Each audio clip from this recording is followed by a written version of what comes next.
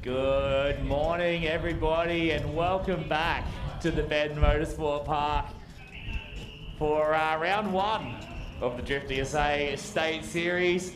Bit of a seedy Sunday all around. Looking at some pretty happy-looking people on the wall. Going to be a little bit low energy as you see a mechanical lap there to start us off. That, of course, is Ben Brenthal, who unfortunately put the car in the wall yesterday morning for Drift Collective. He's got that car all sorted out. He's going to be in our level 2 competition here today. So welcome back, everybody. Welcome to everybody on the live stream, slowly trickling in, and all the people in the on the wall and over in our park and view area.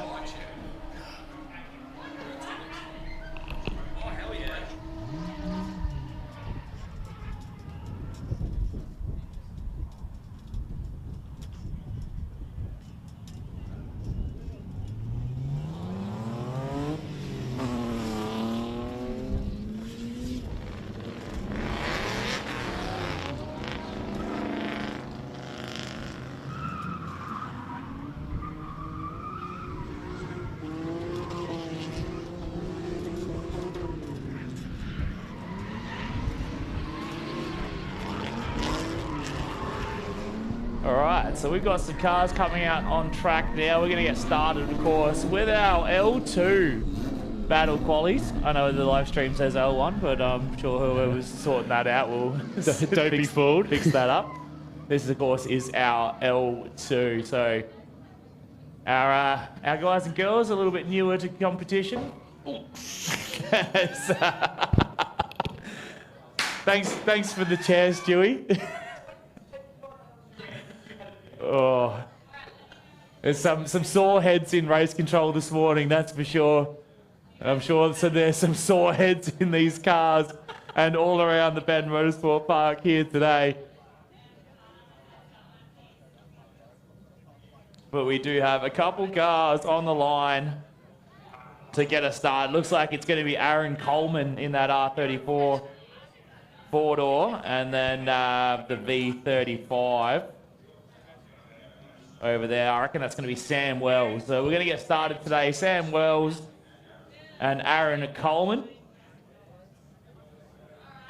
First cabs off the rank here today, Ben. Pretty big day ahead of us again. Oh, definitely a big day for us here today. So again, following up from Drift Collective yesterday, massive success by the looks of it. Of course, Matt Harvey taking the win yesterday. Who's really surprised with that result? It was paying $1 on Sportsbet to take that round out. Heavy favourite of the day, Ben. Odds on pretty much. Here we go. But yeah, just going on from Drift Collective yesterday for our state series here today, we do have a lot of interstate competitors who have decided to double dip. And why not? While you're already all the way over here, why not get 2 days of action? So we're going to start off now. Sam Wells in the lead there with the pink wheels on that V35 with the study on tilt, and he is off the track. I don't know if there was a bit of contact there with Coleman. We're in a little bit of an awkward spot to see the entry here all the way over on this side of race control compared to the judges. The judges have a lot better view than we do. And fair enough, they kind of need it more than we do. Yeah. We'll give them the good view.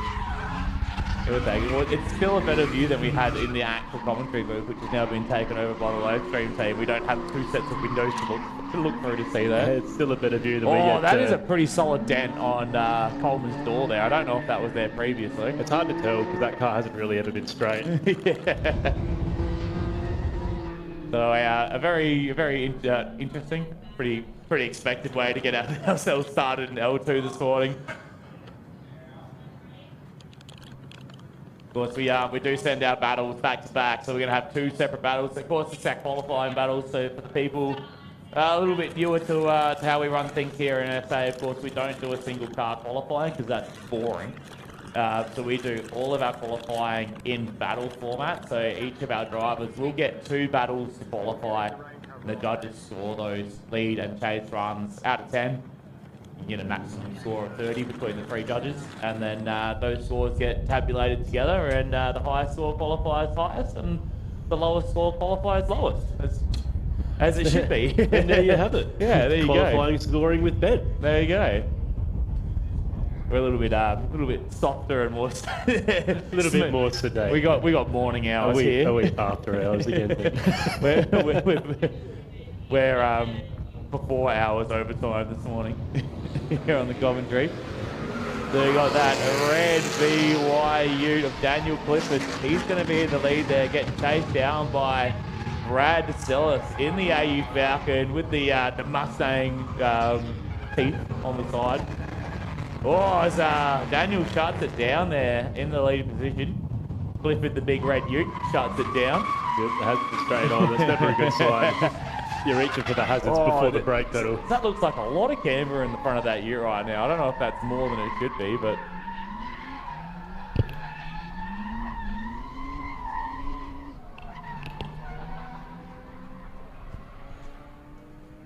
So yeah, unfortunately that looks like Daniel Clifford shut it down. Fortunately for us, he's right near the Fireys, so they can get straight back onto that. Again, Fireys out here all day yesterday in the stinking heat. 40 degrees plus pretty much all day, and they're rolling around in fire, so it's a massive shout out to the Fireys, as well as all the other volleys dealing with the heat yesterday. Probably gonna have to deal with the rain today. Yeah, it's looking like a pretty high possibility. Seems like we've had a couple of little drizzles, maybe. Very little. Couple of little spits. A little spritzing, if you will, Ben. That's right. Looks like we've got some people taking full advantage of our ride with the Pro as well, Danny. Going out for a couple of hot laps and a couple of hot rods. Of course, if you want to go for a ride with the Pro, $99. Have some long pants and long sleeves, and we'll whack a helmet on you, strap you into the passenger seat of a drift car, and send you flying down the front straight here of the Bedcardo Dromo at 150 odd k's an hour sideways at a wall. How about that, Johnny? If you think that sounds fun, that's because it is. Yeah, quite exciting. It's exhilarating. It's exhilarating. It's like a roller coaster, but without the tracks, Danny. I know that our sedated voices aren't really selling the excitement of this right now, but let me tell you. Yeah. Pro ride. Sunday. Fun. Action. You will throw up in your helmet. I wonder if they charge a cleaning fee like an Uber, or if that service is included in the initial $99, which would be a bargain. A $99, Ben. They are giving it away. Absolutely giving it away. All right, so what? Free shipping? Good to see that Daniel Clifford there in the VYU actually has a tow point set up. Let's see how strong it actually is, and if it's just been tech screwed to the chassis rail. Hey, far be it from me to question your knowledge on Commodores, Ben, but I believe that's a DZ. Same. Do we really care? Now you just split the third gens. That's right. Look at that. That little, the little tipper ute, little truck. They get to work out these weekends. That's it. And shout out to Blackwood Hire, because we got all of our hire equipment from Blackwood Hire. I don't know. I'm pretty sure we paid for it. Blackwood Hire, of course, do sponsor this event also. Well, they're on the banner, but technically they're not in the what we're supposed to be calling out for the sponsors. They've just got a banner thing. So Ben, I'm torn. What do you do in this position? Well, if we see a Blackwood Hire truck, we talk about a Blackwood Hire truck. That's right. You can only call what you see, right? Say what you see. If they didn't want that to be advertised, they should cover it up with some masking tape. Drinking this cool, refreshing cola beverage.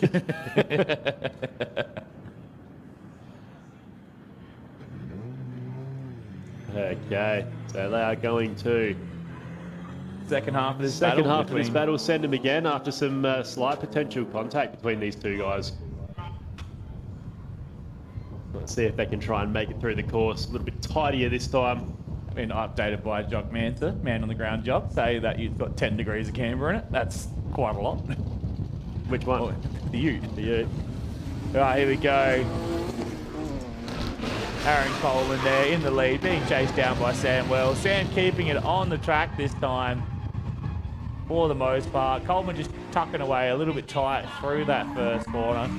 But getting it done. Good transition there. Really, really wide actually. Right on the edge of the track there for Coleman.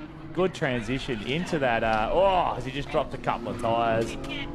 Sam Wells, though, in the chase position, doing a much better job. Oh, there's a bit of single peg action there from the V35. I reckon we're working with you, man. Factory LSD problems? Oh.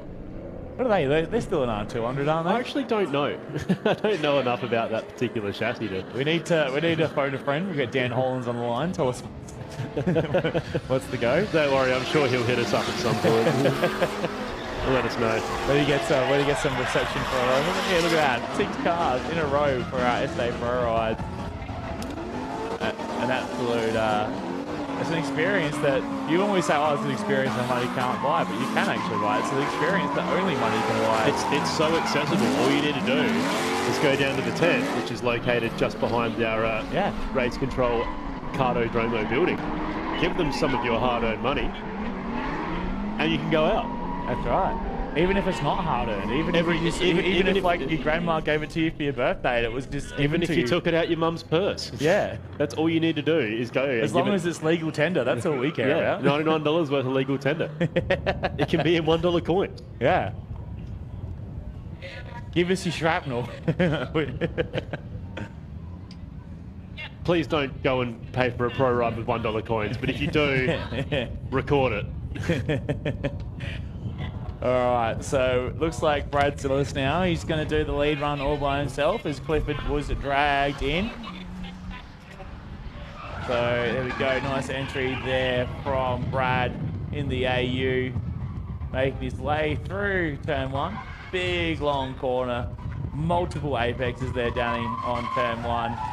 That's right. You don't really get a great handle of how that corner's made up by standing on the wall, but as you say, there are multiple apexes and they get tighter, so you enter that corner very quickly, and then it's a matter of really having that right line and washing off that right amount of speed. Otherwise, you come up short, you overshoot it. It's a very, very difficult corner to navigate. It's a very, very technical corner, and It's good seeing so many people being able to navigate that one because it does catch some people out. We even saw that in Drift Collective yesterday.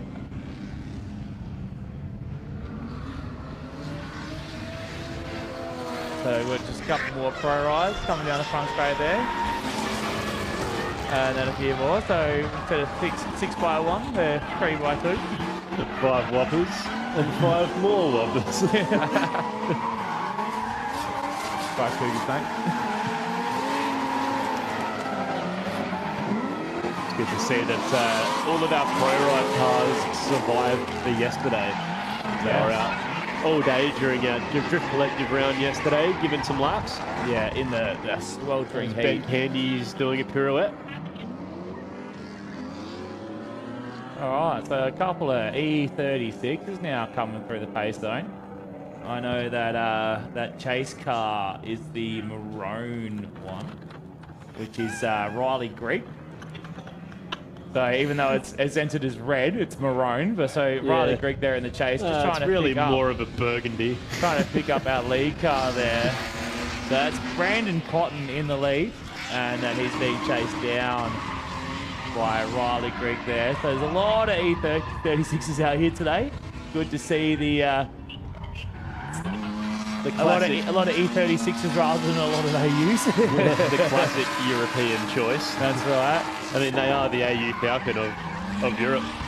That's it. So good job so far from Brandon and Riley as they come around through the hairpin there, finish off the lap. So where that tyre bundle is on the left as they come through that hairpin, that's about where the finish line is roughly. So if we see dramas before that, bundle, that's probably during the run. If the dramas are after the bundle, probably not during the run.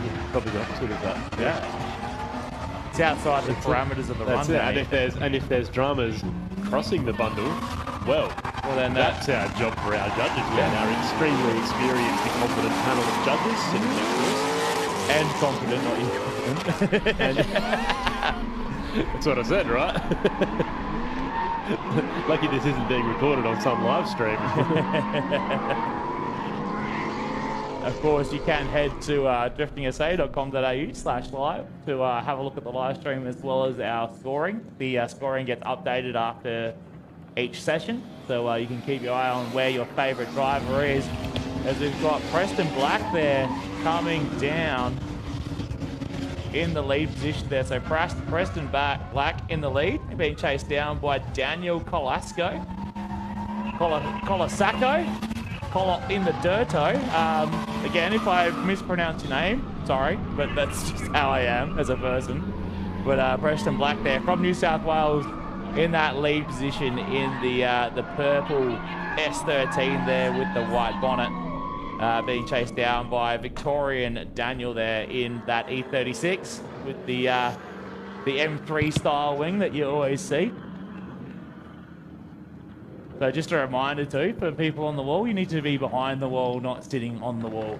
Yeah, we'll get in big trouble if the track owners do a little walkthrough, as they often do, to suss out fantastic drift events. Hello, Jock. You're supposed to be on the ground, not the balcony. What are you doing up there? Yeah, you're man on the ground, Jock, not man on the balcony, Jock. You're no good to us up there, Jock. We need you in the trenches, Jock. You're our pit lane reporter We need today. you amongst it. As we start right in the thick of the action, Jock. Alright, so we're going to flip him around now. It's going to be Riley this time in the lead, being chased down by Brandon Cotton. You can really hear those NA 6-cylinder BMWs screaming for their life, making all 140 horsepower or so. As we get a little bit of as we have a BMW aficionado actually right next to us. You've got a TI, don't you, Joe? With some sort of M number B number combination inside of it. I recall, Ben, you had a little. Was he had a 318? I had a 318 IS. And it struggled to climb the Southern Expressway. Yeah, with 1.9 litres of fury. And it was manual. Yeah. And it had a power steering lead. Go figure. And the windows didn't work, or the indicators. Go figure. You wouldn't read about it. And the door cards fell off every time you opened the door. Go figure. Every common fault you could think that particular model BMW could have, it had. Yeah. But hey, I guess stereotypes are a reason, right? That's right. All right, so we got another BMW now coming, of course. That is Daniel Colasacco. Give it a pronunciation check that. Yeah, you want to go? No, I think you've got that. Yeah. Yeah, we're gonna go with that. We're gonna go with Daniel Colasacco. It's just that you said it with like 50% confidence, and I have 0%. Usually when there's a confidence dip, it means that there's a potential pronunciation error. That's right. So you got Preston Black in the chase there in the S13. Colasacco with a bit of a straight in there, then hucking the angle in the E36. Big tyre drop on the outside there. Preston shutting it down, going to reinitiate now behind Daniel. A little bit of a wavering there from Preston in that chase position. Again, ladies and gentlemen, this is our level 2 class, so these are our less experienced guys and girls out here having a crack at competition, some of them for the first time. And this is the first time that we have seen Daniel and Preston here at the Bend, as far as I know. Yeah, you tend to see a lot of these cars out at open track events giving it a crack, and then it's good to see them sort of take that next step and give comp driving a go, because comp driving is a very different atmosphere to a normal open track event where you're just having some fun, chilling, driving with your mates, and there's no competition pressure involved in that. And of course, when you start introducing pressure, under pressure, it changes everything, Ben. That's right. So again, we got some more interstaters heading out now. So I do believe that is Cody Balthamy, the family in the in the Vic Pole VE. If anyone's mates with Cody, can we confirm that's how you say it?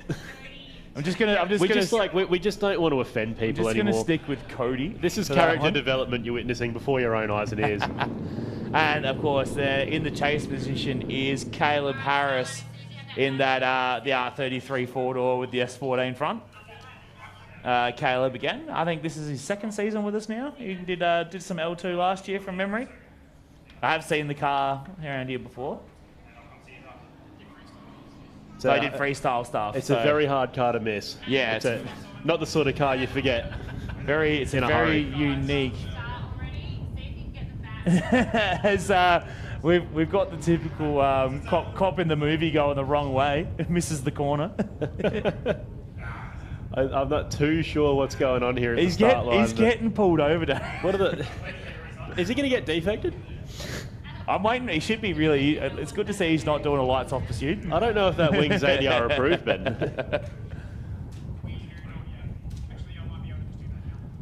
The only thing that could make that car more distracting is if he did the alternating flashing headlights while the lights are on the roof.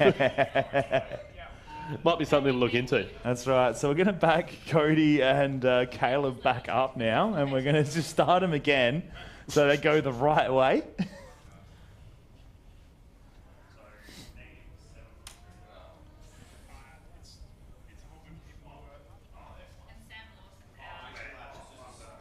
All right, here we go again. Take two. All right, so we got Cody now in the lead. Lights ablaze, both headlight and roof light. And then Caleb Harris in the R33.4, I guess is what you do. That sounds about right.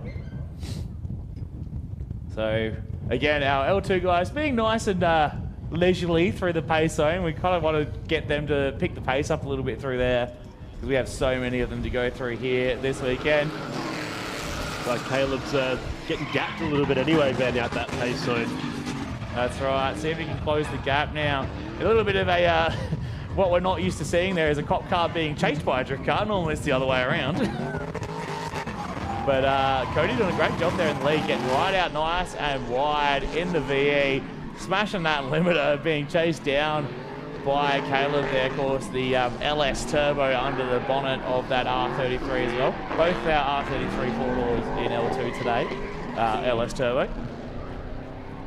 Because we do have the other 33 four-door, the grey one. You'll see him out later, a little bit later on in one of our future pairings. So we've got our next two cars down the line, and no surprise that they've pulled up together so they could go out for their first qualifying battle. It is, of course, Ryan Powney and Chris Smith. They'll leave here and then they'll go drive down to Cars and Coffee together. go pop down to Tonsley. They probably popped down to Tonsley this morning. yeah, on the way up. Got a couple of shots and then back up here for some drifting. Fill up the gram and off you go. That's right. Super tidy R32 Skyline. I've seen that multiple times now, Ben, at events, and it just stays so clean. It's amazing. Yeah, he does full credit to him, because I don't know. I need to know his secrets. How do you do it? Yeah, definitely an interesting choice having Powney behind him as well in that situation. Look, it's such a tidy car. It's a ballsy manoeuvre. It's a bold strategy, eh? Let's see if it pays off for him. And of course, Ryan Powney about 17 definitely paying off for him. Yeah. There's no way that thing is going to get any dents with Powney as far back as he is. That's right. Good job from Chris, though. Really nice and smooth through that whole entire first corner. As Powney takes out the tyre stack on the apex. And see him reinitiate there, get going once again. But again, real smooth from Chris Smith there.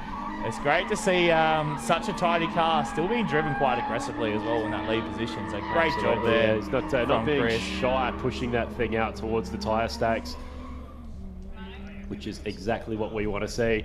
And Ryan finding his feet a little bit this morning. His first ever comp, so I'm sure there's some jitters involved, and he'll pick it up towards the latter half of the day then. That's it.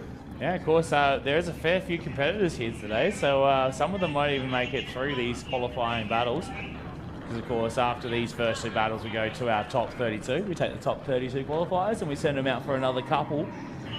Well, another battle, but it's another points battle that then gets added on, and then through the top 16 they go, and then we start looking at our elimination stuff after that. Oh, sorry, top 16. We don't go to a top 32, go straight to a top 16. All right, so it's going to be Caleb Harris now in the lead.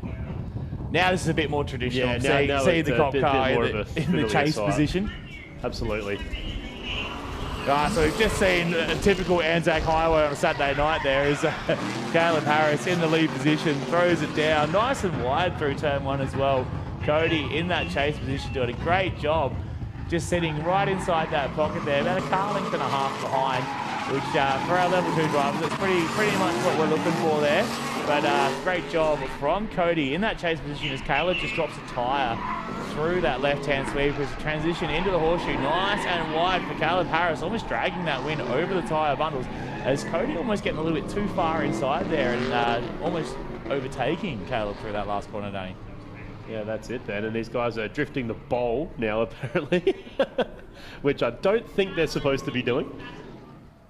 It's good work by these two guys. Caleb doing a good job right at the end of the layout there, Ben, pushing that 33 out really wide.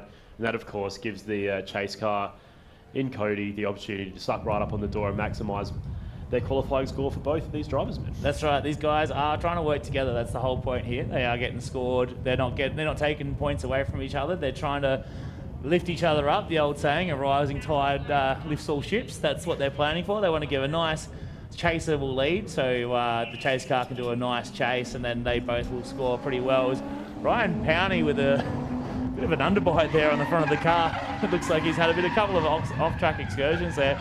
Chris Smith, though, again, such a clean car, driving so aggressively, especially behind someone still getting the grips of the car there of Ryan Powney. But Powney doing a good job in the lead. Looks a lot more comfortable than he did in that chase position. Chris Smith going for the dive through the right hander now, transitioning into the hairpin. Powney doing a much better job in the lead than we saw in his chase. And Chris Smith really coming out of his shell on that one. Really solid run in that chase position, Danny. Yeah, I've been pretty impressed by his driving these first couple of runs, Ben. Good to see if he can keep that up throughout the day. If he does, he'll be looking at pretty good. Pretty good. I don't know, pretty good. Underbite's real on the front of that score. Is it an underbite or an overbite? Underbite. It's underbite's when the jaw is out. Yeah, so it's an overbite. He has an overbite. The Bart Simpson. Yeah. His V35 is definitely not gurning. All right, so we're going to get straight into our next battle. So it looks like we've got a little bit of Holden Ford action going on there. It's Cody Obst with the new wrap job on the AU. Of course, the Glass Essentials AU Falcon. And then that's going to be Lockie Pryor in the VU. The VU or VY, I can't remember. VY. VY. Yeah, I don't know. Yeah. Ben, you are the Commodore Ute guy. If anyone was going to know, it would have been you. Yeah, so Cody, he's leading, of course, that fresh wrap job there in the AU. And then Lockie's been with us for a while now. He's got the Eurolines, I think, on the front of that ute. He's always had that kind of little bit of a JDM flair. He's got the D-Max bonnet scoop as well. There's a big run up there from Cody Obbs. Gets out nice and wide. Lucky Fryer just having to trim a lot of the line through turn one to try and make sure he stays right on the door of Cody Obbs all the way through turn one. Transitioning now into our left-hander. Of course, our left-hander, not as long as we saw yesterday at Drift Collective, they're going to see these guys cut across to the right now through a very, very technical right-hand turn. It catches a lot of people out there. It's a bit of an awkward run there from Cody Obbs. Looks like he possibly missed a gear there. Had to reinitiate, and Lucky Fryer kind of getting caught in no man's land on that transition, having to bail out just to avoid the contact there, Danny. Yeah, good job to avoid that contact. I'm sure he doesn't want to mess his nice, fresh look up this early in the day, Ben. Yeah, that's it. Foot hovering over the brake pedal. Ooh, ooh, ooh. So we got Tom Goldsmith there in the E36 vert. It's E36 is everywhere today, Danny. Holy dooly, Ben. What a change of pace. I know. Having significantly more E36s than AUs at a drift event was not on my 2025 bingo card. Yeah, exactly right. He's going to be chased down by Jordan McCrate there in the bright blue E36 with the wide body. I love me a vert, Danny. It's always a good time. Yeah, I think, honestly, Ben, and I'm not being cynical here, I think it's one of those things that would be a great idea until it isn't. It's a great idea until it's like having a pool. There's a lot of commitment. Having a mate with a pool is great, but having a pool yourself? Yeah, absolutely. Or a jet ski. Yeah. But good job from Tom in that lead position so far. So Tom and a bunch of these, especially all the red E36s seeing out today, they were out at X Park the other week, throwing down, getting some practice in, and definitely looks like that's practice has paid off there for Tom Goldsmith with a very solid lead run there. And a great job there in the chase from Jordan McCrate. So we've got our pro rides just cruising around again. So again, $99 jump in a drift car. Go for a couple of laps. Just don't pay in $1 coins. Well, you can. It's all pay wave these days. We got one of those. It's not preferable. We got one of those little square reader things. You just tap your card. Yeah. It couldn't be easier to go down and hop in a professional drift car. And like you don't see the money come out your wallet, so like you don't. So even did know. you really spend it? Yeah, if exactly. you can't physically see it. Exactly right. Digital legal tender. All right, Lachlan Pryor now. He's going to be in the lead in that VYU. Cody Obbs on the inside on that initiation, just cutting off that first corner to make sure he gets right alongside the long side of Lockie Pryor there in the VY. Watch that transition. Nice snappy transition from Lockie. A little bit awkward there from Cody. Looks like he tried to transition a touch too early there and had to kind of stall the car up. But he kept it sideways the whole time. Look at the transition there, almost taking the bump right off the back of Lachlan Pryor's ute through that final transition. Very aggressive at the end there, Danny, from Cody Obbs. Yeah, that's right. As you said before, it's two of our more experienced level 2 competitors, Ben. Cody and Lockie both done several rounds. I think Cody drove pretty much all of last year. That's right, that's right. Plenty of seat time, and as we know, Ben, as we preached for years, seat Cody time. probably on the threshold as well of pretty much saying he's going to step up to L1. So if he keeps on his current trajectory, I think we'll definitely be seeing Cody right up near the top of the pops for our L2 competition, and probably see him step up to L1 next year, along with some of our other L2 levers. What's the word I'm looking for? I don't know the word. Let me think on it while you call this battle. Yeah, anyway. Yeah, so Jordan McRae, Tom Goldsmith there, chucking it in. Tom, right on the back of Jordan is a big wobble from the lead car there. Bit of a sympathy wobble in the chase position there from Tom Goldsmith as they transition now from right to left. Nice and wide from Jordan, but then he has to really reinitiate once again. Looks like that car's really gripped up the amount of power it has, which, you know, being a NA BMW, not a lot. And being a BMW, it's probably got heaps of mechanical grip, because that's what they're like. That's just how they are, by nature. That's it. So again, welcome everybody. Welcome to round 1 of the Drifting SA Scott's Tyres 2025 State Series.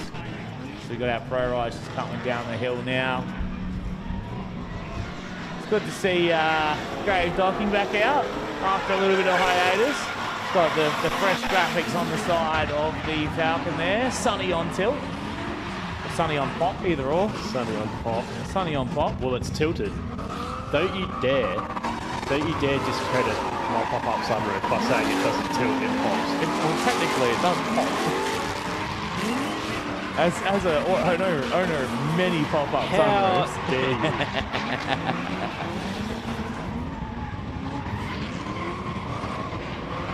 Sunny on cantilever. Nobody has ever said sunny on pop. Ever. I'm making a new phrase, Danny. Sunny on pop. All right, so we got Kwame Harris there in that really cool looking Kwame Porter in the JZX 90, and he's getting chased down by Joel Spagnuolo there in the Evolution Car Sales R32. Again, fresh graphics job on that car, fresh wrap, so it's great to see again these drivers stepping up the visual aesthetic aspects of these cars, especially with Drift Collective Union yesterday. Joel was doing some of our expression sessions, as well as Kwame as well. So great to see both those drivers out there yesterday throwing down some laps in our expression sessions, and then out here today in our level 2 competition. Good lead run there from Kwame in the big JZX 90, and nice solid job there in the chase from Joel as well. Yeah, it's getting a little unusual to see a JZX 90 in drifting now, isn't it, Ben? That's like one of those cars that's super common over in Japan on tracks over there, but you definitely don't see a lot of them in drifting over here. It's the AU Falcon of Japan, let's be honest. I've just pissed off pretty much every JZX owner. Well, we're not here to make enemies, we're here to call drifting. That's right. Now we've made enemies. I just say how it is. So another Victorian here today. So good to see Ben Porter. Ben Phillips. Ben Phillips, that's the one. Ben Phillips in the 180SX with the graphics down the side, being chased down, of course, by Graham Docking in the pedal disc ED, one of them, E series. Pre-EL. Yeah, just getting walked a little bit by Ben Phillips here. No fault of Ben. Ben right out on the outside of the track, exactly what we want to see. He's not trying to run away from Graham. There's Graham going for the dive, but not quite getting up to the side of Ben Phillips. Good lead run there from Ben. Nice, solid job. Just hitting those marks, exactly what the judges want to see. And keeping it nice and smooth, giving a good meter for Graham to chase, and Graham thereabouts, just maybe a little bit closer would be what he's aiming for there. Yeah, he'd be working a little rust off too. It's been a while since he's been out in competitive drifting. Yeah, that's it. Had a bit of a look at his Facebook recently, and that's an NA Barra with ITBs with trumpets on it. Yeah, of course, Graham is the Barra guy for SA. If you need any sort of Barra tuning done, he's the one to go to for sure. He basically tunes every burnout car in SA, and if they don't blow up, I think your drift car will be fine. As Joel Spagnuolo now in the lead, getting chased down there by Kwame Porter. Coming through turn 1, big dive, very aggressive from Kwame in the chase. As Joel drops into a brand new Nico drop there on the end of turn 1, pucking that front wheel up into the air. Big dive once again from Kwame. This is some L1 quality chasing. This is what we're going to be expecting from our L1 drivers today. Kwame's getting a little bit keen there, has to pull the car back and reinitiate. But again, the judges looking for this aggression. We'd rather see a small mistake while being aggressive in chasing than being safe and holding a couple car lengths back. as we've officially lost Mez, ladies and gentlemen. He is out for the count on the floor in race control. It's not a joke, his eyes are actually closed. Oh, look, you do get that at drift events. I don't know what it is, but for some reason on day 2 of a drift weekend, everyone's very, very tired. Well, the energy levels are low. You can even just tell by the level of energy and commentary this morning. I've had several people message me going, how many beers did you have last night? The answer is yes. You lose count when it gets well into the double digits. It becomes too hard to count. I haven't looked at my Not because we're drunk, just because it's just too hard to count. I haven't looked. There was many rounds being bought last night by me and others. So I decided it'd be the best for my mental health. I can't confirm to not or look deny. at my bank balance. But also, massive shout out to the Riverside for having us. Had some live music on last night. It was quite a good atmosphere. No, it was good. It's always good to get the drifters down to the pub. We're known for our well-behaved antics, for being...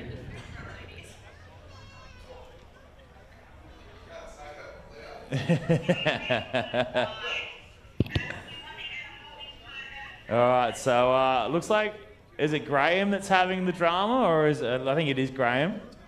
It's always... It's always Graham, isn't it? After I just said, yeah, he's the Barrett guy. Everybody taking Barrett at Graham. And he's just like, yeah, the car won't start. Yeah, so there we go. So Graham docking now. He's going to be in the lead in the... Oh, has it shut it down again? He's having some dramas. We're just going to have to send Ben Harris here. And yet Ben's gone, all right, cool, I'm going, bro. I gave you a chance. As Graham now gets it fired up once again. Here we go. Ben Phillips there now in his chase position. Chasing, solo chase run. But again, judges just having a watch. They're going to watch Ben Phillips now. All eyes on Ben through turn 2 into turn 3. That very technical right-hander now transitioning into turn 4. The big, long horseshoe sweeper. One of those corners that we really want to see our drivers getting door to door. Isn't that right, Danny? Yeah, Ben doing a really good job there, pushing the car out wide. I caught the second half of that battle. Sorry, I was talking about really important event-related stuff. But yeah, good work there by Ben. He's very smooth. He's got good control over that car. I don't know if the race controls look, not race control, the stream guys are looking at the chat, but apparently there's a bit of an echo out on the speakers. There's an echo.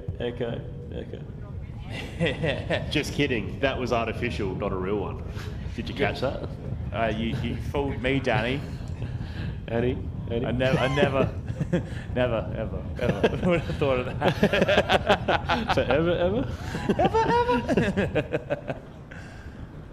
Oh, it's going to be a long day today out here at Drifting SA. But not as long as yesterday.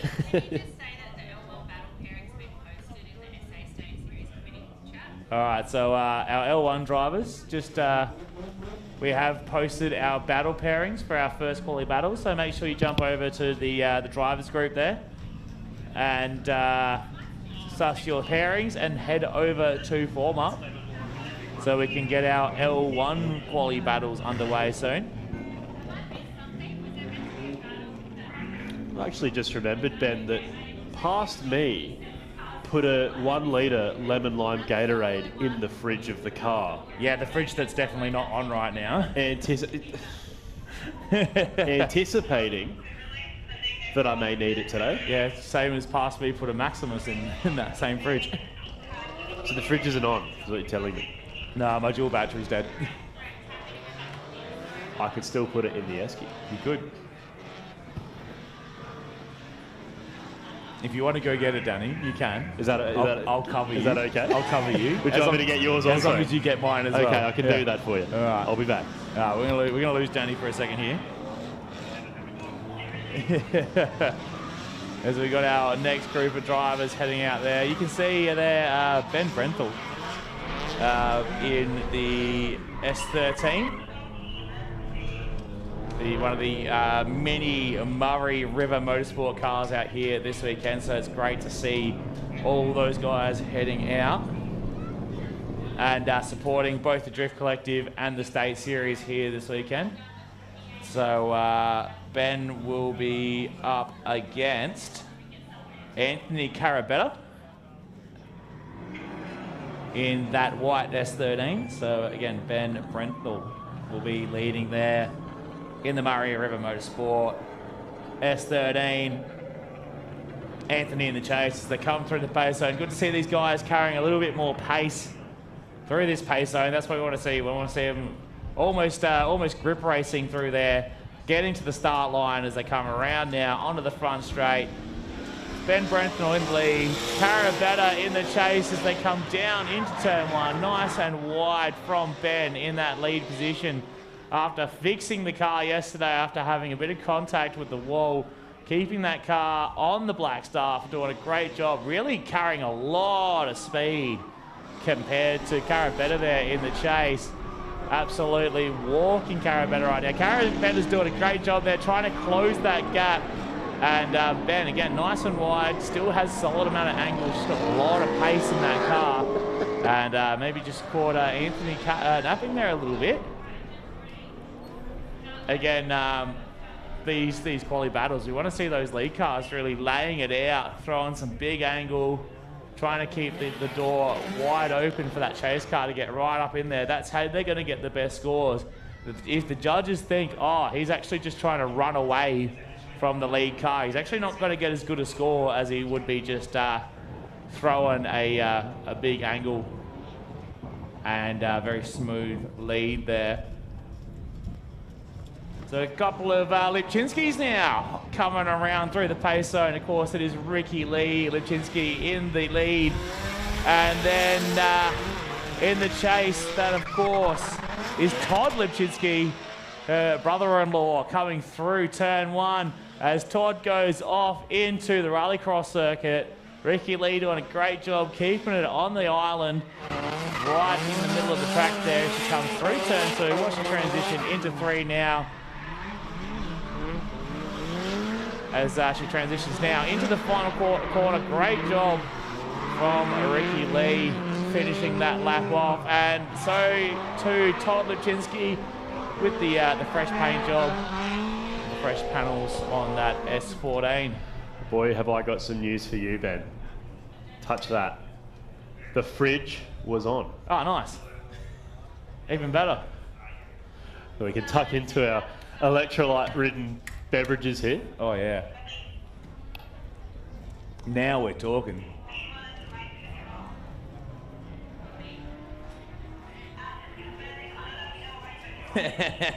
Nice try, Bree. Trying to get that shout out in chat.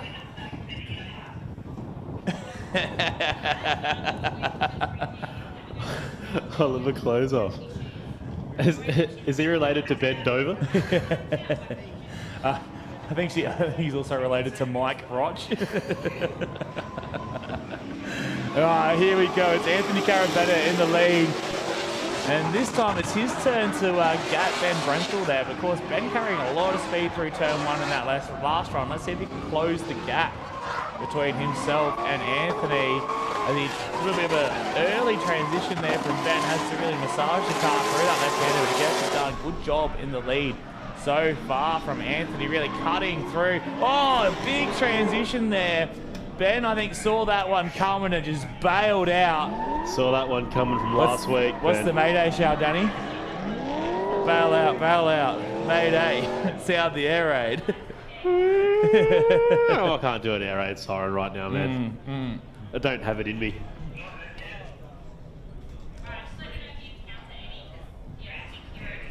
So, yeah, the judges having just a discussion there whether, you know, Ben was actually avoiding the spinning Anthony, or if that was a issue he was having on his own. Because you never know. You never know. You never know until you discuss it. It's often not as clear cut as you may think when you're watching these. You're like, look, he just spun his car. But sometimes it's not the fault of the spinner. it's the fault of the spinny. That's right. I'm just looking on the live stream there. The cars lined up, the two Lipchinskis. Of course, Ricky Lee with their major sponsor, Sleeky Spares there, right on the bottom corner of the side skirt. Not a lot of real estate being covered there.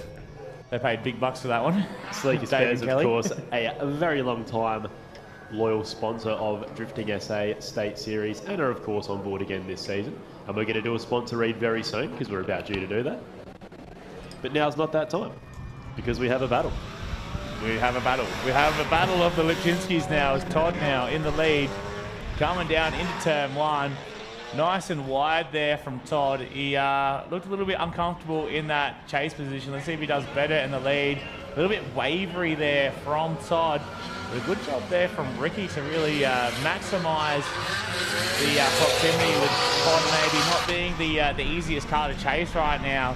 So great job from Ricky to read that, and now getting a little bit aggressive into the last corner, just grabbing that handbrake and getting the car through the final turn there.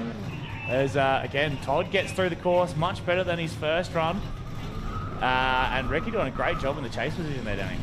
Yeah, good work for these guys in this little family Renee's affair happy we've got about going that, yeah. Race control Renee today. Race control Renee doing a little dance.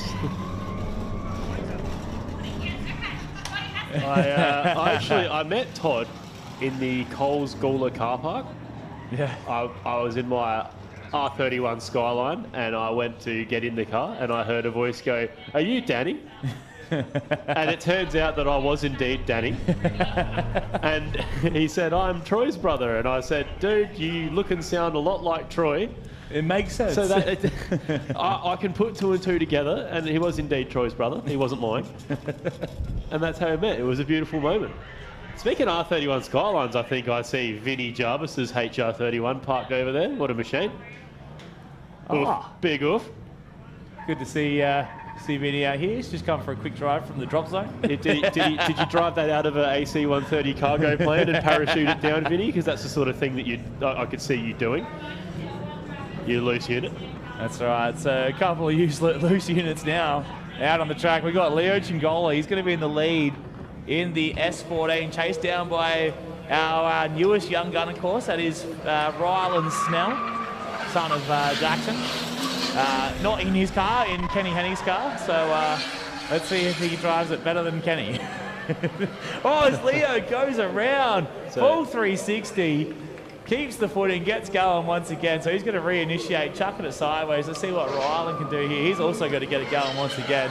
He's got to remember where the gears are in that car. But Leo now finishing off the lap. Big angle once again. Oh, he's driving. He's just like Kenny. It could be Kenny. Oh, there. So it's funny you mentioned that, Ben, because I was walking into race control and Kenny intercepted me on my way to the door. And he said, Ryland's driving my car, so you don't get confused. Kenny, it's very hard to not get confused when you have such a similar style. But I don't know what Ryland just did, because he came up to a corner, which is usually where you turn a car. He decided to go straight. And he didn't do that. You know what? That's not like watching Kenny drive on the road. That's like watching Kenny try and drive on the sim. That was what that corner was.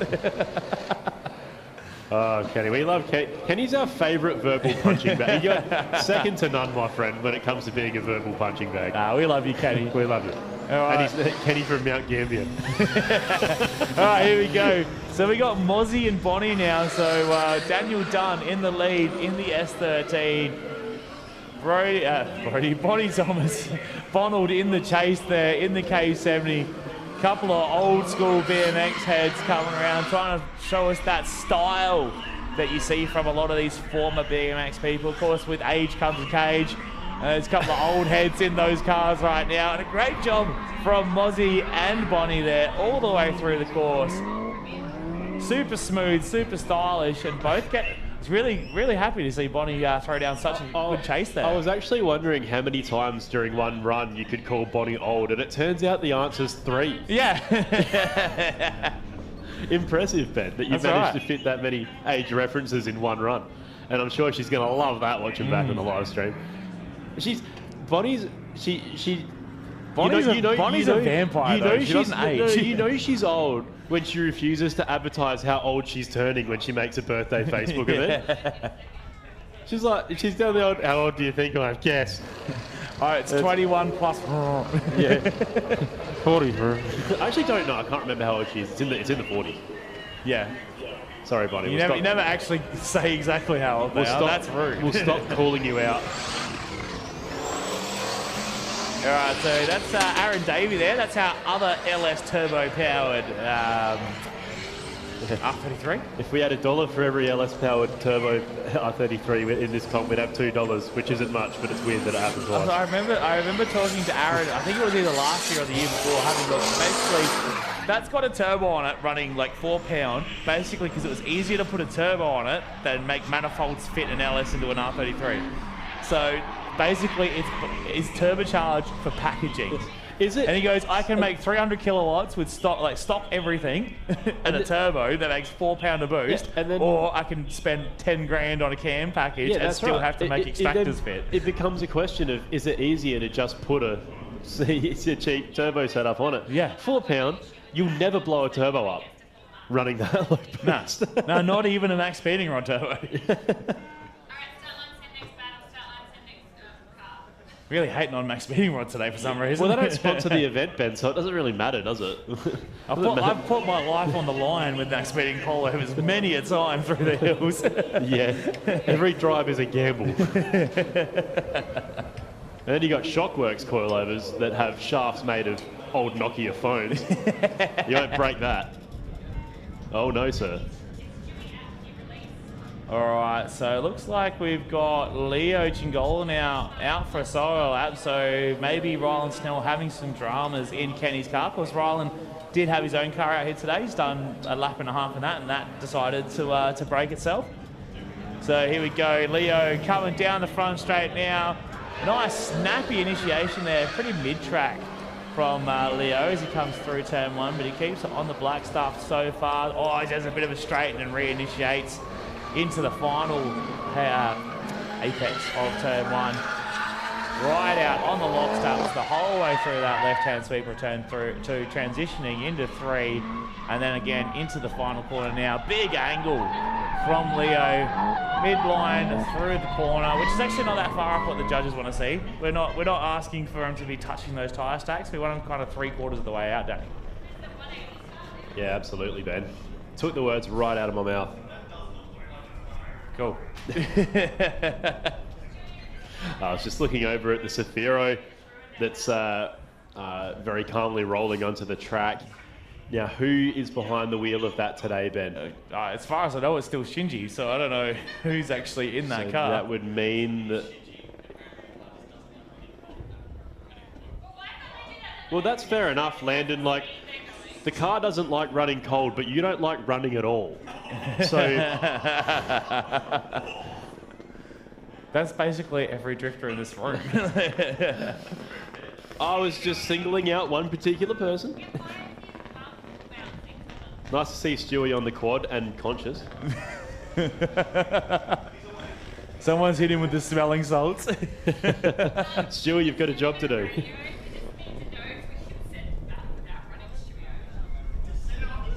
Send a batter without running Stewie over, or we could just send it, Renee, and see what happens. All right, so we are going to send a battle because they are they're off where the track is. They're off the hot track, so we'll be fine. All right, so we do have Bonnie Thomas and Daniel Dunn lined up, ready to go. Danny Dunn. He gets it done. Danny D gets it done.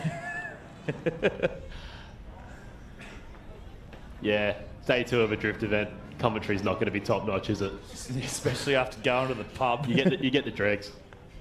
All the good material gets used on day 1. This is why we did Drift Collective first. And we don't like to repeat ourselves too much. This is why we did the national event first, and we're doing the state event second. Yeah. Get the hand-me-down commentators. You can take your foot off the gas a little in our little state series, but the expectations are in the dirt for us. That's right. Here we go. Bonnie Thomas leading Daniel Dunn. coming into turn 1. Bonnie pushing that car. So, well, she's in the dirt. She's had an excursion. Mozzie's not phased. He's going to drive straight past and keep that beautiful S13 under drift. And looks like Bonnie shut it down there, perhaps. No, she's back in it, back on the gas, finishing off that run, Ben. Of course, say we don't like repeating ourselves. We've said this about 40 times this weekend. These are qualifying battles, so if you do spin, you have an off, whatever, you've got to finish that run because you can still salvage some points from that run. That's right. It's not a zero if you spin. That's right. Even in our knockout battles, we if 2 people have a spin in their knockout battles, the judges are going to favour the driver that gets back into it and gets going again rather than someone that shuts it down. So always finish the run, Danny. Always finish the run. Always finish the run. That is the moral of the story. Finish him here. Finish him here. The reference that nobody will get. Except Aussie. I'm sure Except Aussie. Aussie might be watching. No, he'll have this up on the phone. He'll have the F1 on the TV.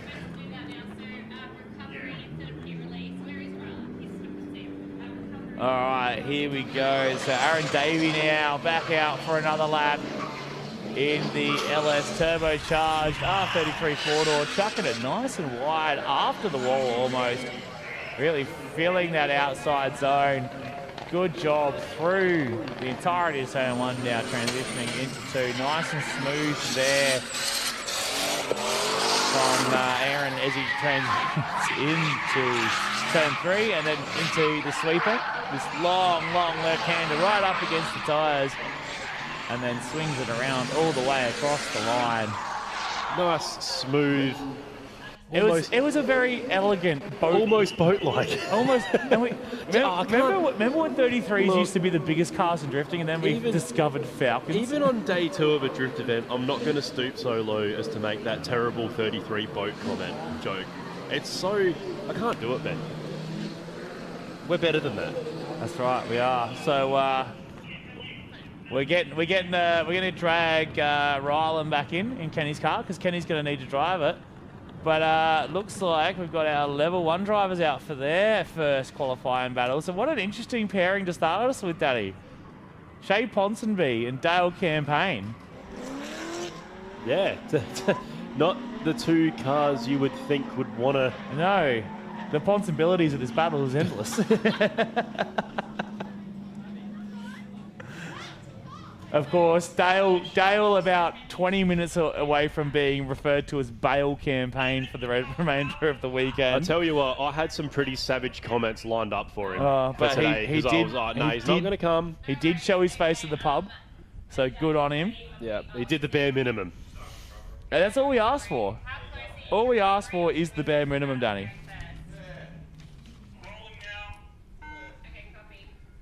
All right, so we're getting some vehicles out onto the track, and we're also getting some other vehicles off the track, as we've got our level 1 getting out now for their first battle qualifying rounds. We've also got some really interesting machines out there. Wade Woodley in that grey RX-7. With it sounds like a bloody sprint car or a bloody some sort of... It's a really cool little car. Some sort of like higher revving small capacity V8. Yeah, I love it. I'm a big fan. Like, I know that Rhoda heads out there, they're going to complain and they're going to go, oh, why would you take the greatest motor ever out of it? But, okay, cool car's a cool car then. Yeah. Motor swap or not. That's right. You got to respect the game. It's great seeing someone out in the first gen RX-7 because you don't see them anymore.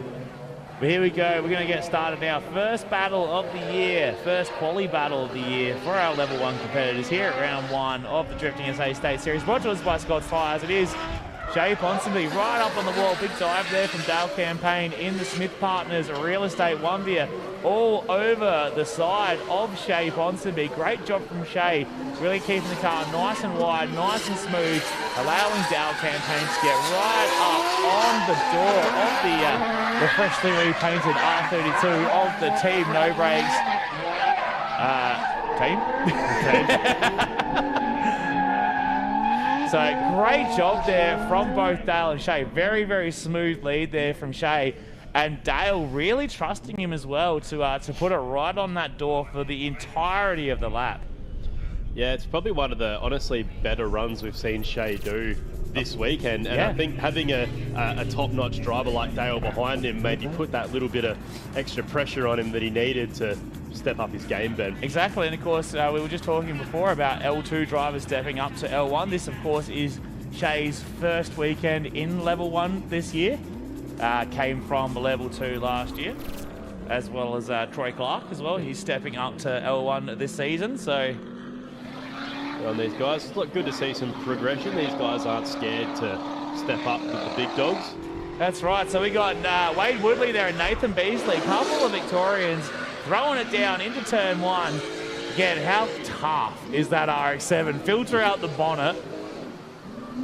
And he's been feeding it all weekend, of course, doing our expression sessions yesterday. Expression sessions at Drift Collective. And Beasley, of course, one of our competitors yesterday as well. So both of these drivers putting in heaps of laps yesterday. We'll have that turn 1 entry dot. Of course, you are running a slightly modified layout compared to yesterday. But both of those drivers, they're nailing it, Danny. Yeah, great work by these guys. It's good. Holland's in the chat. Man, those rotary dudes would be angry if they could read. Well, it's a good thing. It's a good thing that they're listening to us, Dan, not reading. We're not writing a book here. What's the worst thing to read in Braille? Do not touch.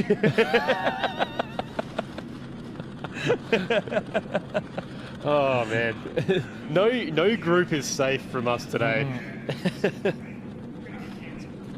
We went to the pub, just so you guys know, along with everybody else. Honestly, I think if we were going to get cancelled, it probably would have happened by now. But I think at the end of the day, when it comes to... that's the only thing that'll get us, if we say the WFA acronym. Nobody's going to know what the hell you're talking about. If we compare a coastal steering system to some sort of other European brand that's well known in the drift community, that's the only way we won't get his direct competitor. Yeah. In that market.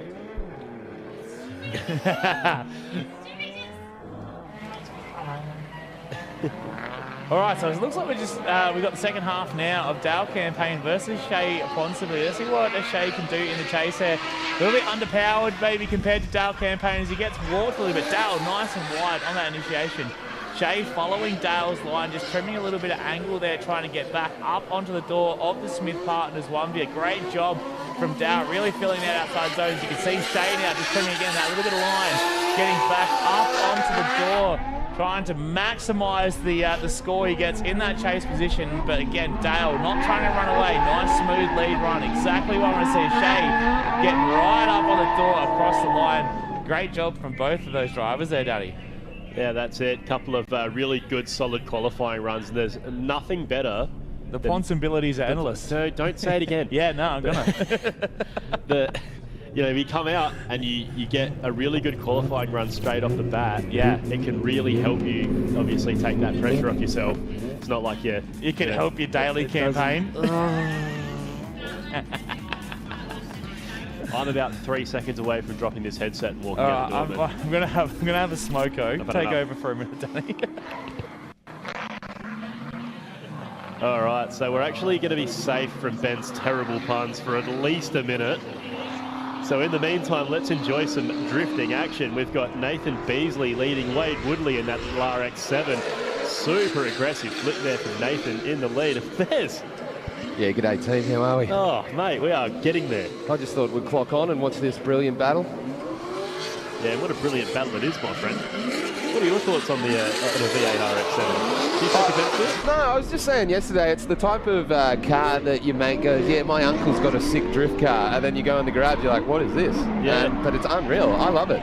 It's good to see it. You don't see the old school RX-7 get out there anymore. No, absolutely. I can imagine they're a bit of a nightmare to find anything for. You lose a bumper. Yeah. You don't just get one on. You don't get one from you pull it, do you? No, you do not. You've got to admire the dedication. But yeah, I feel like he'd rock up in the pits playing Poison, you know, with the leopard pants and the dart hanging out. Like, I feel like it's a bit of a rock star image, denim that car. Yeah, very cool. Big fan. It's, another group of our level 1 competitors, obviously trundling onto the track here, Mez. Yeah, Will Argoon out there in the Falcon, absolutely peddling. Nathan Greenhill looks... oh, no, that's all kosher. That's all above board, ladies and gentlemen. Saw a bit of smoke. It's never ideal. Not from where you want to see it from. No. Usually when the car's going straight without any form of revs, the smoke isn't a good thing to be coming out the rear there. So, no, all kosher out the front there. And look at this. We got Tim Rasmussen leading. Troy Clark in that freshly renovated 180SX. Going for a bit less of a beater look. Yeah, bit of green and gold, Danny. Bit of green and gold. Bit of patriotism about it. I'm all for it. You'll love to see it. Bit of a gap there between these two cars. that Timmy is. Rasmussen pushing out nice and wide through the last apex of turn 1. Troy Clark, big power one down to the bottom of that 180, and he's going to have to unleash as much of that as possible to try and suck back up on the door of 10. Oh, look at, just as you said that, he heard your words, did a little dive in, and Troy reeling in Tim here. Won't reel him in like a big fish down at the Bass Strait, but reeled him in nonetheless.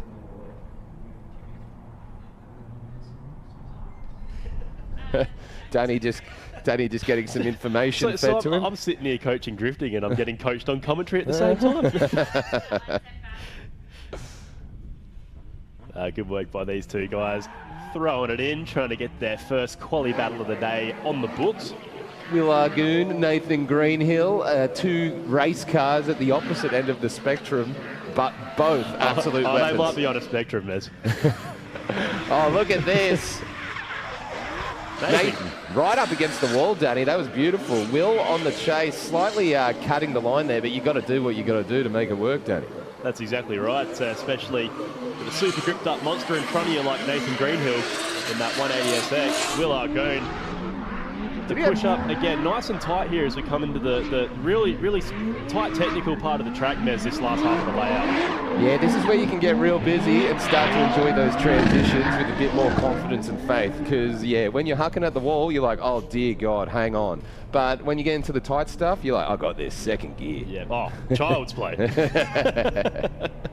Just like the Coles car park. Yeah, exactly. So, yeah, I went out this morning with Davey Clark in the 8.6, and that was quite an experience. This track is unreal. Now, I did do it in the go-karts. I've been here, high go-kart, beat Todd Hazelwood's time. Did you? Yeah. Yep. How many times you brought that up with your mates? About like 3. that was just today. Todd Hazelwood's time, eh? That's and you know what the best bit was? We went straight back to the pits, and who was there? Todd Hazelwood. I was like, mate, I just rinsed you. Todd Hazelwood? Yeah. And he said he got stitched up. It was quite a dusty day. But here we go. Troy Clark in the lead, getting right up to the wall. Tim on the chase, coming in hot. Can they hold on? They can't. Hot is right, Mez. Straight into the brown stuff for both of these guys. And of course, as we've said before, they're going to finish this off. This is not a your run's over, right? You stuffed up, get back on the horse. Exactly. And you paid, so you might as well use the track time, you know? Absolutely. Yeah, use the whole track. I'm all about, you know, getting value for your dollar. Jump on one, Ben. We get a 3-man going in. Oh, you want a triple team? Oh, look at it. Let's go. One of we're all going to have to choose a personality type. I can be the technical old guy, like you're Crompo. Yeah. I'll be the quiet guy that doesn't do anything. I'll be Scafey, just throwing out random quotes. Just right look at how he rotate the car. This is where the gamesmanship starts. Righto, Scafey, you just missed a 3-car pile-up in the background, brother. I just spent the last 3 minutes talking about brake bias adjustments, mate. I know what I'm on about. See this knob here? See, they actually don't have the sway bar adjustment anymore. They can't play with the bars of the car. It's really an engineer's car now. How it rolls out of the pit is how it's got to drive. Now, you don't want your car pointing like that. You don't want it pointing that way. Okay, Start line is about to send. We're going to see the second part of Will Argoon, Nathan Greenhill. And yeah, I absolutely love this driving. Will, like you look at the wagon, you don't expect the violent nature that Will is chucking that about. Watch Will unload the car. There it is into turn one, absolutely throwing it at the wall. Throwing 16 metric kilometres of AU Falcon at turn one. Yeah, I almost felt the earth tilt. That's its own gravitational pull. Nathan getting right up there. Did wisely to just back off a little bit, give himself and not get choked up too much. It's actually really awkward chasing your car that long. Getting the nose out. You go, I'll pull out. Oh, I'm still not out enough. I've got to keep backing out. Well, you get right up next to the driver's door, and then you're like, oh, yep, there's the passenger door, and then there's a whole nother car that's still to come through. That's the thing that people don't quite understand about driving these cars, Mez, is like you have a good run with one, and you want to congratulate the driver, and it's a 3-minute drive from the red bumper to the driver's door. Yeah, you're just waiting for the GAN to go past on transition. By the time you get up to it and say good work, mate, you got to go again. It's like the National Highway. We need a 500-metre overtaking lane. Wind it up. Goonie's definitely the type of operator to speed up 20 k's over the limit in the overtaking lane. What was the meme that was going around? Local caravaner thanks overtaking lane reminder to speed up. Oh, geez, don't wind me up about that, Mez. No, we could definitely go on and a rant, a tangent, but we won't. We'll keep it positive. We'll keep it kosher. We're all about positive vibes here at the State Series. Absolutely, that's why we don't mention caravans. Unless they're Knowles caravans. You know you want to sing it, Ben. Go on. Give us a little taste. Knowles caravans. Knowles caravans. Also not sponsoring the Mez event, has no idea what we're on about. It's a very South Australian. It's a local lad. That's a deep cut. That's a very niche reference. I'm all for a local lad. A local low budget. Come on down to Jim's Fresh Produce. And it's like Jim hanging out the front, waving. Or it's like Crazy Jim's. Yeah. Crazy Jim's Bargain Emporium. This fruit's got to go. They're having a closing down sale every third week. No, actually, that's the electronics side is closing down. Your bed still has a warranty, mate. It's okay. Rugs a million. That's right. Was it Carpet Giants? John Farnham's final tour. Yeah, that was the last 17 events of the old Taylor Ben track. John Farnham's comeback tour. Unreal. All right, well, we've got the next group out there. They're just sorting themselves out. Looks like they're sending our guest driver, Shinji, maybe going back into the pits. He's going to do a lap. He's going to do a lap, we've been informed. So he's got to warm it up. Well, I've always said the best thing to warm up is just tipping a cold car straight into rev limiter. That's right. What I always say. Foot flat on the crank. What could go wrong? The old Italian tune-up. So I think we've been had there, and I think Shinji's definitely coming. Yeah, Renee's lied to us. I think that what Renee meant was he's going to do a lap of the pits. Yeah. Race control Renee lying to us once again. The thing is, boys, I didn't want to overstep, but I saw the dynamics of the car leave the line. I was like, that's not a chance he's doing a run, because you don't leave the line like that. I think that the big difference there is that he wasn't actually moving very quickly. Yeah. It was just a good sign. One of the crucial things about drifting that not many people realise, you kind of need a bit of pace. There's an element of speed involved. Yes, yeah. So thanks, Renee, for leading us up the garden path. All right, we're away. We have Marcus McCarthy. He's got the McCarthy's Angels. Watch him back home. Matt Harvey, last night's winner. Here we go. Matt Harvey in the lead. Big angle. Right up against the wall, and it's all pretty standard Matt Harvey stuff, absolutely McCarthy shredding. lost in the smoke. But Harvey off so as well. is Harvey. Harvey's got no excuse. I gave him the classic commentator's curse. Look at him go, straight off the track. This is just another standard absolute weapon of a... Oh, he's going off. No, why, that is that Matt Harvey driving that thing? And Marcus McCarthy limping around, so hopefully no damage done in that little off, but... As I Danny... think he might have a flat tyre or something. He's got a bit of a booty wiggle yeah, there. there is. Oh, yeah, that is... There is definitely some funky stuff going on in that rear end. Oh, hopefully he knows a wheel line and sort that out for him. And he's going to let this. So this speed here, Mez, that he's attacking the bowl with, right? You wouldn't think he was going for a run. No. He was travelling at that speed. I see that, and I think maybe not. But speaking of speed, here we go. Here's a prime example of what you need to do. It looks like we got Joel Donegan, Danny Pisek taking on the chase. fantastic mid-quarter speed there from Joel Donegan. Danny doing a good job in the chase there. Nice, solid, consistent half a car gap there. Exactly what the judges want to see. As we come into the final section, and Joel Donegan on a heater in the lead here, using every inch of the track. Fantastic work by these two guys. Yeah, that was a very tidy and clean run by both. And, you know, it's a classic statement, boys. You can't do a good chase if you don't have a good lead. So, 100%. I tell you what, I've heard that once or twice in this sport. Oh, sorry, team, I almost just lost my head. Don't know what that chain did to you, mate. What? Getting a bit Fleetwood Mac here, the chain. Look at that, Bubba Gump, stupid is as stupid does. And, you know, look, we got to be honest with ourselves sometimes. When you're chucking a car at speed against a wall, it's not really the smartest thing, is it? It could be described as stupid. It could. If you weren't in the sport, you'd probably watch this and go, well, that's a bit stupid. As Cody Moxon gives the shaka bra to the fans, to the crowd. Getting everyone fired up today, Miz.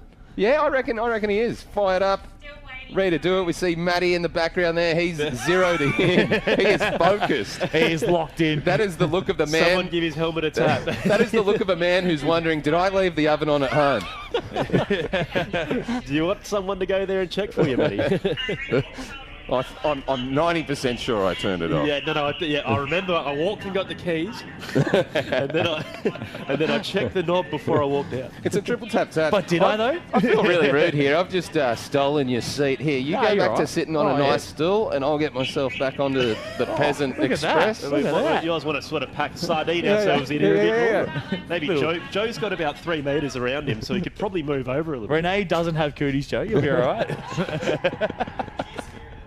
She is scary, Landon. That's right. All right, Cody and Matt leaving the line. They're primed up. They're ready. Cody in the Corolla. Matt in the Ute. Biggest car in the field, smallest car in the field, up against each other. Down into turn one. Big angle from Matty Ween. Cody Moxon right there in the pocket, in the chase position. You could probably fit that whole K70 just in the tray of that FG Ute as he transition. Whoa! No. Matty Ween getting too carried away there on the transition. Would you say Matty Ween got too keen? Oh, Matty Keen. Don't be mean. Sorry. Good. Is there contact there, boys? No, I reckon we're clean. Look good? Yeah, it looked all above board, I reckon. But yeah, brilliant angle there at the start. Way too snappy a transition for Matt. Do you reckon if he had a few blocks of cement in the back there, a few bags of cement might have weighed that down a bit? I reckon a quick Bunnings trip and sort him right out. Yeah, 100%. Join Fernando Alonso, get yourself a wide brim. just head down to grab a couple of weights, cash day styles, a couple of weights over the rear axle, stack them on. And there we go. Matt just trying to lock eyes with Cody mid-corner, which is romantic but not ideal in a qualifying scenario. Oh, that's right. Giving him that blank is the oven on at home stand. we know Cody, did I leave the oven on? Tell me now, Cody. Maybe that's what happened. He remembered halfway through and was like, hang on, we need to turn around. I need to go back. Yeah, his mind wasn't on the job. It was on the oven. All right, part 2 of Joel and Danny battle. Joel, a South Australian local, I believe. Danny, a Victorian. Unreal stuff. And look at this, just a couple of S13s getting it done. The arm pump is there from the fans. They're loving it. Yeah, super aggressive chase there from Donegan, right behind Danny Pesek as they transition from right to left, wide as you like from Danny Pesek. Donegan cutting the line to get that angle and that proximity right on the door. Pesek bumper to bumper on transition. Donegan a little bit tight through that last corner, but trying to close the door across the line. Absolutely. Brilliant lead from Danny, though. Great job there. Loving that last little tight section there from Donegan, guys. We saw that transition. It's mere millimetres on transition between the front bumper of the S13 and the rear bumper of Danny's S13. Yeah, no, another great run from those boys. Their first run was textbook, clean cut, and they've just done the exact same again. So those boys will be loving those qualifying scores, I dare say. Oh, they sure will. Well, I mean, like, you naturally do have to love a qualifying score, don't you? Because like, if you don't get it, yeah, where's when you you're gonna get you definitely like it. You definitely like it, yeah. Please judge me and rate me 1 through 10. Don't worry, boys. Make no mistake. We are judging all ears. Every move. Nothing goes unnoticed. Good to see Marcus McCarthy's made his way back out. The McCarthy's Angels in the pits must have sorted that out quick smart. All right, back here we go. Cody Moxon leading Matty Ween. Nice textbook stuff here. Not as aggressive as Matty previous run, but Cody getting it done nice and clean. Yeah, superb line there from Cody Moxon in the lead, filling those outside lines, exactly what we want to see. Matty Ween, of course, car touching the inside and the outside of the track at the same time as he goes up on the door of Cody Moxon into our final little infield section here. Cody Moxon once again smooth as you like in the little K70. Matty Ween just falling a couple car lengths away there towards the end in the Big Bertha FGU. Yeah, that was very close towards that final corner there. That was quite the dive in, but they got away unscathed, and Cody throws the shuckers out. Lets Matty know that was a rad run, brother. Yes, indeed. I think they'd probably prefer a nice, clean, high-scoring quali run over locking eyes. Yeah, I looked at him, he looked at me. Matty Ween got the hazards on over there, not too sure what's going on with that. But he's like, I'm done, guys, going back to pits. Yeah, I'm not going to ask Renee because she's lied to us before. The visor's been flicked down. We are getting locked in here. Matt Harvey has his game face on. And let's see what he can cook up after that very uncharacteristic off-track excursion, Mez. Yeah, he's had his mulligan, hasn't he? Indeed. The thing I noticed, boys, during practice, these guys were going off quite consistently. So it's are they a bit more confident now after yesterday, or is there less grip in the track? I don't know. It doesn't matter. Rock on. All right, Marcus McCarthy in the lead there. Got out nice. Matt Harvey was quick. But get onto the door. Right on the door the entire way through turn 1. Matt Harvey just rat-a-tat-tat all over the door the whole way through the course. Dives up through the right-hander. Watch his final transition. Right into the pocket again behind that Burson Auto Parts S13 of Marcus McCarthy. Little tyre drop across the line to finish it off. Gee, I tell you what, boys, they've done a software update and we've got them back. That's right. There was a glitch in the system. It's all been recovered. Yeah, a brilliant chase there and a brilliant lead by Marcus. You can just see here, Matt Harvey just shallow on the line, but that's sort of acceptable It's a pretty standard is. operation that we see from a lot of our chase drivers here, because it is a little bit of an awkward initiation in that chase, because the lead car can go one of about 3 or 4 different ways on that original initiation because the corner is so long and wide. There are a few lines that the drivers do take through there. So you've got to be a little bit more measured in that chase position, because otherwise you do see situations like yesterday where the chase car will chuck it in and bowl the lead car for 6 because they went, I thought you're going wide, and you weren't going wide. You weren't going wide, exactly. So, no, that was a great run from those boys, but to be expected. To be expected. All right, what's on the Instagram there, Thrash Kings? He's got no idea. Yeah, he's locked into that. All right, here we go. Shinji Manoa, Jack Atkins. And I don't need to repeat myself twice. I am in love. Oh, Jack's car, gorgeous. Absolutely gorgeous. And here we go, Shinji with the big chuck. Not quite as big, but I just wanted to be a typical commentator and oversell it. You got to trust it, Des. Unfortunately, Shinji just washed off there. I was speaking to someone yesterday, well, multiple people actually, but I just can't remember their name. But we were talking about how Shinji and Hiro, when they attack the corner, the angle isn't quite as big as the other drivers, and then that actually sort of stuffs you up as you get further along the corner because it wants to wash out instead of having the angle to get around the corner. Oh, you want me to... Sorry, Renee's just telling me to drop in. Wow, Shinji Minoa, he fully used that developed costal suspension to... Yeah, he used that Australian FDF. Did you see the way that Acostal pulled him from the dirt onto the black stuff? Unbelievable. The way these... I couldn't have done it with the way these Salins are gripping to the ground, and the feedback I was getting through the wheel on Acostal was just unreal. So yeah, really felt every grain of dirt under those front tyres. That's not a direct quote from Mr. Minoa. We're assuming that's what's going through his mind. Yeah. All right, up next we got Fletch Pinner, Tasmania's very own Jack Johnson. He was at the pub last night. He knows how to steer a guitar. Can he steer a car? Big contact! Well, I'm going to say no, Mez. Look what you've done now, Sam. Well, that...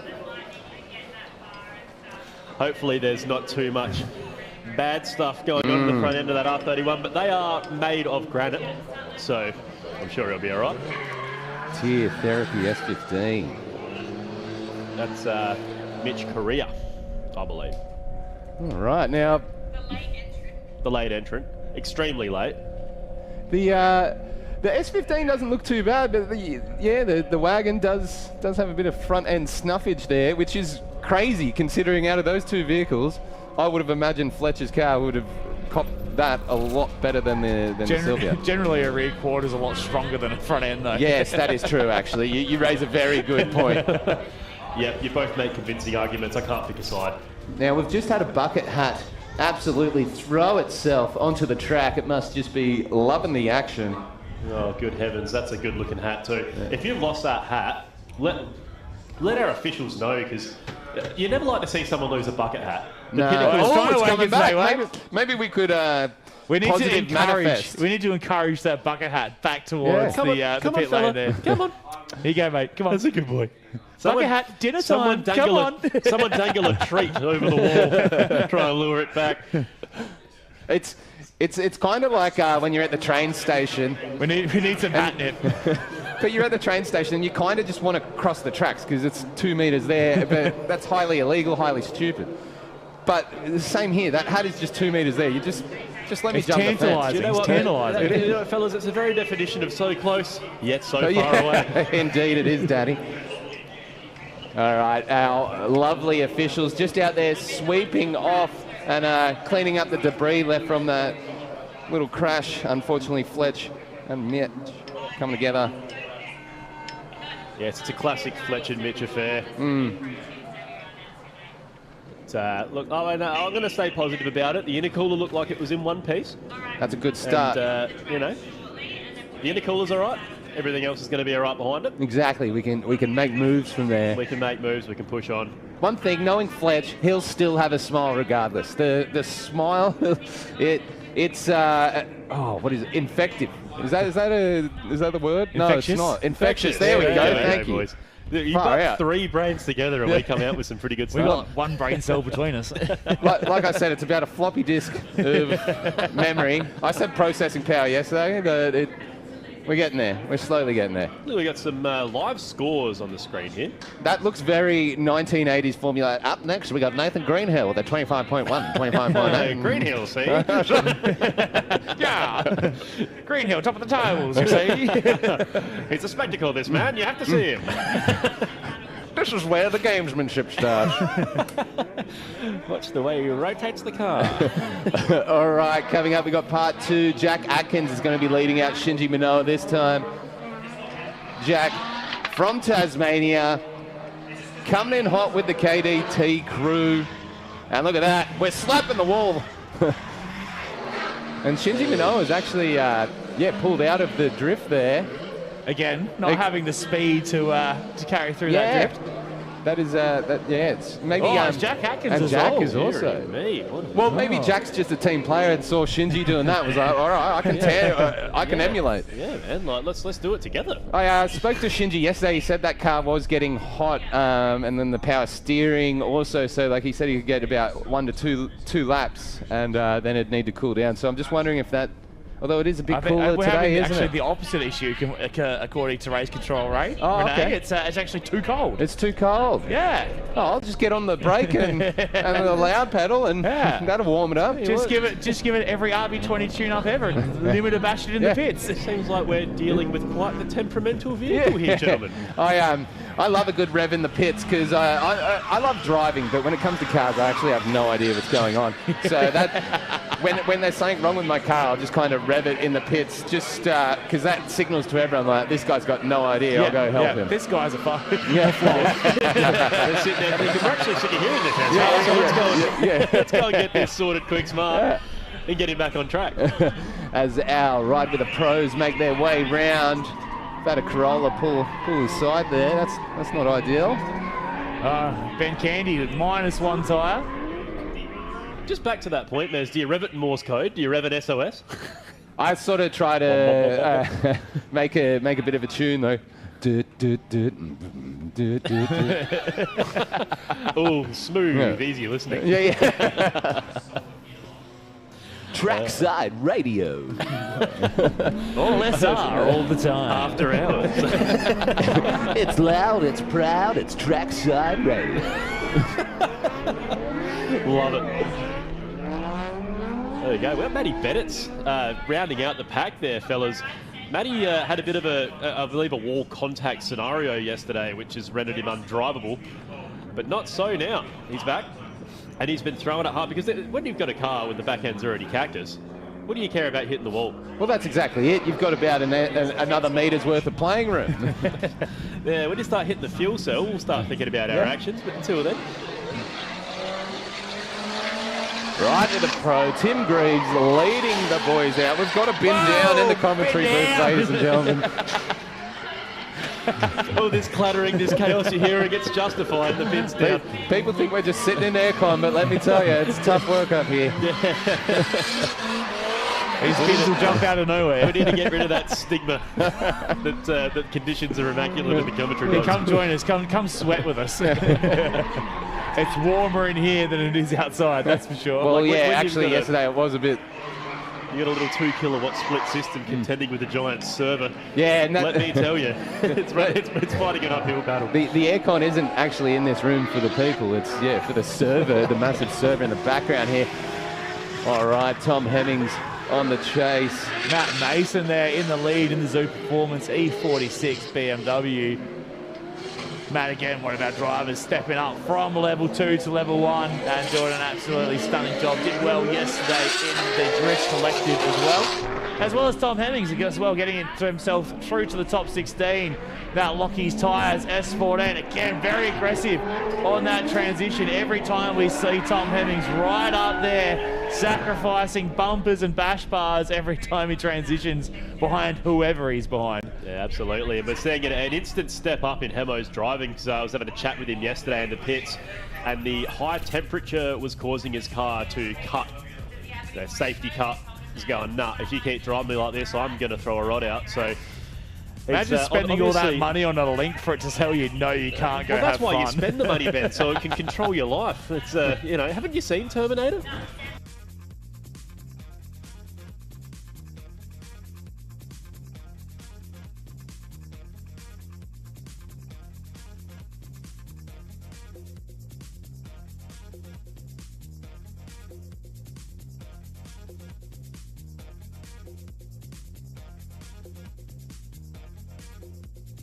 Do a great chase.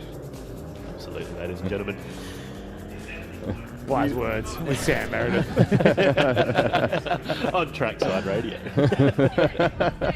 All right, Ride with the Pro. We got Simon Mickelmore leading out this time. Dominic Todd there in the Mustang in the middle. And then, of course, Tim Greaves in the Momentum Autosport. What is it? It's 13.4, isn't it, nowadays? He's always changing the front end of that thing. Yeah, he can't make his mind up. Changes his front end like he changes his jocks. Indecisive Tim Greaves there in the chase. But just a quick reminder, folks, that could be you sitting in that passenger seat right now for the low price of $99. And it's not even far to walk. It's just out the front of race control, Ben. Yeah, that's right in front of the Welcome Centre there. Now, who would you like to go with, boys? Which car would you pick? Personally, I'd love to hop in Simon's car because he's a shut up and drive kind of guy, and I hate talking. Really, it's like getting in the Uber, Des. When you get in the Uber and the driver wants to chat, you're sitting there going, mate, just get me home. It's 7 a.m. It's funny. It's a fine line. Like there's, I've taken passengers, and sometimes it's not my most favourite thing because you get, like you said, you get put in this situation. Obviously, with mates, it's different, but you either get someone that's heaps enthusiastic and loves it and it wears off on you and you're like, yep, everyone's hyped up. But I had a bloke in there and he did not say a word or do anything. And like, am I doing good? Yeah, well, I just like, brother, like I kind of need... Like, we just almost fenced ourselves. Like, I'm feeding off your energy there, brother. Yeah. But of course, good run there by Matt Bennett and... Blake Ebbier. Blake in the Vert S13. That's another point I was going to bring up, as you may know. We were looking at that car, and yesterday we were looking at the roof setup. Is it a coupe that's had the roof cut off? You're absolutely asking the wrong person, but I'm just, I'm going to be a typical commentator and just make a statement without any information and go, yeah, that's 100% how they did it. If you say it with enough confidence, everyone's going to buy it. Yeah, that's exactly. Right. All we know is he's a woofless driver. Indeed. All right, here we go. Part 2. Tom Hemmings is leading out our BMW. Matt Mason there. Mason. Big entry there from Hemo, right up on the wall, and a big dive from Mason, pushing him through turn 1. Great battle so far from these two competitors. Get nice and wide from Hemo, right up on the lock stop. Big understeer moment for Matt Mason. Has to shut it down. He's going to reinitiate. He's going to try and chase Hemo down. Finish off on the door, get the turn 2 photo. That's all that matters as you come across the line. Oh, so the turn 2 photo is up in Queensland Raceway. Ours is the turn 6. Yeah, so turn 2 of Mallowah. Yeah. All the photographers on the inside. It doesn't matter what you do as long as the last 2/3 of that corner, you're on their door. You could grip the entire lap and then get up on the door at turn 2. You get the photo, it goes on the ground. Yep, you literally straight line, and then just as soon as you get there, just a swift clutch kick, and you're out sideways mulching. Yeah. And everyone's like, tough. Yeah, far out, this bloke can drive. I do find it funny when you post stuff on Instagram and you're like, oh, that was a pretty good run, and you upload it, nothing. Yeah. Static car in the pits. And this is why I have the utmost respect for Mez's unexplored lines. You get the good, the bad, and of course the ugly. Yeah, I'm giving you everything. Nothing, no secrets here, folks. Nah. All right, Matt Bennett's leading out Blake. Quite a nice lead there by Matt, getting right out to the deep end. Blake tuck it in nicely as well. It's all kosher here, boys. Yeah, Matty Bennett's definitely one of those drivers that he's just going to sit on the lock stops and absolutely cheese those tyres in the lead position. He ain't playing no games. A little bit of contact there on that transition. Good thing that Matt Bennett's car's folded in about 17 different ways from Sunday. So there's plenty of give in that rear quarter as they come around. I was about to say, good thing the structural rigidity is of butter at the back it's there. Made of straight cheese. Yeah, it just brushed off. That was beautiful. I've never seen a car form around another car during contact. Unbelievable. Oh, that was we've just seen real life Assetto physics there on that transition. Blake having a bit of an excursion. And here we go on the replay. Just a great tidy run from both drivers. And then Blake, right as we get into this tight technical section, not session. Here we go on the switch there. Not the best angle to show the contact, but... Yeah, great job, camera guys. Really switching to the wrong side. That did sound like a bit sassy, didn't it? That was not a passive-aggressive jab. Not a great angle to show the drive. Yeah, good job, Marcus. Yeah. Would have been good if we could see that one. Our live stream team. Absolute ripper job. Of course, Absolutely. Streetcraft Media started with us when we started the state series, however many years ago now. good 6-7 years ago now.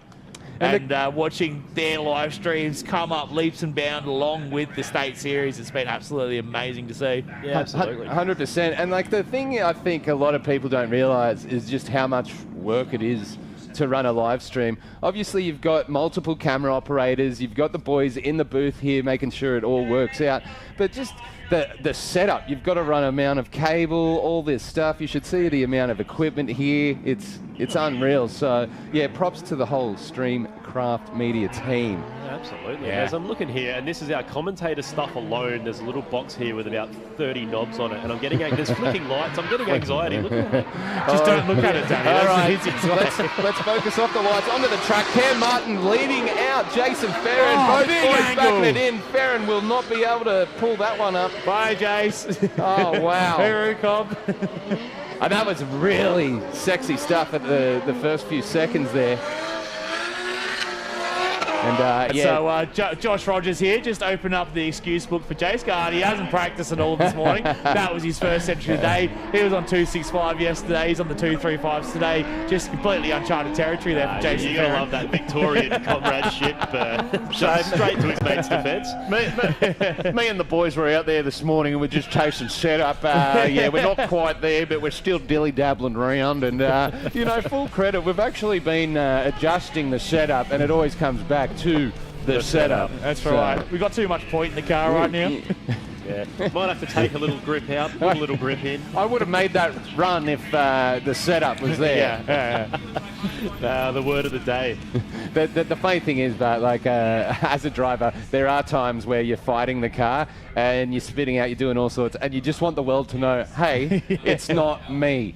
It's the car. Exactly. I swear. The classic. I can normally do this good. I really mean it. I didn't have time to get an alignment before this event. All right, Murray River Motorsport Magic out the front there in the RX-7. Oh, he'll be chasing, actually, sorry. Roger Ianson in the lead. Yeah, right. So Roger there in the lead. Of course, Wade Woodley in the RX-7, diving up on the inside. Awesome to see a first generation RX-7 out on the track. It looks brilliant in motion, doesn't it? It does, doesn't it? And knowing how hard relatable RX-7 starts to drive, yes, to drift, I can't imagine how hard that thing is. Hold at it! him! Oh, he just manages to not get around that corner there. Oh, there we go. So there we go. We just got a little bit of background information there. Ooh. That's Dewar in Woodley's car. So Aaron Dewar driving a different car. Who would have thunk it? I think every time he's been in the state series, he's usually in one of the Madhouse vehicles. I don't think I've actually ever seen him drive. I think the last time I saw Dewar drive his own car was when he had the Buick-powered S14 at DCA Mount Gambier. What an absolute stallion of a vehicle that was. Oh, unreal stuff. And yeah, already tricky enough to drive a car like that. I imagine it's a very twitchy setup, and then you got the lumpy boy in the front there. I imagine that adds a bit of weight, so not an easy car to just jump in and drive. Bit of a lead-tipped arrow, would you say, man? Yeah, I would. Good stuff. He'll start to turn his hand to that car before we know it. And yeah, that actually makes a lot of sense, because we did pass Aaron as he got pulled in the pits and did say there was a slight lack of compression. Yes. I believe. Or not related to the engine builder at all. Or maybe the head lifting. Some technical diagnosis. Some mumbo jumbo was said. He was basically just saying she's not good. It's not it's ideal. Not good. So you know how the engine is in a state that's not conducive to drifting. You know how we were saying earlier, like when a part of drifting is bringing a bit of pace. Yeah. Well, another part of drifting is having an engine in the car that makes it all happen. And this is what people forget, Mez, the fundamentals, right? Exactly. All right, we're back on our Keep It Reet affair here. Jason Farron will lead. Cam Martin will be in the chase. Cam Martin's throwing a huge angle last time, and Jason followed, but unfortunately couldn't hold on and washed out to the dirt. So what do we have for this run? Oh, big snap from both drivers there. Diving onto the door of Jason Farron is Cam Martin. So sweep all the way through turn one. A bit of a bobble there in the lead. Cam Martin, though, unfazed all over the back of Farron as they transition now. Look at the wide line from Farron. Drops a tyre even. So transition into this right-hander here.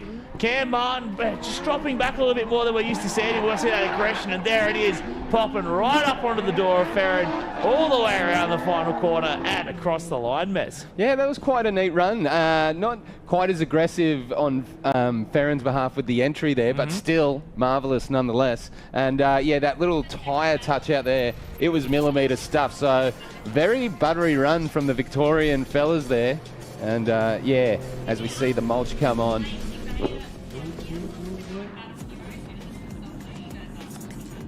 Hello, Blake, if you're in pit lane. Blake Ebeya, if you would like to battle Hero instead of doing a solo run. Yeah, there we go. Go to your car, get your helmet on, pick the phone up. Keep your phone on you, though. Blake Ebeya, ladies and gentlemen, driver of the Vert. So that's why the roof's off. He's got so much hair, he just can't contain it inside the vehicle. Well, when you got it hair like that, you got to let it flow, don't you? All right, here we go. Second part of this. Aaron Dewar in a different car. Roger Ianson chasing. There we go, Dewar down the front straight in the RX-7. The louver flapping in the breeze. Hansen with the rear bumper off that vehicle as they come through turn one. Look at him all over the back of Dewar. Is Roger Hansen transitioning now into the left hand, a little bit tight from both drivers. But again, good stuff there. Oh, bit of a bonk on the transition. Dewar, unfortunately, maybe getting a little bit flustered there after the contact from Roger, giving him a little rat-a-tat-tat, hurry up. We're going this way, mate.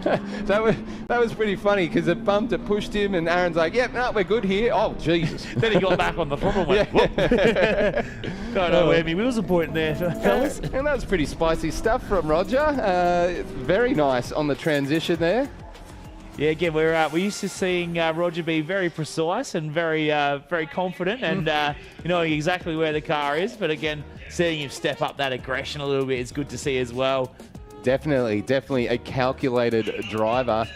And good to see we see Fletch Pinner back out there. So the Tassie team, Drift League team, have sorted that out. All right, Mudgy, we need you at the form-up, mate. We've lost Mudgy. So, Sam Mudge, if you want to quickly get to the form up there, we need to get you in your car, mate. You got a battle to come. Someone want to give Sam Mudge a bit of a nudge in the right direction? That'd be good. I was expecting a more for attention in the pits. If we could have Sam Mudge. Samuel Mudge. Samuel Mudge. To the form up. To your vehicle. Car. We need you at Park Ferme. You don't want Renee chasing you down. She will hunt you down like Terminator. You'll shoot her and the bullets will just bounce off. Melting into liquid. And good stuff. All right, I think we might be giving Fletch just a bit of a solo run to feel out the car and make sure it's all grouse. If you've got an acoustic guitar handy, take it on down to the Drift League pits and watch Fletch perform. Okay, so Fletch is actually going into the pits. So that's the second time we've been duped, and I think twice bitten now. So it's very not sure whether to trust Renee's words or not. So we've never trusted Renee, to be honest. So Mitch Correa now, he's going to get a solo run. All eyes on him. So better not stuff it up, Mitch, because every judge is watching you right now. Oh, big flamey boy out the back. That's always a party starter. That's right. He's starting that run off with a bang, you could say. And finishing it in the dirt. I was about to say, so that is a prime example of what I was talking about earlier, boys, when, so that was a very conservative entry, and it didn't quite crank on the angle. And because of that, you're just washing out and you're forever chasing and you can't get it back. And that's why we saw him wash out towards the end there. But the trick is you throw bigger angle And it helps you The more. prime line through here is to use the angle to slow the car, but also keep the throttle down to drive around the corner. It's one of those funny it's very things. speedway style. It's a speedway style corner where you're actually using the throttle to go where you want to go and using the angle to slow the car down at the same time. And they seem a little counterintuitive using the throttle too. Yeah, yeah. It is one of those things. You know, when you first start learning to drive, you're obviously doing it very slow, which makes it incredibly hard. The faster you go, the easier it is to drift. So it's one of those ones as well. Like if you throw bigger angle, it's more extreme, but it's going to help you out way more. All right, we're on to our second part here. Brownie and Godefroy through turn 1. Brown right out on the edge of the track and then well and truly off it. He's going to hit the rallycross chalk, of course. I like Jamie in the chase there. He was like, are you coming back on? No, you're not. All right, I'll go now. I'll just go on my merry way. Of course, Jamie's like, you know, if you keep going off there, mate, just head up outside thinking we'll sort that back out for you. We'll tidy that outfield section right up for you there. Get the skiddy out, have a bit of a clean up. Oh, classic. Unfortunate there as Brown just washed off, but nice chase from Godfrey. For the rest of the run, it was all pretty. Yeah, really good chase for the entire run there from Godfrey. Couldn't even see the lead car; he was so close. It's a Bluetooth chase. That's it. Big fan of that 180SX, boys, of Daniel Brown. Very good looking car. Yeah, good looking rig. It is. What happened to the wing? Even without the wing. Did the wing fly away? Yeah, I saw that the bottom of the wing was still attached to the boot. You know what it is, boys? Well, actually, it's two. Setup. I got a little bit too much rear bite. Better take the wing off. Too much grip. No, that's. I think you might be on the money there, Mez. Too much downforce. Oh, she's a bit tight. We know to loosen her up. It's like Gran Turismo. He's hopped on the sliders. Yeah. Down a bit. Up the percentages. Boys, on that note, and just because we got a bit of time here, did you know during COVID I was the fastest person on Forza Motorsport 7 on Indianapolis Speedway, the Brickyard? Oh, look at you Yeah. go. Yep. And I was third in the world, first in Southeast Asia for the fastest lap time. And yeah, I don't want to admit how many laps I did. You must be so proud. I am. So like, I'm just waiting for that NASCAR contract to come on through. All right, here we go. Second part. Jamie Godfrey going to be leading this time. Matt Brown in the chase. Yeah, watch him come streaming down the straight now. Godefroy with the big block 427 under the bonnet there of the S13. Brownie giving chase. The speed. The Godefroy, there we go. You see the angle and the throttle commitment, and the car arcs through the corner. Exactly how we wanted to see it done. Big angle the entire time there from Godefroy, and absolutely walking away from Brownie there, Bez. Yeah, that was a zesty snap transition. We like to see that, and I haven't actually seen many drivers. There's been a few, but yeah, coming into that corner, it's quite obvious. And yeah, great run by Jamie there out in the lead, and it was kind of a hard one for Matt because he was just in the smoke the whole time. But yeah, it's good to see Godefroy really starting to get the hang of that car. Yeah. Again, big car, very spicy car to drive. And he's been driving it for a couple of years now, and you just watch him get more and more used to the car every time he drives it. And of course, yesterday at Drift Collective, really started getting it down pat, made it through to the top 16 yesterday, and I think he's probably hoping to move a little bit further up today in our state series here. But we've got another... Good heavens, boys. Speaking of downforce. And side force as well with those end plates. But of course, Caleb Sheehan, Mr. Drift League himself, the Drift League champion, getting chased down by Luke Foley. Oh, off the track, both cars there. Wow. Whoa. And I was going to point out, boys, how sexy Caleb's line is through the cone area. Really maximising the speed gate. He's wrangling every skerrit of kilometre there. I believe it's a J under the bonnet of that Beamer. Yes, indeed. But a fairly basic setup by the looks of it. Not a million horsepower like some of these other cars we see. No, and that BMW just looks like it weighs 3 tons. Yeah. So, you know, Caleb is an absolute steerer. So I was lucky enough to watch a few of and commentate the Drift League last season. Yeah, it was great to watch him and the guys get it. Some unreal driving there. But yeah, just touching back on Jamie, Yeah, it was cool. As you said, I saw him at AMF, Adelaide Motorsport Festival, last year, and yeah, I think it was a sort of a fresh car and fresh build, and you could tell he was a bit tentative. And then just to see the progress in literally a year, unreal stuff. So yeah, he's definitely getting at home in that car. So yeah, absolutely. A lot of seat time last year.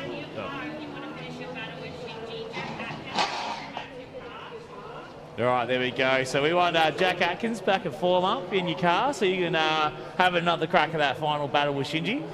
that's exactly it. Jack Atkins in the low S13. Sir Jack George on Instagram, I believe. Indeed. Yeah. If you want to give a like, subscribe, share. Bit of exposure. Bit of exposure. And oh, Caleb getting. That was quite a violent pull. He got snatched out of there. He did. I think our tow truck driver might be a little bit annoyed that he had to do that. I haven't seen someone snatch strap someone with a ratchet strap before, but here we are. Just don't do it again, mate. You're going to get too many of those. Asking a lot from that chassis. Yeah. That quality built German chassis. And Caleb just feeling out the car there, making sure it's all kosher and just cleaning the rest of the dirt out from underneath the car. That as well.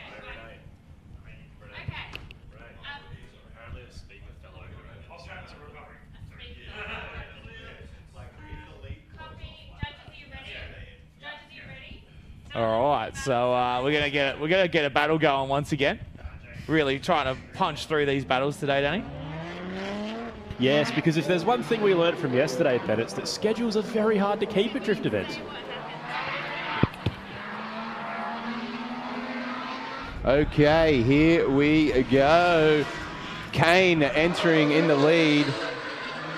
So that's Aiden Scott in the lead and Jamie Richardson in the chase there. So Aiden is driving Kane's car because Aiden put an entry in, Kane didn't, and then Aiden's car is not ready. So, and of course, Aiden and Kane Scott not related, even though they both work at Scott's Tyres and they both have the last name Scott. Not confusing at all, right? No, not at all. Especially from some Scott's law. From an interstater that's just coming to terms with these drivers. Yeah, and of course, Jamie Richardson as well. A former level 2 competitor that stepped up to L1, did our expression sessions in Drift Collective yesterday as well. Great to see Jamie getting more and more comfortable in that S13 every time he drives it. And it's because of the most important modification that you can make in a drift car, Ben. It's not set up. It's seat time. It is set up. It is the most important thing. Seat time over setup, Ben. That's right.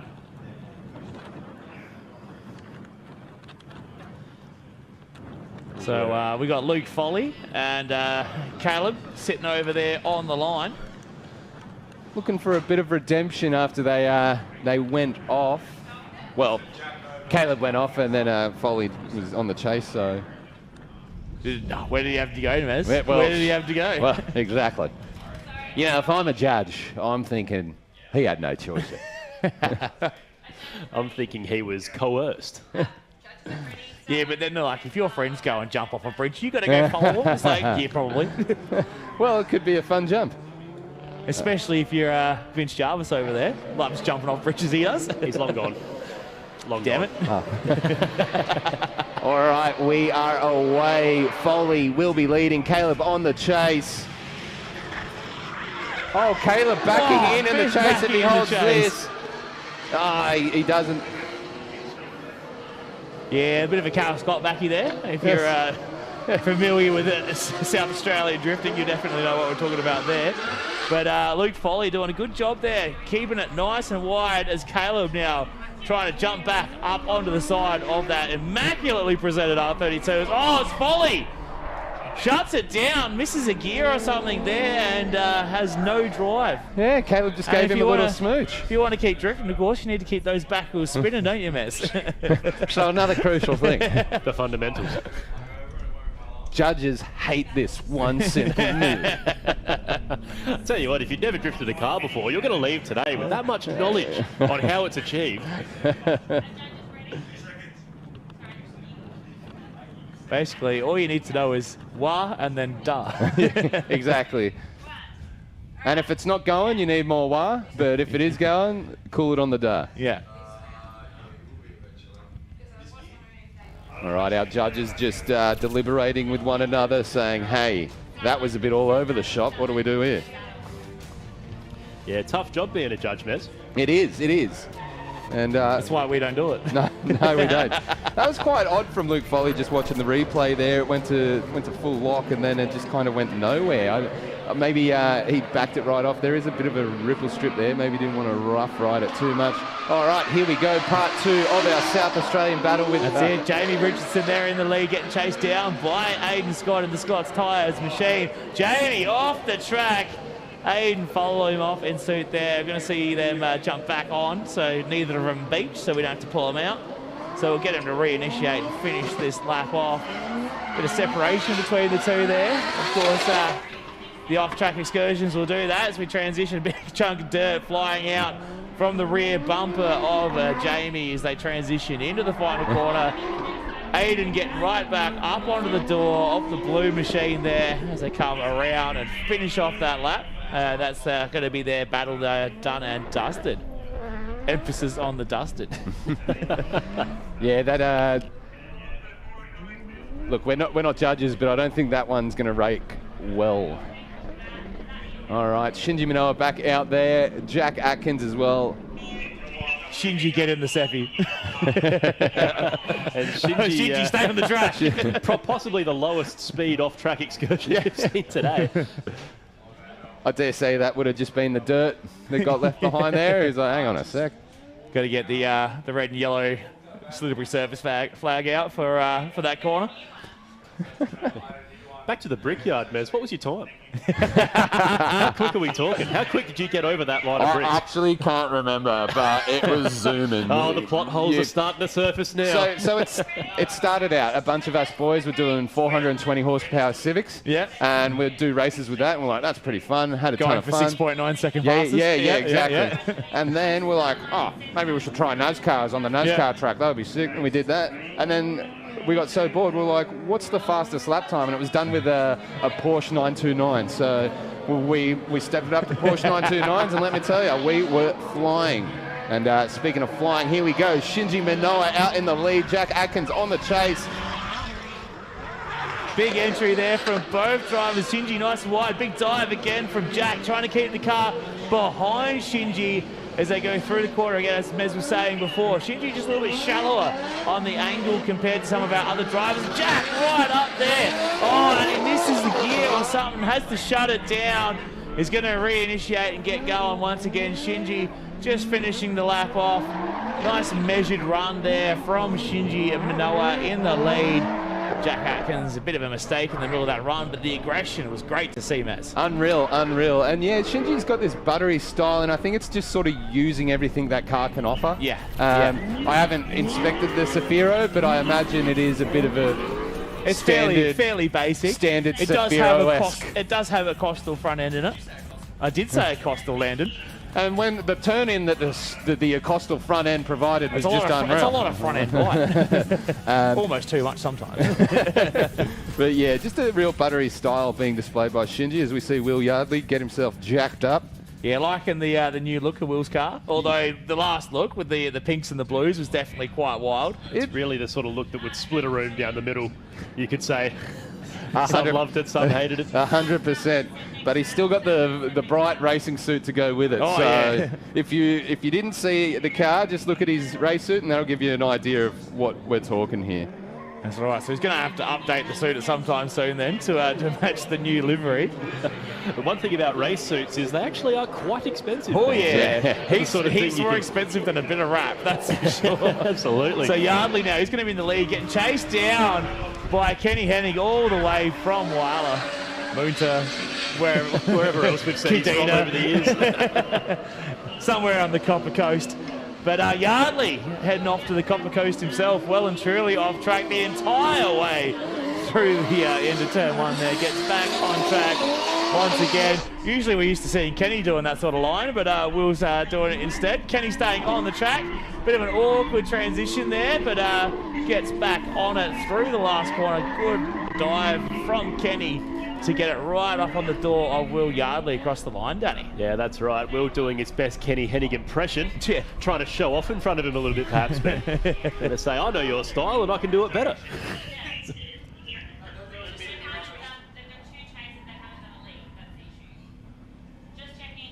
So again, it's great to see the interstate support here today. We're just watching all these cars coming out. None of them are South Australians. We've got obviously Hero Manoa in the guest car there. We've got a couple of the Murray River Motorsport boys heading around the back there. Ben Benthrill and Blake Abaya. And of course, Trent Palmer, one of our KDT drivers. Again, great to see the Tasmanian contingent jump on the boat, jump on the Spirit, head over. Jump on the ferry, which we also established last night. It's really expensive, isn't it? Not bloody cheap, man. No, it's not. It's not. So the boys put in a lot of, and girls actually, sorry, the boys and girls, a lot of effort. It's not a cheap trip, but absolutely appreciate all them making the adventure, and everyone really. Yeah, no wonder them coming over for Drift Collective. They're like, oh, if we're coming all the way to Adelaide, we're going to do both days. Getting our money's worth for sure. And maybe it's a bit of a tactical move as well, because if they all come here, then when their Tasmanian rounds held, it's like, well, guys, we came to South Australia. To be fair, I think it was a good idea to do Tassie second, and not last. Yes, because if you're not in it, coming in the last round, you're like, oh, do I really want to spend $1,500 each way? Do I want to sail over to Tasmania? Sail away. All right, here we go. Kenny leading Will Yardley on the chase. Oh, that was quite stylish. It was very smooth. It was. It's quite. I've actually said that word too much. As Kenny just a little bit of a bubble there. Kenny just doing a couple of Kenny things there in the lead. Keeps it on the track though, which is nice. As Yardley now trying to get up onto the door of that Scott's Tyres R32 four-door, of course, got the barra under the bonnet of Kenny Hennig's machine. Yardley getting right up close and personal, giving him a little nudge across the line. Renee's happy. She thought that was good. Hey, and if Renee's happy, we're happy. That's right. It's as simple as that. That's the Drifting SA dynamic. Well, if Renee's upset, we're all worried. we're all running. And believe you me, you will hear about it. Now, looks like a little bit of contact there, boys, from Will Yardley into Kenny there, but just a bit unsure because it looked like there was contact. a lot going on. There was a lot going on. So the good thing about this, Mez, is it doesn't matter for us. No, because it doesn't. we don't have to determine who's getting some scores. You see, I'm completely torn because the rear bumper was hanging off. It could be contact, but it could just be a car built by Kenny Hennig. You never quite know. As someone who's owned a car built by Kenny Hennig, and when I pulled the front switch panel out and every wire behind it was red, and the gearbox cross member was Torx. No, that wasn't Kenny. That was Tom. Okay, we have Trent Palmer in the KDT mobile, leading out Sam Mudge, Murray River Motorsport, and Sam under the bonnet. Sam struggling a little bit in the chase there. There was a few hiccups, but he's redeemed it, and he's made sure when he's come around this corner that he's nice and tight in view for the judges. That's it. Trent doing a great job there in the lead, and that super stylish 180. He mangled that front bumper yesterday, fixed it before the night was over. Great to see the commitment to keeping that car looking fresh and stylish, Mez. Well, that's exactly it. You know, part of the grouse thing about drifting is having a really cool car to do it. That's right. And just winning over the hearts of heaps of dudes. Yeah, and pretty much only dudes. Yeah. Oh my God, this is quite a wild pro train run. If you want all sorts. Go for a dirt off-road excursion, go over, see Gabby and the crew at SA Pro Rides. You've been a Tommy Mackinnon fan since a young age, and you want to go and have a little dirt excursion. As long as you're not a Possum-born fan, we're not going to give you that much of an experience. Brutal. $99. We got no Subarus here, mate. No. Let me tell you, when you go to the show and you go on one of those rides and you pay $60 in some instances, right? Yeah. You could just pay a little bit more and have an even better experience. Yeah, and I reckon if you sort of kept it to yourself and waited till you got out there and maybe slipped the boys an extra $50, maybe they will take you on the Speedway experience on purpose. You know, like, I want to do rallycross. Yeah. They could be bribed, perhaps. Pineapple's a pineapple. you know, there's obviously rallycross. When are we going to get the drift cross? You know, because just a big entry straight into the dirt, around the bowl. All right, here we go. Enough of my talking. Blake Evia leading out Hero in the drifting SA 180SX. That's it. Blake doing a good job. Nice smooth lead run right out on the edge of the track. Exactly what we want to see. Hero Manoa there in the chase doing a great job emulating the lead car. We've got the convertible S13. We've got the 180SX coming through. No rear bumper on the lead. No front bumper on the chase. Big dive from Hero to finish it off right around the final corner. And across the line there. Good job. Both guys there nailing that one. It's really cool to watch. Hero and Shinji's really good at it as well. Yeah. Just the level of precision on the transition. Yeah. It's they know instantly. They've driven this car for not even a day. Yeah. And they know exactly where the front or the rear of the car is. Yeah. Which even though you go, oh, they've driven a 180 before, they've driven a Seppi before, every car, you sit in a different spot. The seat's always in a slightly different spot. You have to learn where the back, where the front is. Yeah, exactly. And the funny thing about egos, right? I drive and I like to think I'm fairly okay behind the wheel. And I also like to think if I was in like a pro level car, I could throw down and boogie. But I spin out. I do weird stuff, you know, and then You these can see guys. that, of course, on Mess's Unexplored Lines. Yeah, if you want to watch some wild stuff, head on down to YouTube. But just going back, you know, it's just that next level of skill, and it really makes you appreciate. Oh wow, these guys are actually good, and it is the nature of competition because it's not just an open practice day where you're just thrashing about going for gold. You don't have to just do a good lap at some point. You have to do a good lap right now. Right now, on this allocated time. That's right. All right, Smudge leading out Trent, and this is a lot better from Sam Mudge. Yeah, great job so far from Mudgey. A little bit of a handbrake drag through the first turn there as Trent just needs to react to that. Drops off a little bit. You'll see it dive back up on the side there as Mudgey now just carrying a lot of momentum through this course, not really allowing Trent to close the door. So you can see a very quick transition there from Trent, cutting the line, trying to get back up on the door, but Mudgey just too quick for him. Yeah, not the sort of words you'd expect to use when you're referring to an RB20 powered vehicle. I know. But hey, crazier things have happened, right? Indeed. Let's see just the dreadlocks there in the live stream feed we've got. Just circling back to this, sort of what you guys were touching on before. You know, you compare a drift competition atmosphere to an open track, and not only is the pressure there, but also you go out in an open track, you do your laps, you do what you want. You don't have that criteria. The judges are sitting there and they're like, we want you to be here, then we want you to be here. You got to put the car in a very specific spot. You don't get that in open track scenarios. Yeah, it's not like, you know, we had a driver's briefing this morning. We told the drivers exactly what they need to be doing, and that's what they're aiming to do. So we're telling them, come flying down this straight. You need to throw the car at the wall. Can't turn right down the straight, though, because if you hit the car next to you, that's your fault. Exactly. As we saw yesterday with Hunter Carey. Hunter Carey and Nathan Green were having a bit of a contact on the straight, and that was actually Hunter's fault. But as it comes down, big entry there from Hero. Right up on the wall. Oh, he's dropped the tyre off the edge of the track. Blake's gone straight through. His Hero has well and truly taken that rallycross line all the way through turn one. Renee is not happy about the rear bumper being taken off that vehicle. This is why you didn't want to put a kit on it, wasn't it, Renee? And I imagine we're going to have some very dirty motorcyclists over there on the main track. Yeah, I'm sure that the Bend Motorsport Park proper is loving all that dust coming over. Can we save that as much as possible? Renee's saying. We don't want to jack up the entry prices for next round. Somebody think of the bar. An extra $2.50 a head should cover it. Early bird ends a day earlier. This wasn't in the budget. That's right.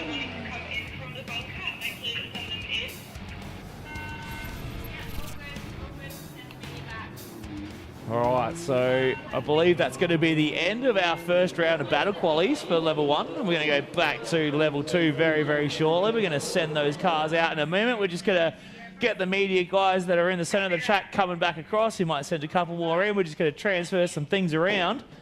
And then we're going to move back into level 2. So you can see there, currently top of the pops in our level 1 qualifying scores. It is Cam Martin, followed by Roger Ianson, Greenhill, Campaign and Mox. And that's your top 5 qualifiers so far today, all the way down to Hiro Manoa, currently in that 32nd spot. So you can, of course, head to driftingsa.com.au/live to keep up to date with the live scores, see where your favourite driver is, or if you're driving today, see where you are.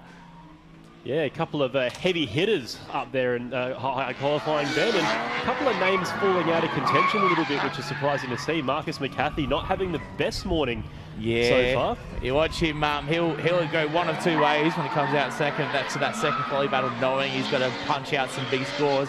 He's absolutely going to blow our minds, or he's going to blow that car straight off the track. He's not going to come out and do another safe run. He's going to be pushing that S13 to the limit. Absolutely. And we got some the crowd there, Ben. Good turnout today, despite the touch and go weather. Got some dedicated fans out here on the wall and up there on the balcony, enjoying some good drifting action today. Still heaps better than it being 42. Well, absolutely. and with that said, once again, good crowd yesterday, braving the heat and the rough conditions. Massive shout out to everybody that braved the weather yesterday. No, absolutely. Dedicated fans, Ben. It's what we love to see. That's right. The most dedicated people, of course, being our officials as well, coming out, standing out in the weather. Some of them not even actually being able to watch the action because they're running around in the pits getting our drivers organised. So massive shout out to the volleys, to the fireys, to the media, to everyone out here making this event work at the Bend Motorsport Park. Of course, this is the Scott's Tyres Drifting SA 2025 State Series, round 1 at the Bend Motorsport Park. We're into level 2 qualifying once again. It's going to be Graham Docking there in the lead, being chased down by Sam in the black V35 there, coming it through. Sam Wells in the chase position. Of course, Graham Docking. Oh, as Graham Docking shuts it down once again. We're just about to talk about how he had those dramas in his first run, and looks like those dramas still persisting there for Graham. He's got the fresh livery, but just a couple of issues there. Sam Wells definitely single pegging through that last corner. We noticed it late in the first round, but that is the biggest single peg I've ever seen through that turn. Absolutely, and props to Sam earlier in the run. I mean, the last thing you want to see when you crossed up in your V35 Skyline is an EB Falcon on the anchors in front of you, so good work by Sam to pull it up, avoid contact and preserve both the cars. Yeah, he definitely needs to go visit Dan Hollins and get a shim job. Just, yeah, look at the single peg. Yeah, crazy stuff. Would someone get that man a MIG welder?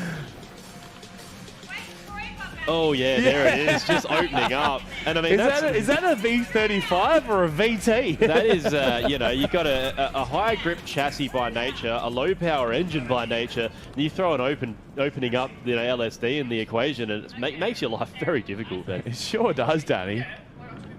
Got a couple more machines getting ready to go, of course. Preston Black from New South Wales, all the way over from New South Wales, in the purple. It's almost like what Troy's car used to look like, the purple with the white wheels and the white bonnet. Of course, Troy then did a livery for a while, and now he's just painted his car white. Honestly, and it looks the best it's ever looked. I'm a huge fan of its current look, Ben, honestly. It's the best it's ever looked, just being white. Who would have thought that less was more on an S chassis? Who would have thought? Keep the car simple and it'll look good. Unbelievable scenes.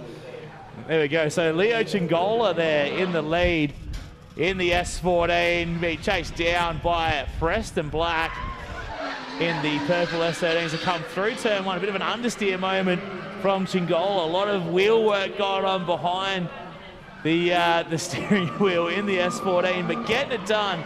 Big angle once again from Chingola. Preston Black just a little bit further back than he'd possibly like to be. Want to close that gap behind Leo. Leo doing a good job there to finish the run off as he fills that outside zone around the last turn. Preston Black just closing the door ever so slightly. Chingola's happy about that one. I think he should be. Yeah, absolutely. Nice tidy run there by both those guys, Ben. Yeah. Obviously, any time you can make it through the course without carnage That's right. Do a good job while you're at it, well, why wouldn't you love that? These guys are going to taxi back around to the start-finish area, and it looks like we've got Sam and Graham coming back around. They're going to flip it around. Let's see if that V35's diff can withstand another run then. It needs to Sam weld that diff.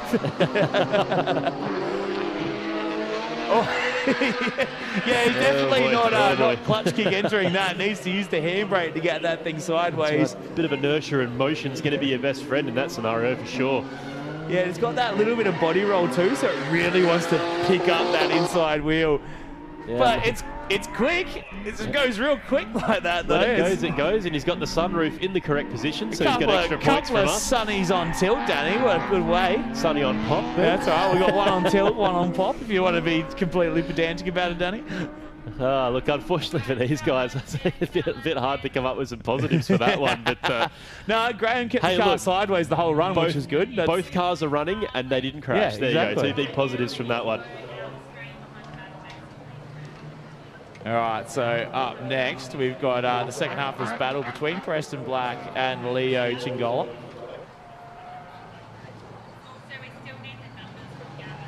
All right, so of course our level 2 drivers getting themselves set up into the form up there. We're going to send about 4 at a time, but here we go. Preston Black now in the lead. Leo Chingola chasing him down.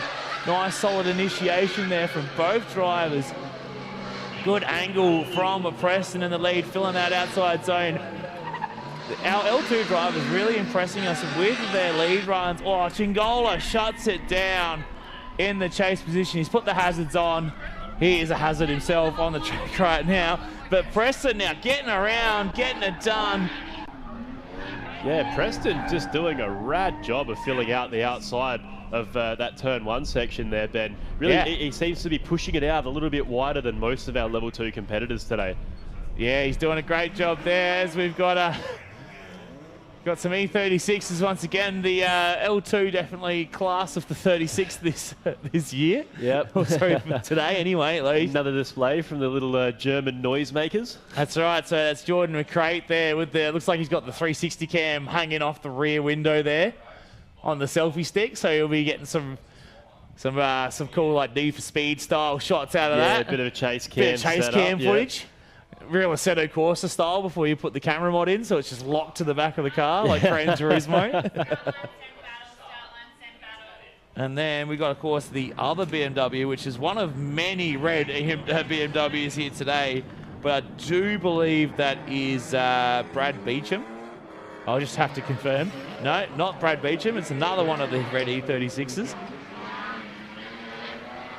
There we go, Brandon Cotton. So there's Barry White over the headset letting us know. So Brandon Cotton there, and then Jordan McCrate. So Brandon will be leading, Jordan will be chasing.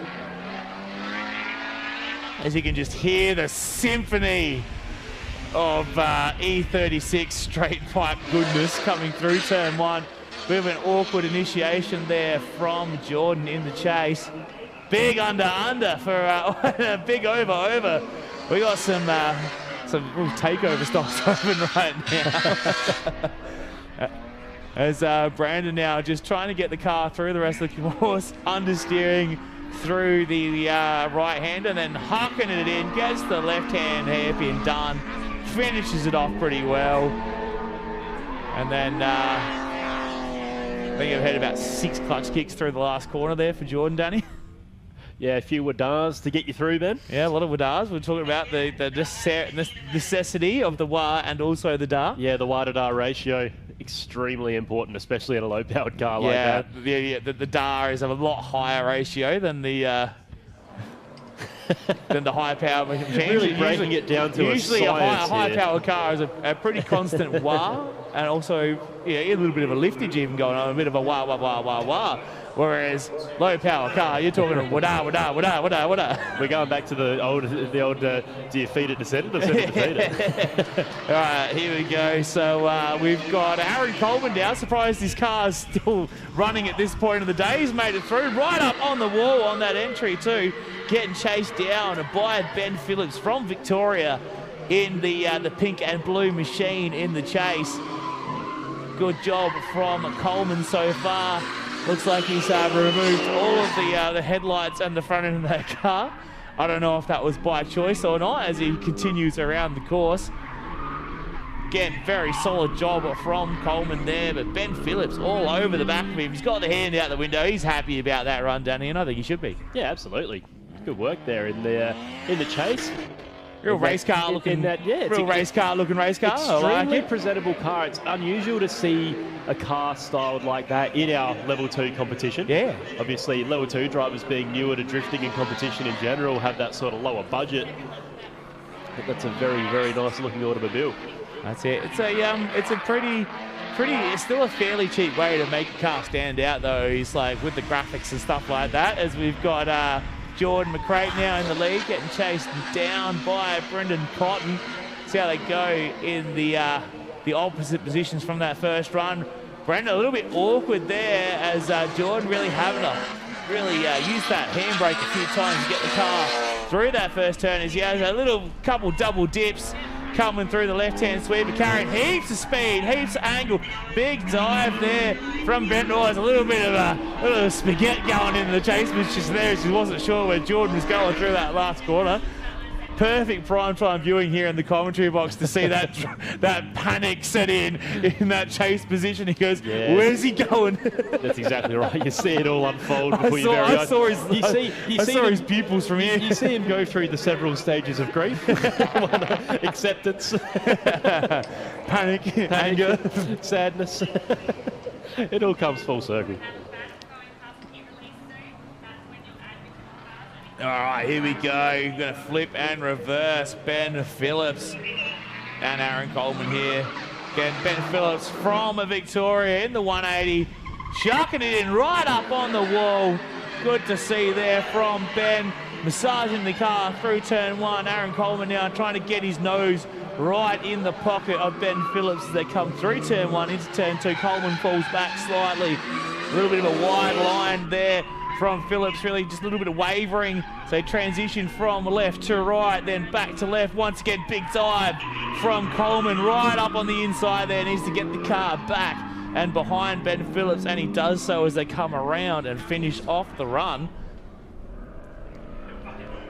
Oh, what a machine, Danny. Ben, I can't get my eyes. You know exactly which car I'm talking about too, don't you? I feel like Mez looking at the S13 right now, looking at that R32 Skyline. I'm in love. I might go make him an offer. Just don't tell him I don't have any money.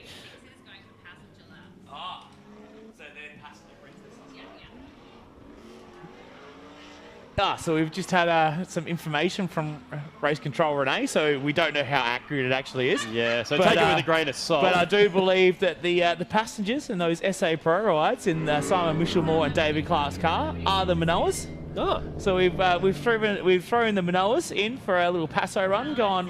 Let's show you what SA Pro rides is all about. So there you go. Some of the best drivers in the world, and they're still going for some pro rides, Danny. Yeah. Well, you're never too good to enjoy a good pro ride, Ben. That's right. But before we get those guys going, before we hurdle them down the track, we do have our next battle here in L2. We've got one of the prettiest cars out here today, and then also Chris Smith's R32. But that is, of course, Chris Smith. He's going to be in the lead, and Brad Sillis there in the jet fighter style AU Falcon. He's going to be given chase as they come feeding down the front straight now. Great entry there from Chris, right up on the wall, risking that house deposit's worth of tail lights there every time he initiates into that turn.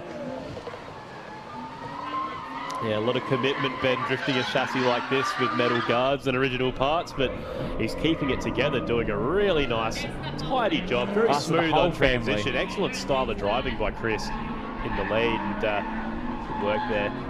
by our chase driver trying to suck right up on the door and get close, but not too close, because that's expensive. That's a big bill. And as a former connoisseur of driving R32 four-doors myself, I know exactly how expensive those taillights are.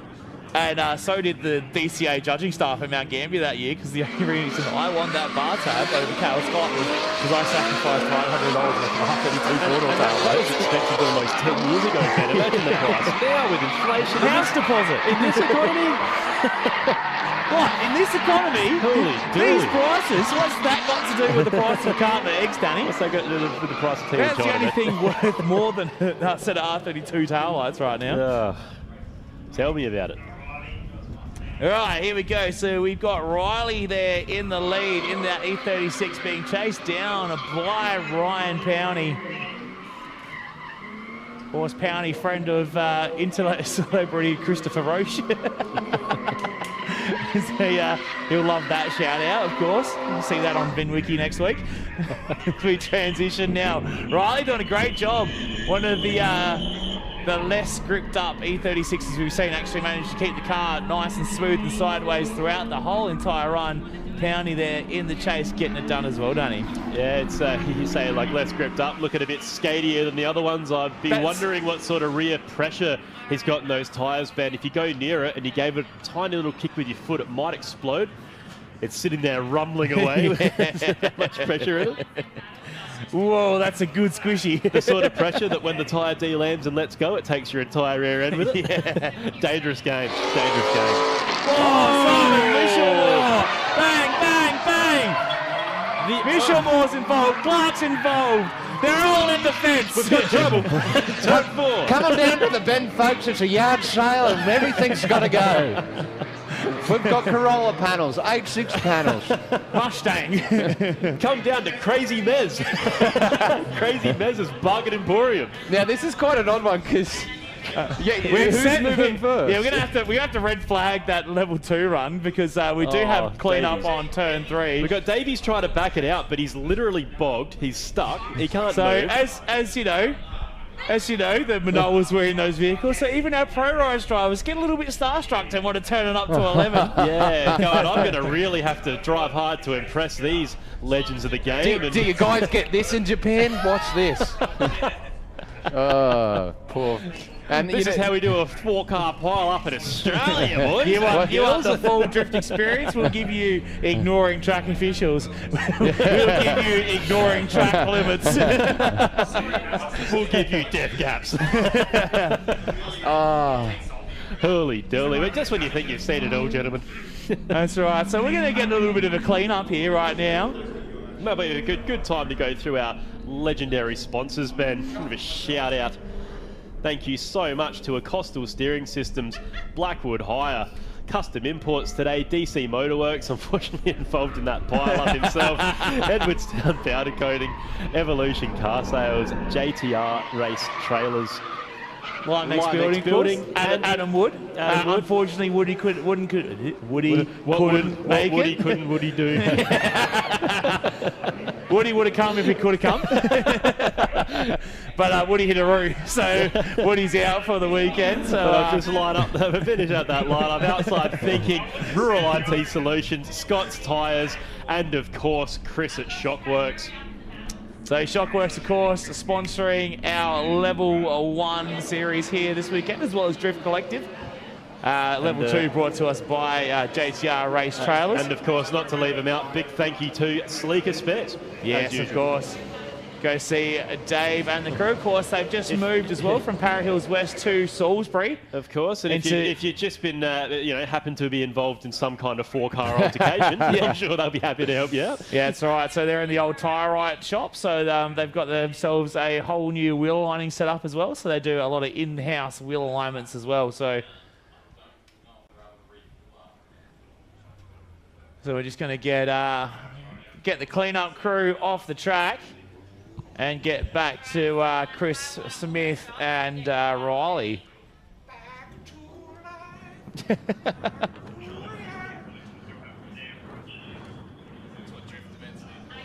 Yeah. Speaking of smooth soles. Someone's just snuck into race control. Looking a bit worse for wear. The happiest man in Victoria drifting. the quick hitting 250ml Red Bull's never a good sign. The chair has claimed another victim. That chair has been a repeat offender this weekend. All right, so we got Brad Sillis now and Chris Smith coming around. AU Falcon, R32 four-door. Couple of taxis just from different parts of the world, Danny. Regular traffic, technically, from both countries. Is that a flat tyre on the front of that AU? Oh, it looks like we could have some sort of problem here, because we'll circle back to our point before. That is not the speed you would expect from two cars that are starting a battle, Ben. No, they definitely need to be increasing their velocity towards turn one, as you can see Chris Smith is doing right now. He's just going to throw the lap down, get the judging done by the judges, and he's like, don't worry about it, Brad. Got to keep air in your tyres to go drifting, mate. Can't drift on a flat. unless you are a Stewie and you use your missus's wheels and let them reduce the air pressure inside. Oh, Chris Smith, a little bit too keen there. Oh, drops a little mini rattler there, yeah, little 3-0. Give us a little doughy, mate. On your Smithy. I want it. Man, who rolled those rear guards? I am impressed by that handiwork, I tell you what. Oh, surely it was SA quality guard roll. It could have been. But someone's massaged those guards to perfection, I must say. The guard masseuse. All right, so now we've got Riley there in the E36. Is that Riley, or is that that's Daniel Collis? That is Riley? Riley Grigg, all right, cool. There's too many BMWs. Our BMW expert, Joe's always happy to help us out. Yeah. It's a close-knit community and Joe's in it. All right, so it is Riley and Ryan. Ryan Powney, Riley Grigg. Let's see how they go now. Coming down into turn one. Big snappy initiation there. Reef from the handbrake is Powney in the lead. Riley Grigg now trying to close up the gap. We got Ryan Powney got the wipers ablaze. Oh, right up on the inside curve there, really maximising that apex speed. But it needs to be a little bit wider there, as Powney with a little bit of an awkward transition there, really trying to get the car throughout the rest of the course. Manages somehow to get it around the final corner. Riley Grigg just going, there you go, mate. trying to chase you here, mate. What are you doing? Look, I'd love to follow you, but I don't know if I like you to cut of your gym right now. You're driving like a bloody turkey right now, mate. Bloody pelican behaviour. Unbelievable scenes. A couple of newer competition drivers. That's all right. Of course, finding their feet. Of course, we know Ryan quite well, hence why we're giving him a little bit of stick. So I don't think we're picking on him for no reason. We're picking on him because we like to, because we want to. We're picking on him because it's easy, man. We take the easy route. Low-hanging fruit, Danny. It used to be Troy. Now Ryan's taken up the mantle. And we will keep doing that until Ryan Powney's mum contacts us and sends us a cease and desist. It's actually pronounced pony. Don't church it up, son. Don't church it up, it's Godfrey.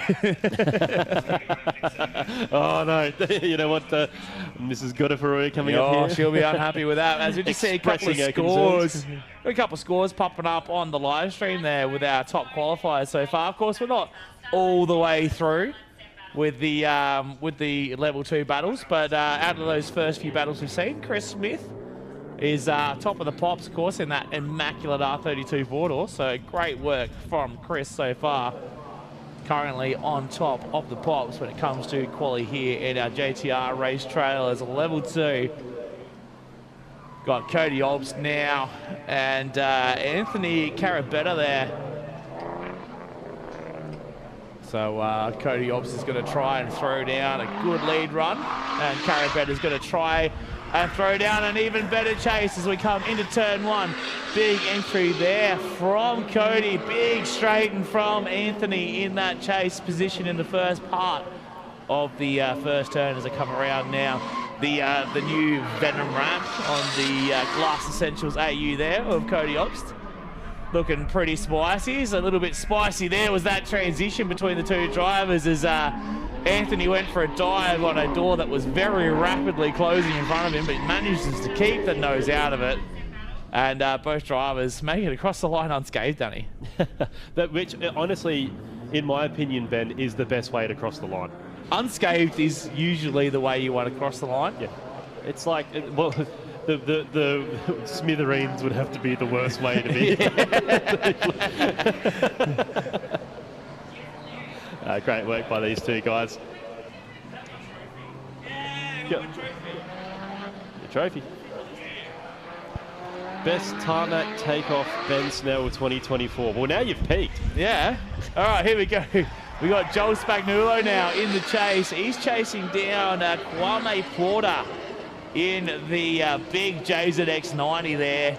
Big green machine being chased down by the little purple race car of Joel Spagnuolo with the Evolution car sales. Down the side, a bit of an awkward transition there from Joel. He's got the little King's LED light bar in the front of that car ablaze, trying to put the pressure onto Kwame as they come around the final corner, across the line, get it done, Danny. Yeah, absolutely, Ben. Good job there by Joel in the chase. Bit of an awkward handbrake extension halfway through the run, but other than that, keeping it together quite nicely. That's it, getting it done, getting through. We're going to see them both trying to make their way through to the top 16. So, of course, after these first 2 rounds of quali, we're going to knock out anyone below 16th position.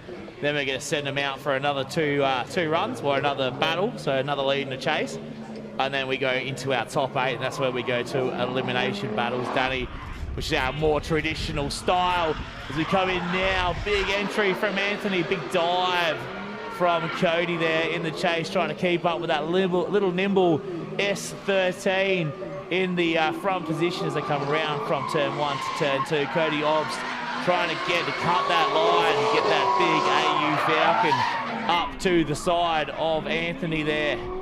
Again, a bit of an awkward transition from Cody. Not quite as strong in that chase position as we saw from his lead, Danny. Yeah, that's right. Obviously, when you flip this around, Ben, lead driving, chase driving, completely different kettles of fish. So not the same box of frogs not at the all. Same box of frogs in the slightest. So it can be hard just because you're doing a good job at one. That's You're right. necessarily going to nail the other straight away. Exactly right, Danny. All right, so we got some more cars ready to come out. We got another battle coming. It just does not stop here today at the Ben Motorsport Park. We've got a lot of on-track action to get through as we're moving on with our level 2 battle qualies. Joel Spagnuolo now in the lead, getting chased down by Kwame in the JZX90 through turn 1. Nice and smooth from both the drivers. Kwame now trying to push right up to the side of that Evolution car sales R32. A little bit of a lazy transition there from the lead car. And again, big handbrake pull. Kwame doing a great job taking to the dirt, dipping a tire on the inside to avoid contact there as a big dive through the last 2 transitions. Kwame really aggressive in that JZX, Daddy. Yeah, it's what we like to see, Ben. Those chase drivers, even in the L2 competition, trying to get right up on the door of the lead car and impress our shut it judges. down. We've had a noise complaint. The cops are here. Well, the cops are the ones making the noise, so I don't know how that works. I'm just having a look at your trophy here, Ben. I'm impressed. It's great. It's amazing, but it's got holes in it, Renee. How are you supposed to drink out of that? Eh? Yeah. Well, it could be. It is a weapon. Depends on who's holding it. Did you have your resting face where you just stare at people angrily with it in your head?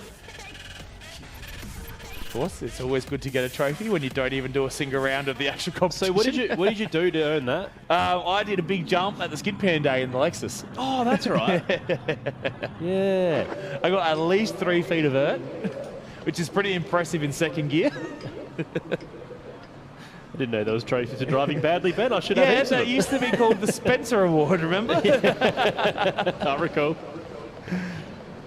All right, so this one here, that is Daniel Colasacco there in the very, very dark blue E36. He's going to be leading out against Caleb Harris, of course, in the unmissable R33 Sky, the unmissable 2 day. Unmissable too, he says. But Daniel doing a great job there. A bit of a bobble, as I say it, of course. Put the mockers on him, but he's going to keep it going. Again, one of the looser-looking BMWs. Seems like the grip's more suited to the amount of power under the hood there as he continues on. Good snappy transition into the last corner. Super wide, almost on the tyres. Millimetres between the tyres and the rear bar there, Danny. Yeah, great work there around that last corner of that final section. Just rubbing those tyres, giving him a little kiss as he comes past with the back of that BMW. Definitely the furthest I've seen a level 2 driver push out today. Yeah, we actually don't need him that wide. Like 3/4 of the way out is probably the ideal line. Are you going to tell him to stop, Ben? But as long as they're not smacking those tyre barriers, they're doing good. You going to tell him to stop, or are you going to let him have his fun? No, have fun. Don't worry about it. Don't worry about it. We've got Cody now in the lead in the Vic pole. VE Commodore, of course, Tom in the chase there in the convertible BMW coming down through turn 1. Big dive there from Goldsmith in the chase, all over the back of Cody. As Cody's out nice and wide, right out to the edge of the track in the big VE with the straight pipes hanging out the back. Transitioning into the final corner now. Lights ablaze. Little BMW vert all over the back of him, Danny. Almost got to the point where it looks like the vert was just a sticker put on the side of the big VE. Yeah,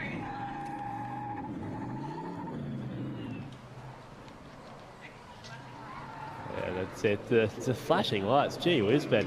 Hi, Marcus. Would you be off put by that? I think it would be quite distracting, to be honest. It'd bring back some PTSD bad memories when you're mid-drift. That's the last thing you want. Yeah, I swear I'm not on the street right now. I don't know what's going on. Here we go. Daniel now in the chase. Caleb in the lead.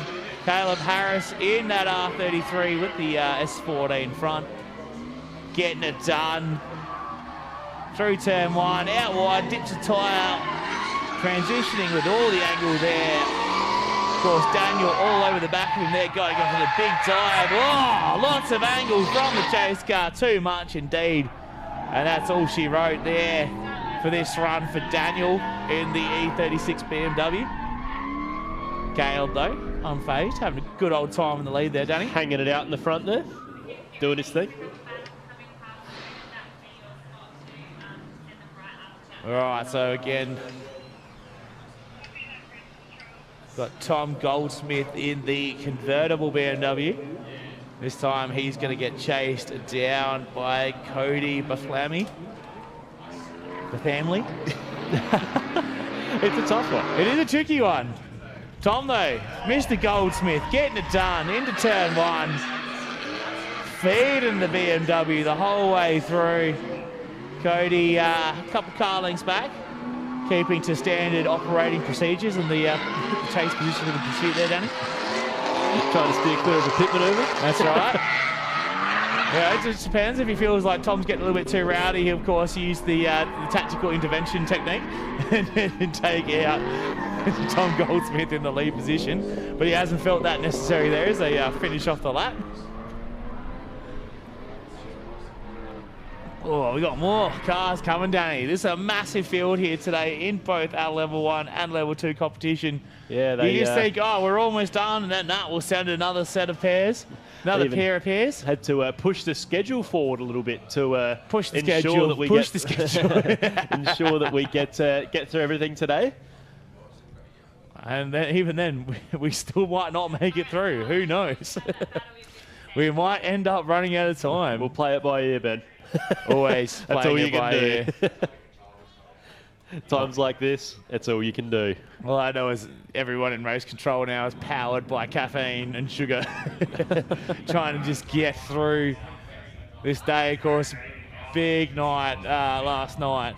As we got a couple of 4-door Skylines now coming out onto the track. Of course, it is Aaron Davey.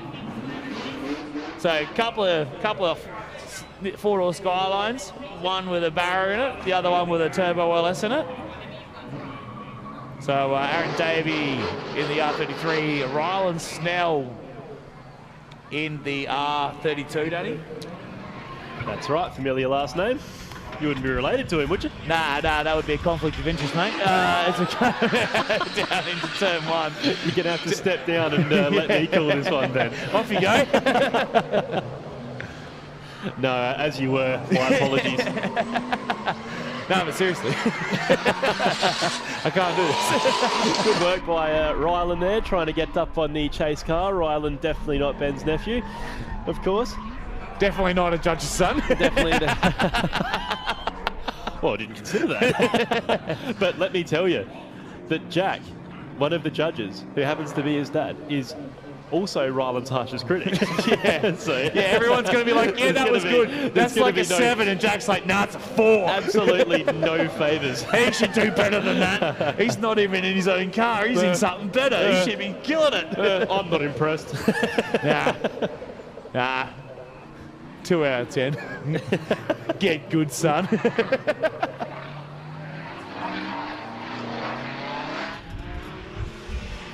All right, so we've got Ben Brenthal there in that Murray River Motorsport S13 in the lead, getting chased down by one of the many Lipchinskis here this weekend. Of course, being Todd Lipchinski in that S14.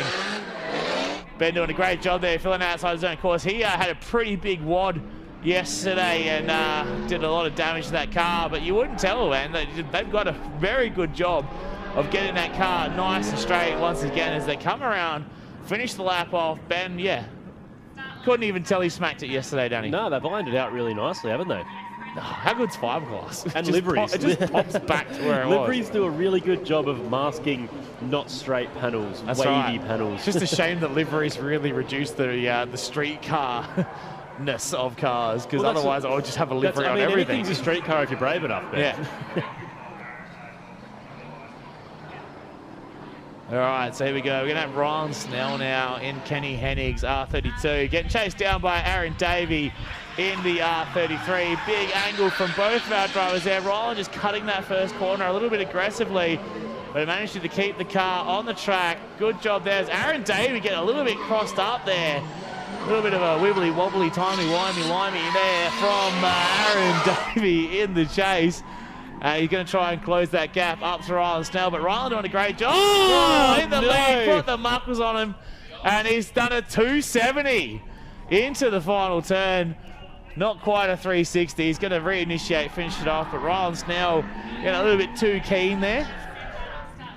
It's okay, Jack. You've still got you've got other kids that might drive you good.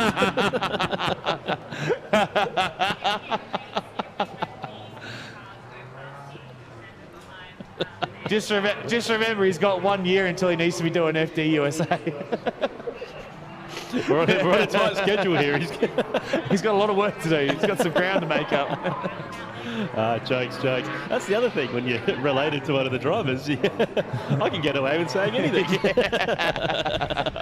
All right, here we go. Todd Lipchinski coming down the front straight. Ben Brenthal there in the chase in that Murray River Motorsports Dewars Performance Engines S13. Oh, he's just gone and really hucked it into the corner there way too aggressively and come up well and truly short there through turn 1.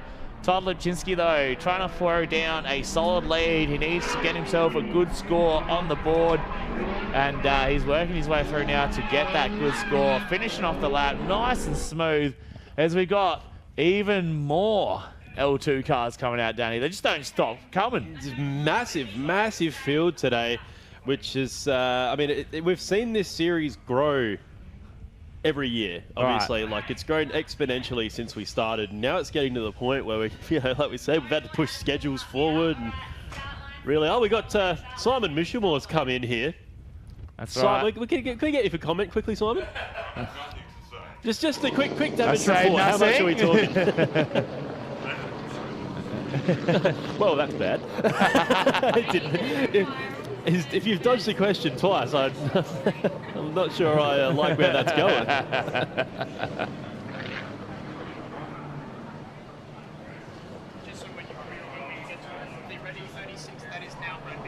Oh, dearie, man. We're playing musical BMWs now. So Brad's in the red BMW. That's not his red BMW. Perfect. As Ryland Snell just on a solo lap now as well from that first session. Obviously missed one of his laps, so all eyes on him.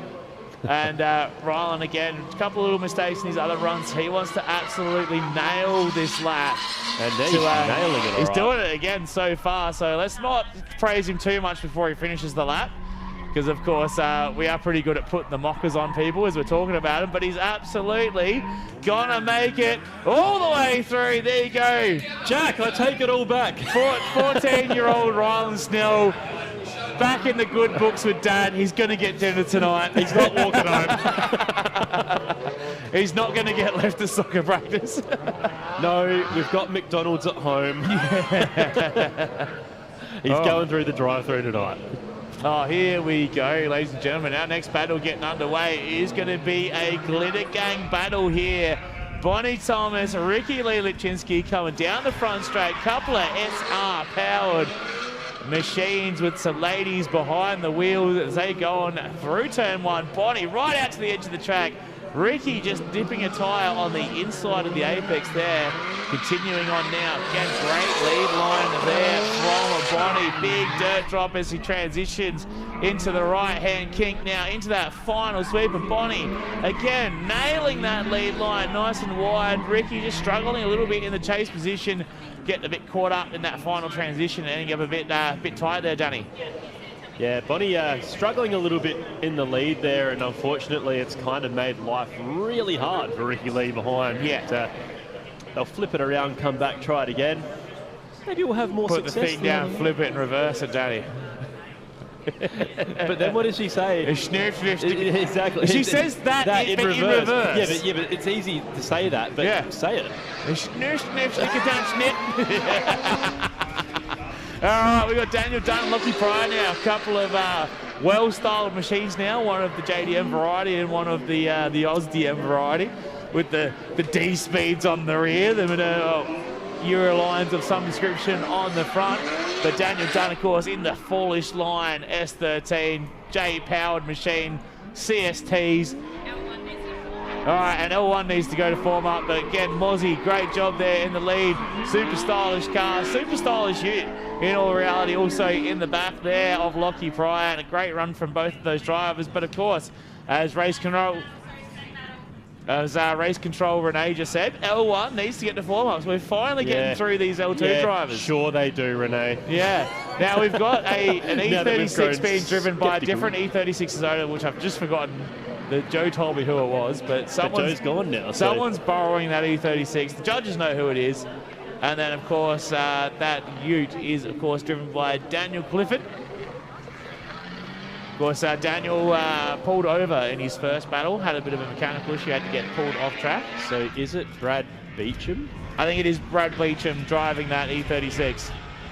And the big lumbering Commodore behind him. A few blips of the throttle there, a couple of squats too, man. As Beecham has a bit of an issue there, shuts it down, is going to reinitiate. Clifford, the big red ute in the chase, is going to try and follow him around the course. It's a bit of a grip race there from Brad there in the lead. As they lumber across the line. You look at it, right? They're the same car. They're red. They've both got big silver wheels on the front with heaps of camber. They've got basically stockies on the back. They're the same car. That's a good point. One's just scaled down. Yeah, it's a 2/3 scale. It's like oh, we should have checked what we were wearing before we came out tonight. Have you got a shirt? No, I don't have a shirt. Well, one of us is going to have to get changed. All right, here we go. Ricky Lee and Bonnie Thomas. Bonnie getting a little bit caught up there on that run-up. Just over jumping, getting a bit overzealous, and has to let Ricky come through. So she's put herself on the back foot here at the start of the battle, but she's going to try and close the gap there as Ricky Lee does a good job in the lead in that white 180SX.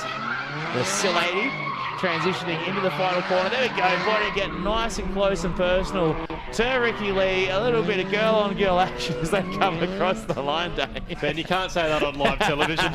Good thing we're on the internet. Mark Snedden looked a little bit red-faced after that comment. Also, before the comment too. He's absolutely glowing up here. I thought it was a server letting off that heat. Smart, Sted. Absolutely beaming in here. We thought the Splitty was copping it before, but no. Air conditioners hate him. Find out how he... We got our own little personal lighthouse in here with Snetto.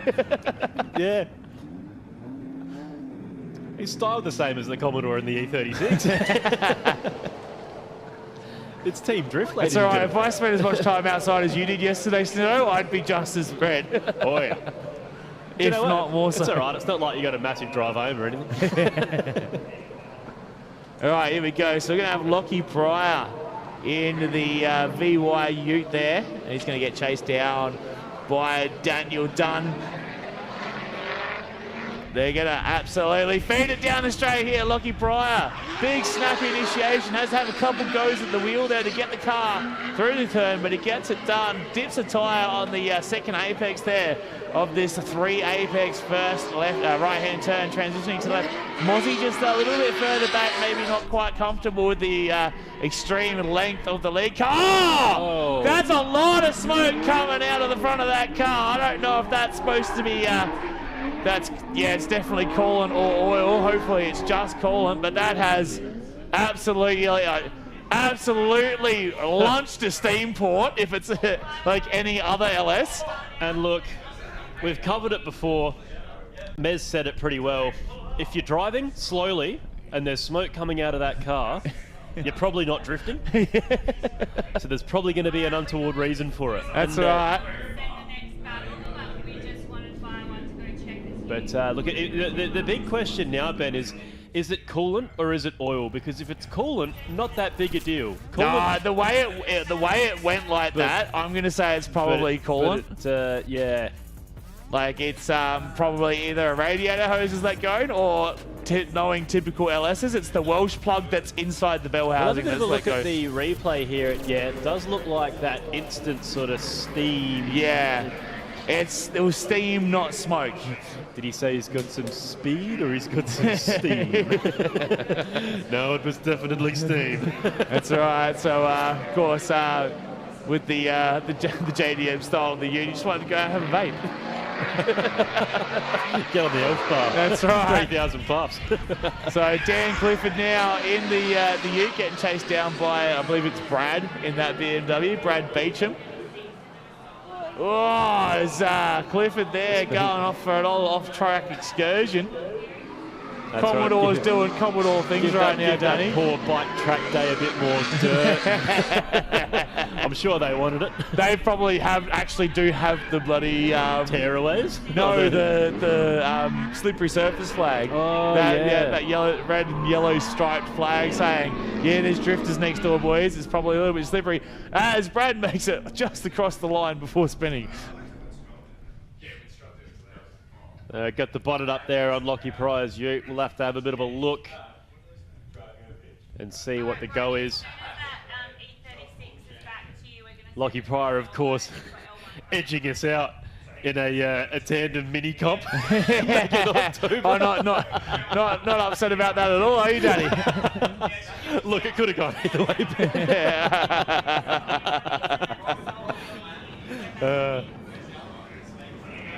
All right, so we're sending some L1 drivers out right now. We're going to have also send Brett out for another solo run in that BMW.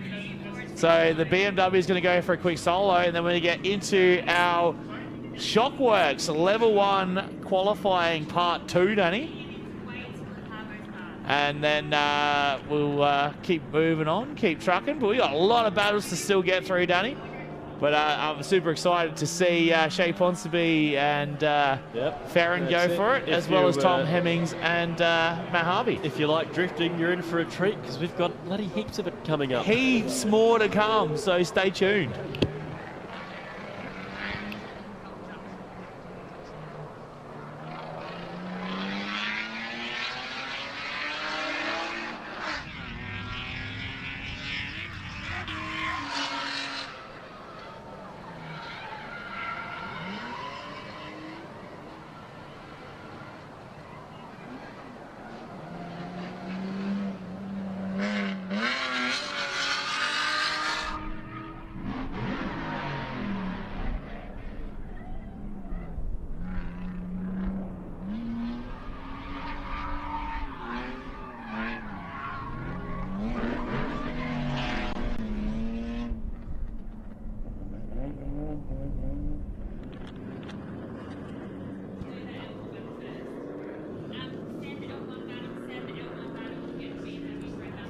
Okay, so we got some L1 competitors lined up, ready to go here that we're going to be sending any moment. So that wraps up our most recent bunch of level 2 battle quali. But now we're going to... Now we got Shea Ponsonby, and he's going to be leading Victoria's own Jason Ferrin. Couple of big entry, high commitment drivers. Ferrin, big throw against the wall, getting the rear end of that 34 right up there. And Shea Ponsonby doing everything in his power to keep up with that little RB20 in that R32. 23 midsection here, super tidy, super relaxed there by Jason Ferrin. Textbook work in the lead. And of course, props to the chase there. Shea Ponsonby doing a good job, keeping it nice and close. That's going to look good in the Keep It Reek footage.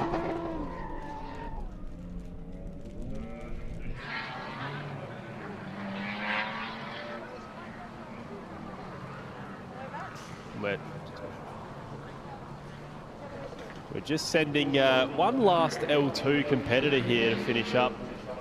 And that looks like it's going to be Brad Beecham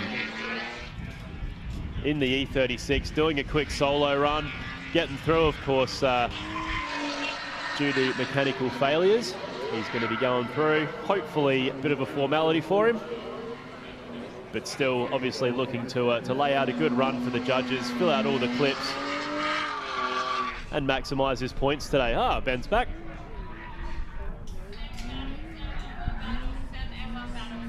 As you probably heard on the live stream, we're sending L1 battles, sending L1 battles, sending L1 battles. We've actually already had one, Ben. Would you believe it? I just ducked out to the balcony for a second to get some fresh air, and all I hear is Renee's sultry tones through the speakers.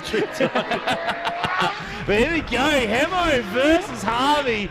This is a battle we've seen many times, and we're always excited to see it over and over again. Of course, the Lockie's tyres. S14, Hemo dipping one of those tyres, bit of that Nico drop action that we've been loving to see.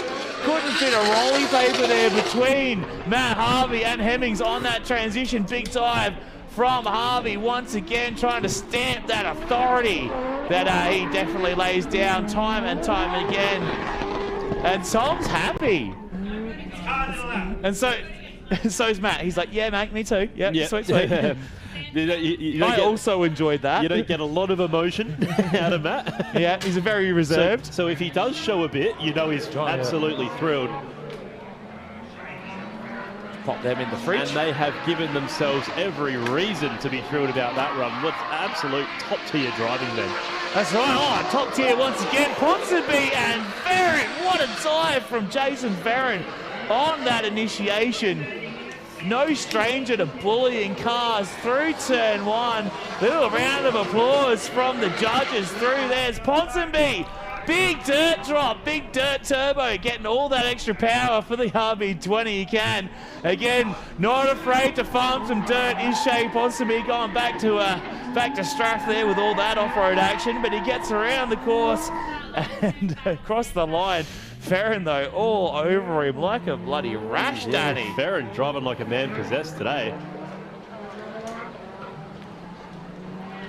So Ferrin has come over here a few times. He's never quite got the result he's been after, so he's going to be pushing pretty hard, trying to get himself onto that podium. And Matt Harvey loses the bar on initiation, and Hemo's gone wide, but he's still on the track. Oh, big dirt drop from Matt Harvey. We're still in qualifying, and these guys are turning it up to 11. Matt Harvey doing a bit of track cleanup work there, scraping that front bumper all along the track, just clearing a path as he goes around. Hemo just cutting the line to get back up on the door. Yeah. So, of course, that front bar coming loose because he did... Not only was there not a rolly paper, there was negative rolly papers between him because he actually took the front bar off on that transition. And we have another hat on track by the looks of it. Everybody's just losing their heads today, Danny. We should have known that this sort of weather was going to claim a few hats. Especially bucket hats, right? They've got that perfect shape. No, that looks like a snapback. It's a snappy? Yeah, down there on the entry to turn 1 there, right on the line. Right in prime getting cleaned up by the chase car territory there, that hat. So whoever's hat that is, sucks to be you, because that hat's gone.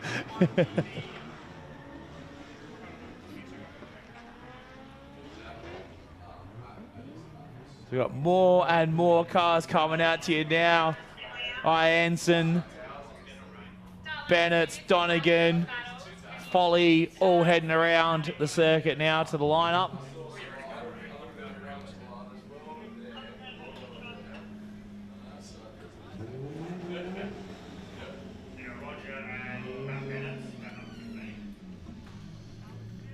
So just you can hear Tom Hemmings below us there, giving it a little rev for the crowd, giving it a bit more of a rev, turning it into a slow life, mate. Well, I don't even think they're a thing anymore. Yeah, we're really bringing it back, Danny. But here we go, bringing it back now, down the front straight. It is Roger Ianson, big snappy entry onto the wall, and Matty Bennett. Again, massive angle from Matty as he washes out behind Roger Ianson. Matt Bennett's there. Just a little bit in the struggle bus today, Danny. Of course, had a pretty big hit with the wall yesterday. He was signed up to compete in Drift Collective, couldn't get the car back together in time, and did some expression sessions last night. But again, just not having the best of times here, Matt Harvey. But Roger Ianson, no, he's not fussed at all. He's just plodding along, doing his thing, aiming for another podium, double podium for the weekend. Yeah, but I mean, like, look, Matt had his little off-track excursion, but he's certainly not alone in that today. Like, we've seen a lot of really high-level competitors make that sort of fall into that same trap. I feel a lot of the guys driving yesterday on the 265s, going back to a 235 today with a different class, have maybe just been used to having that 265 grip coming into turn 1, and we're relying on that tyre grip. But as we move in now, it's Donegan and Folly, much more traditional smooth style entries from both of those drivers, not hucking that massive angle, but it's great to watch the precision from Donegan and Folly. Again, excellent line there from Donegan in the lead. A little bit of an awkward transition from Folly. Maybe got a little bit too keen, couldn't get the nose out. Big angle from Donegan there into that final corner. A bit of a tyre drop from Folly in the chase as he just takes the angle out to get back up on the door of that Everclear Pools S13 of Donegan. Yeah, Donegan's been absolutely on the money this weekend, doing that classic Donegan thing. That's right. So we got some more SA Pro rides heading out. We got Mishamore, Greaves, and Candy taking a few more punters out for a wild ride here today. Get 150 k's an hour plus down that front straight. Ride of a lifetime, $99. Get an absolute thrill. Look, $99, pretty reasonable. Like when you break it down, reasonable. When you break it down, you not that much money, but Luke Foley in the lead. Big entry up on that wall. Big dive from Donegan again. Pretty much just there. Oh, it's Donegan. Over rotates Foley. A little bit too deep on the outside. Big dirt roost there from Foley. He's going to be on the track clean-up list after today when we're finished here. Again, we like to, we don't like to, we have to. We've got to clean this track up afterwards when we're done. So, of course, if you are hanging around after the podium presentations, we do swap beers for brooms. If you want to give us a hand to clean up, beers for brooms. Yeah, it's if that's a good sticker. We should make that. Beers for brooms.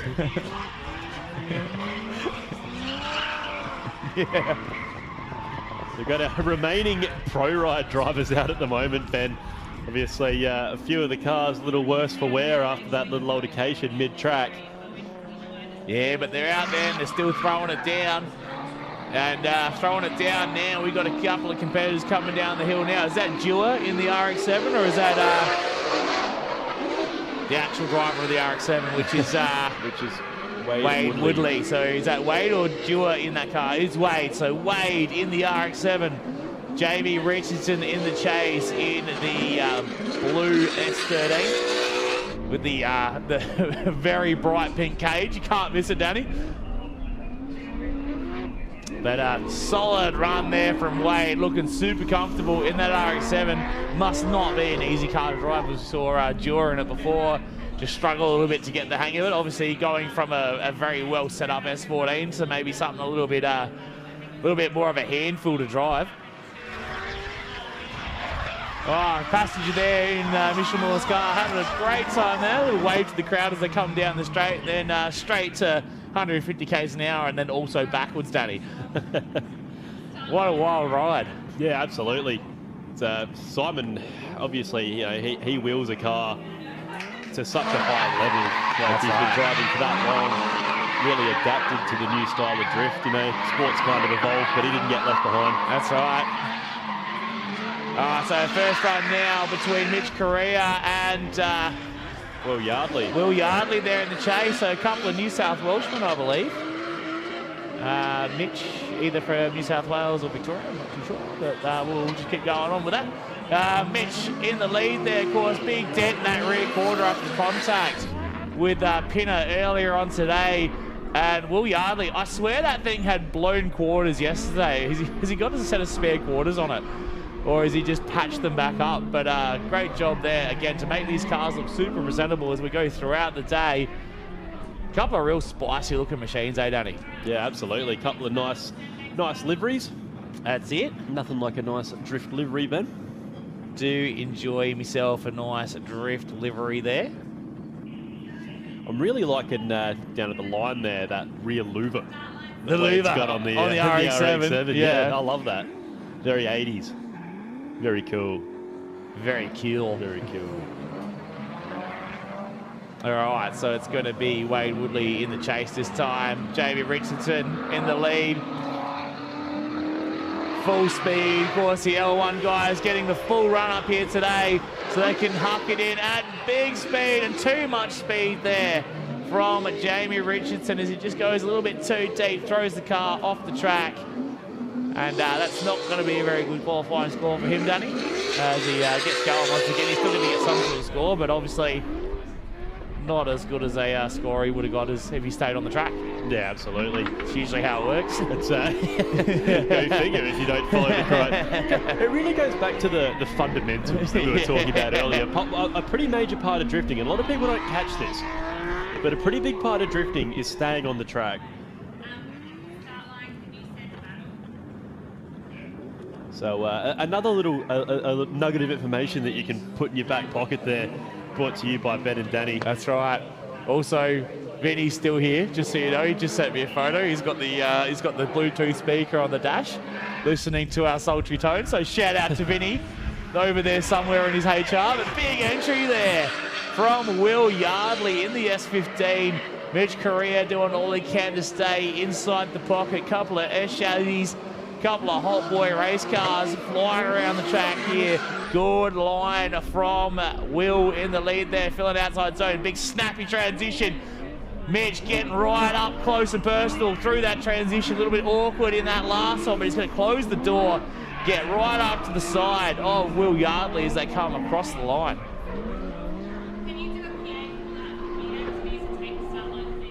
All right, Peter Pumpkin Eater, we need you to move the gazebo. Danger Pete, from which start line, Renee? So the start line over there. Pete, can you answer your phone at least? We need you to do some stuff.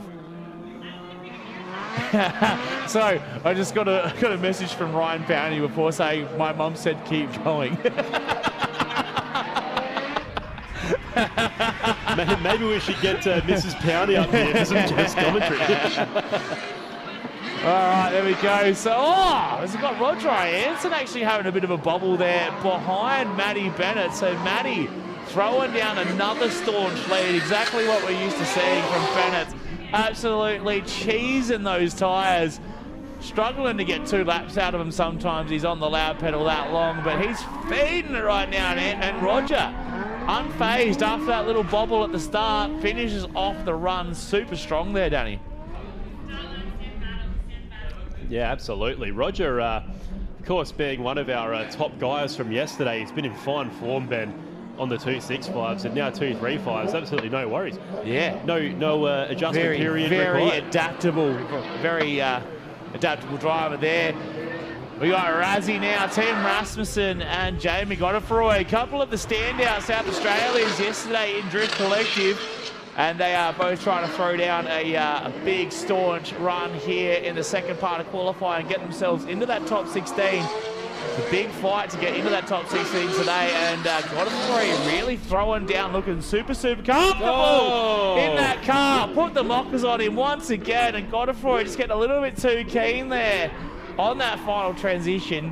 Or did Razzie check him up? We're going to have to see what the judges think about that one. They're going to have a look at that live stream replay brought to us by Streamcraft Media, Dan. Really keep an eye on that, see what it looks like. But they're going to butt their heads together. They're going to huddle in nice and close. Yep. They're going to review that footage. Yeah, and then they're going to have independent decisions on how they thought that all played out. We're just having a look at the instant replay now, brought to us by Streamcraft Media. A bit of a dive there from Godefroy through the sweeper. And looks like, yeah, possibly just got a little bit too keen. Couldn't get the nose out. Got a little bit carried away. The red mist settled. Ben. Yeah. Sometimes the red mist descended. Sometimes you just get a little bit too excited, Danny. It happens. Happens.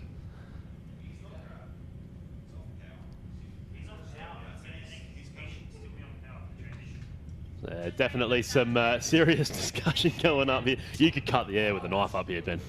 The tension, definitely. Oh, the tension. Don't get me started on the tension. The tension is tensionable. Someone's got a maxi binder out there really cranking it down. Well, Ben, I think I might be seeing my first Kathmandu jacket of the year. Whoa, is it finally Kathmandu season? Hold on a minute. It may indeed be Kathmandu season. Are we entering Kathmandu season? After a 40 plus degree day yesterday, the temperature is just absolutely plummeted. The opposite of skyrocketing. Yeah. Right down, yeah, straight into the Kathmandu region, Danny. Well, there you go. And do you know what? Someone who I think is no stranger to a Kathmandu vest, of course, is Nathan Greenhill there in the lead position in the 180SX. Being chased down by the SR-powered machine of Danny Pesic there from Victoria. One of the Victorian contingent coming over this weekend, always putting on a show, is Danny Pesic. Look at the dive, the transition. Oh, just gets a little bit crossed up as he just had to grab the brake there to avoid contact, and unfortunately just too much point in that car, and it goes around as Greenhill finishes off the run. But Pesic, again, one of the drivers, just getting a little bit carried away today, Danny. Yeah, really trying to step up the aggression to match some of the other drivers here today, and look, sometimes it works for you, Ben. Sometimes you get a little bit maybe good, sometimes maybe not good. or whatever the meme said. Yeah. Consult your local meme dealer to finish off that statement. As we come I got any of them memes. Godefroy up high on the wall. Again, look at the smoke absolutely pouring out the back of that outside thinking machine, constantly on the throttle the whole way through turn one. One of the few drivers that are really nailing that on throttle technique through there as he comes around. Oh. Look at the speed he's carrying through that right hand kick into our left hand sweeper as Razzie just trying to get back up onto the door, trying to catch that absolute monster of a car piloted by Jamie Godefroy.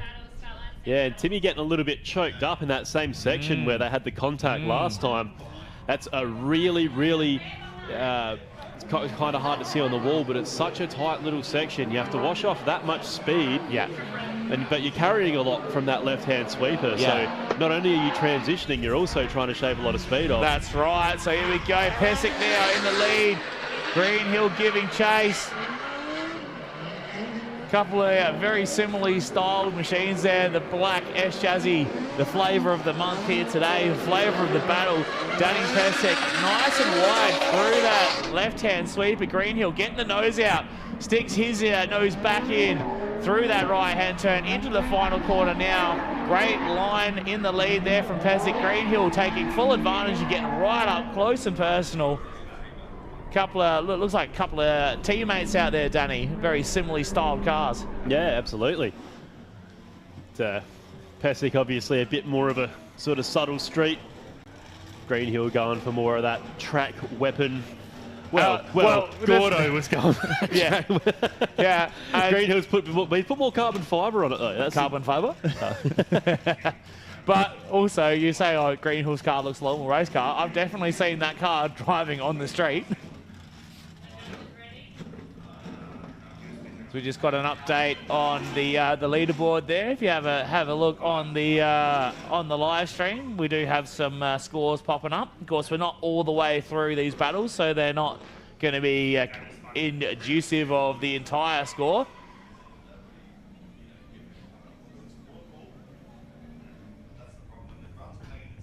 But currently, top of the pops, Roger Jansen. So great job from Roger. That's right. We're at the business end of the day now, Ben.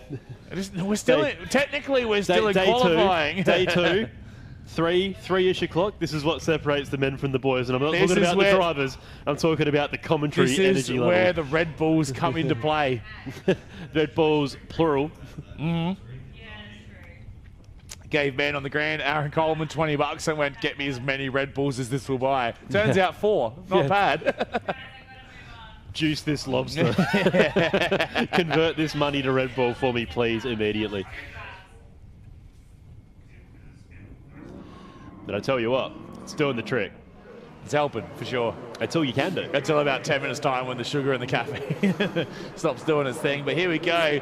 We're going to have Hiro Manoa now in the guest driver 180SX meet, chased down by Cody Moxon. Big entry from Manoa right up on the wall. Moxon going for the dive, trying to emulate Manoa through turn 1. As you can see, Hiro crank the angle on, use that angle to slow the car down. Now transition from right to left to the very edge of the track. One of the best to do it all day long. And Moxon now trying to sneak up inside, get that slant front of the KE70 right up into the B pillar of that DSA driver car. And Moxon's pretty happy about that, and I think he should be, Danny. He's always happy, Ben. He's such a positive, fun-loving guy. He is one of the most positive dudes you'll ever meet. Almost as positive as Mark Sneddon. Always got a smile on his face. Well, he's copping drive-bys. So he's just minding his own business. This is the thing. If you come up and try and get some air-conditioned comfort up here, you just put yourself in prime range to be targeted. It's not bad enough that he's had to climb stairs expecting it to be nice and cool in here, and it's not cool. But now he's got to cop it. No, he's just here watching the F1. And so the thing is, I can't be watching the F1 right now. So those guys watching the F1, they're going to cop it a little bit. As Matt Mason now, a Dow campaign, throwing it down. Zoo Performance versus Smith Partners Real Estate. Bit of BMW versus Shazzy. It's all going on here. Matt Mason from WA. The car lives in Victoria and spends a lot of time here in South Australia as well. And Dow Campaign spends a lot of time driving that vehicle. Not so much lately, of course, popping out a Rugrat, so he's had a bit of time off, but he's getting back into the swing of things and gets the job done. And it's like he never left, Danny. It's like he never left, Ben. Straight back into the seat, no rush. Straight back to the pub. Straight back to the pub. Took a lot more for half an hour. Took a lot more to get. He did the bare minimum. So Dale Campaign at the pub was like Dale Campaign 3 years ago, driving, doing the bare minimums, get through. You know what? No flair, no ambition. All business. You know what though? We joke and we call him the fool, but look at the state that he's in. Yeah. Cody Moxon right up against the wall, Ben. Really throwing it into turn 1 as hard as possible. But look at Manoa just all over him in that, the car he's driven for a day and a half, and he's absolutely killing it. You can tell why the kid's in FD. Absolutely, you give him any car, and he'll do anything he can with it. As almost he scraped the front Rio bar on the rear bumper of Cody Moxon's K7 on both of those transitions. Cody loves it. He's loving it. Absolutely feeding the vibes, blazing the bowl. Do you know what? If you're going to do something against the rules, make it look cool so everyone laughs instead of getting Yeah. Now Renee's going to be like, now tell him not to do that again. don't do a Trent Forrester where you go and try and skid the bowl when you shouldn't and then hit the wall. I got a CST out of that. Gabby, you need to take skip lap and stuff like that for his start line, set car, start line. I have no idea what she's saying. Gabby, stay off the radio. Use your thumbs, not your voice. All right, here we go. Dale Campaign, Matt Mason come flying down the straight once again. Let's see how aggressive Dale is. He's going to flick it right up on the wall. But again, just that precision style entry rather than the big snappy initiation. But Dale Campaign, he knows how to get it done. He knows, well, the judges can see from up here, he knows exactly how aggressive he needs to be. Oh, as he shuts it down. Big hold up there from Dale Campaign. Checking up in front of Matt Mason, so that's going to be an interesting one for the judges to go through. I actually wasn't looking at the cars and track, I was looking at the feed on the live stream, and from that angle there, it looked like Matt Mason checking up, Dale Campaign checking up hardcore in front of Matt Mason. Yeah, hardcore to the point where there was obvious contact involved. Good on them both for keeping the foot in and keeping the lap going, so it's not like that contact ended the run, but of course contact is never something we want in this sport. You don't just crack the sads and shut it down, Ben. Yeah. Don't spit the chewy. Keep the show rolling. That's right, so just having a look at the instant replay here on our Streamcraft Media live stream. And bonk. Yeah. There it is. Right in the Smith partners. Yeah, right in the P and partners. Right. Great advertising there for Smithy. Start line,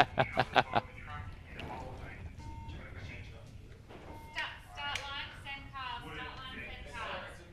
Wait, do not send cars, Stewie's doing something weird, do not send cars because Stewie's making... Oh, jeez. Classic race control communication going up Yes, here. no, maybe, I don't know. Can you repeat Can Stewie the get off question? the track? He's sleeping on the quad. And he got no sleep. Because he partied with the Vicks. All right, couple of style masters coming up now. It is Danny Brown. Daniel Brown in the lead, Marcus McCarthy in the chase. Big dive from McCarthy. You can see him massage the handbrake and foot brake in that chase position, trying to place that Burson Auto Parts S13 right on the door of Danny Brown there as they transition from right to left, filling that outside zone. Again, big dive from McCarthy. Good speed through the course from Daniel Brown as Marcus goes for the dive, getting right up on the door, using all that 235 experience he had from last night. So he was one of the drivers not rocking the 265, Danny. Maybe it was all part of the grand plan, man. Yeah, he's like, oh, no. I'll throw away the national to go for the I'll state. throw away the national for the data. All right, so just got a info from Gabby at the Pro Rides team. We have the gentleman who's paid, well, a passenger who's paid for a Pro Ride and then wandered off. We are doing our last Pro Ride session now. So the person who has paid for their Pro Ride, can you please come back and get yourself strapped into a car? Because otherwise you're going to miss out. Because once we go into these next lot of battles, we're going to just be pumping battles for the rest of the day, and those Pro Rides do slow the day down. We need to keep ourselves back on schedule, but here we go.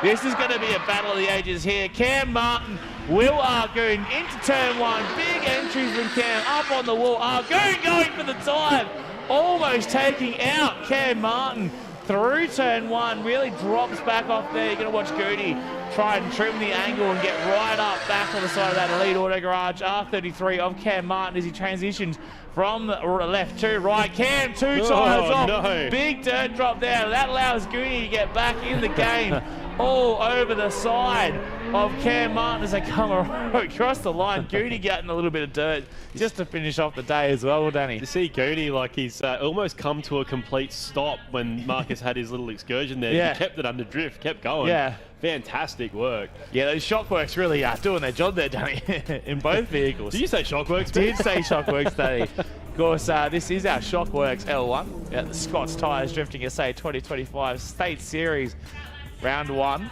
at the Ben Motorsport Park, Cardodromo. You just said State Series and my phone thought you said, hey Siri.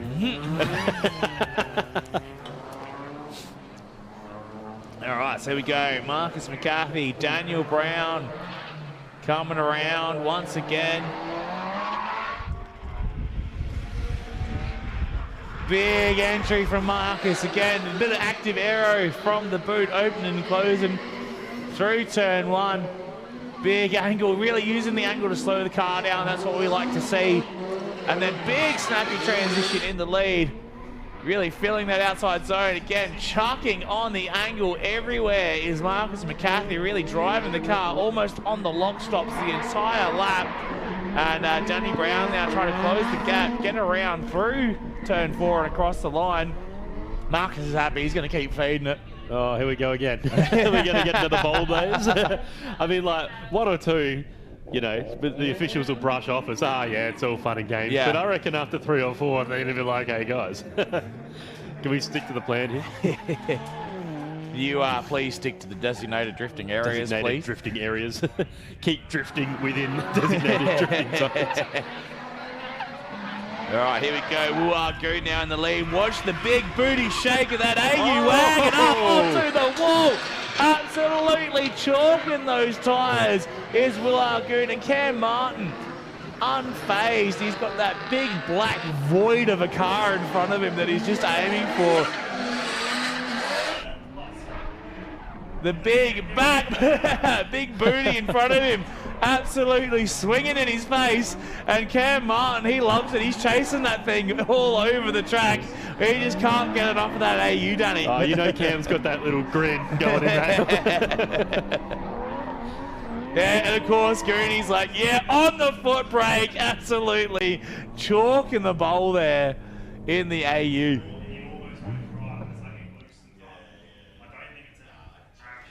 Great show by these guys.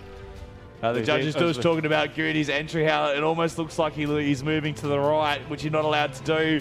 But it's because when he turns left, the back, he's got so much overhang on the car that as it turns left, it actually pivots to the right. It's like when you see a semi-trailer truck taking out a car parked on the side of a street. It's like trying to skid a limousine. All right, couple of 180s now, Danny. So we've got Trent Palmer in the cream machine, KDT from the Tassie region. And then, of course, Troy Clark, Team No Brakes in the green machine there. As they come through turn 1. Oh, Trent Palmer just drops it off the side of the track, just goes a little bit too deep. Troy Clark, though, absolutely feeding it again. So one of the other drivers here this year, stepping up from L2 to L1 for the first time.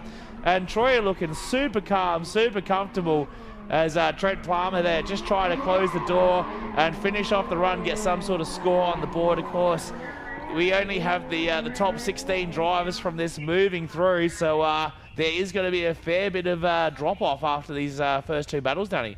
Yeah, absolutely. It's do or die at this point in our round-robin battle qualifying.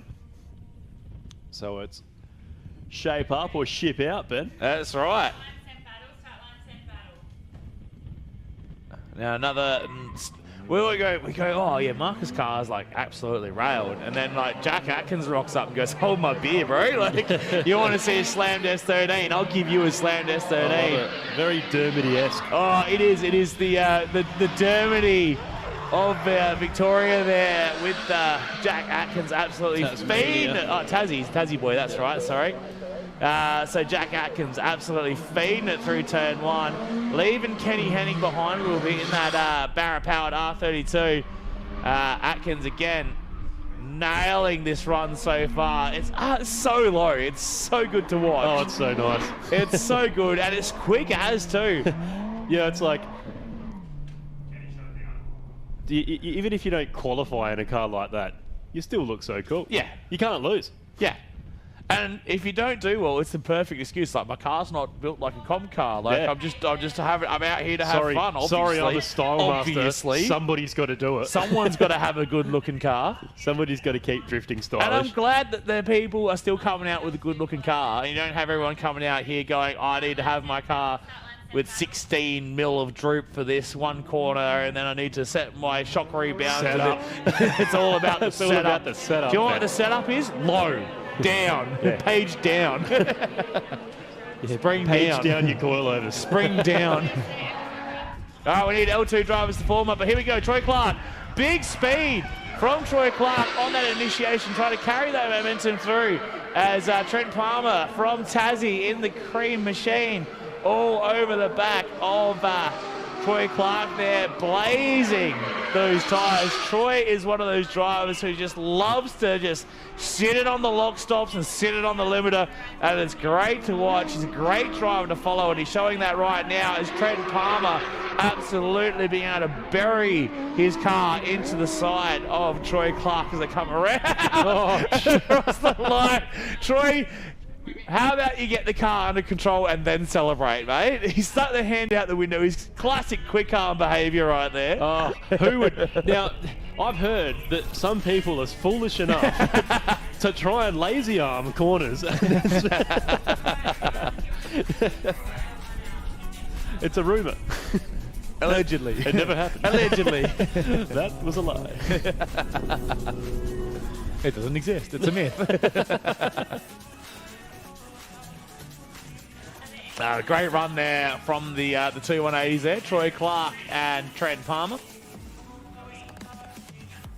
Just having a look at the end of the run here on our instant replay. There's the two to three pumps of the fist, and as the hand goes back inside the vehicle, that's when he completely loses control. Yeah, see, he went for one too many pumps. Yeah. Keep it to 2 pumps, get your hand back on the wheel. That's a true quick arm. Yeah, it's like quick. Yeah. 3 pumps, you're playing with it. Just arm out, arm in.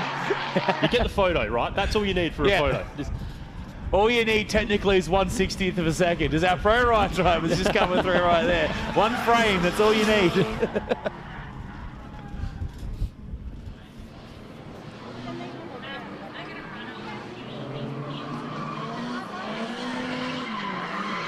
and of course, Ben Candy's little 200 kilowatt SR Corolla soldiering on when the all day. goes through about. The surprise when the 2 vehicles left on our Pro Rides team right now are SR powered. Goes through about 4 pairs of tyres an entire day of pro rides. Probably not He even just that. buys like the trailer wheel and tyre packages and then just whacks them on. Then when he's done, he throws the wheels away. Yeah, his wheels to him are a consumable item. All right, here we go. So we go Shinji Manoa in the lead there in the centre, being chased down by Aussie man Matty Ween in the Aussie man car of the FGU. As Manoa now just filling that outside zone, doing a great job. Big dive there. Oh, a bit of an awkward transition from Matty Ween. Manoa absolutely roosting the entire turn 2. Transitioning into 3. He's going to go for another little dirt drop there. No, right on the edge of the track.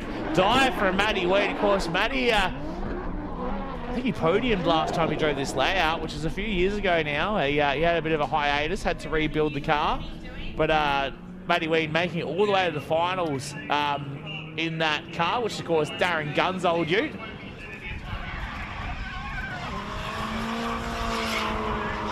Yeah, I remember one of the earlier L2 rounds when Matty Ween was battling for the finals with absolutely shagged tyres. No, that was his L1 debut. That was the battle against Dale. Oh, yes. Yeah. So he lost that final. It was on this layout. So yeah, what a show that was.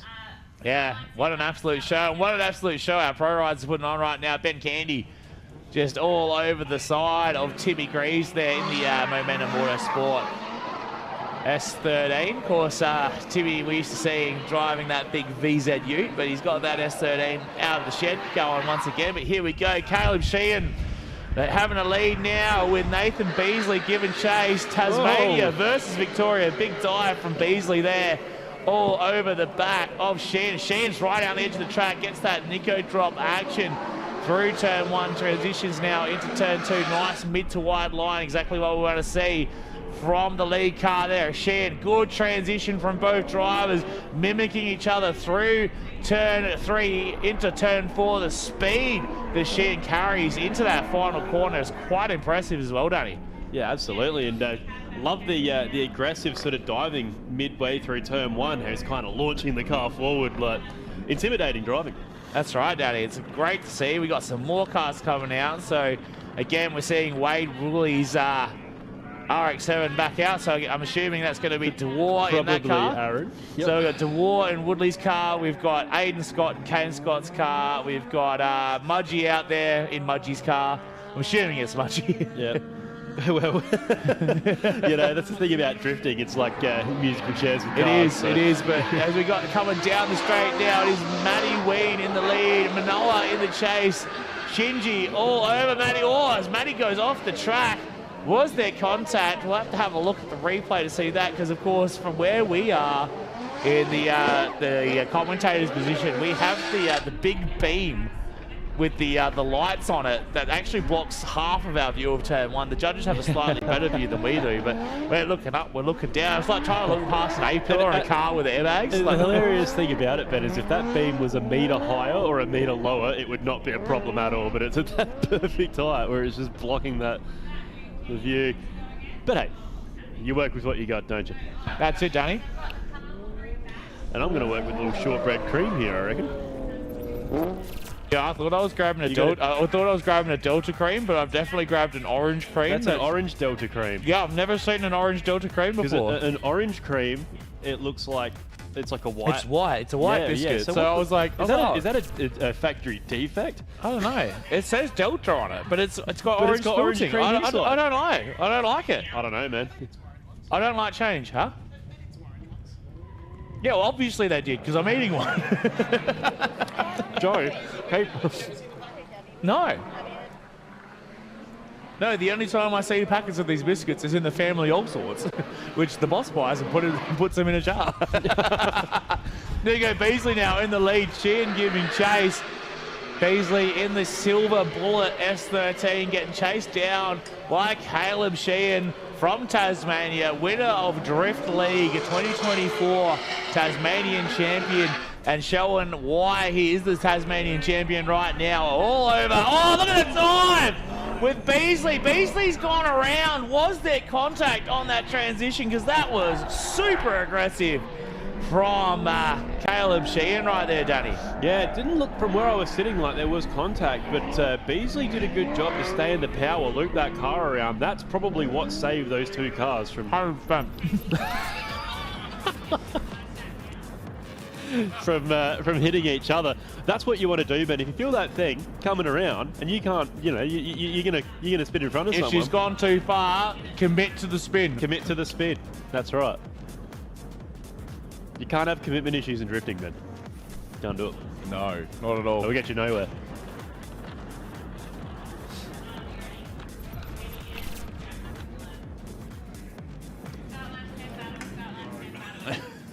All right, we've got another battle here. So, so Kenny has jumped into Kate. So, I'm assuming Kenny's broken something. Well, this will be interesting. Yeah, so Kenny Hennig driving Kane Scott's car. And Jack Atkins in the chase there. Oh, has he binned it? Oh, he's binned it big time. No. Oh, he's well and truly in the wall. So, Kenny. Poor Kenny. Poor Kane. He just spent a lot of time tidying that thing up. Yeah, so we're just going to keep watching Jack now, doing a good job finishing off the track, but yeah, good job with Jack. All the judges now going, oh yeah, that's right, there's still a car on track. I'm going to make sure he's doing all right. That's why they invented replays, man. But we're going to definitely have a look on that instant replay to see exactly what happened there with Kenny Hennig. He's just understeered. Well, so that's probably the best thing that could have happened, because I don't think he's actually hit anything. He's just undered straight off the track. Oh, wow, that's so lucky. Yeah, good on you, Kenny.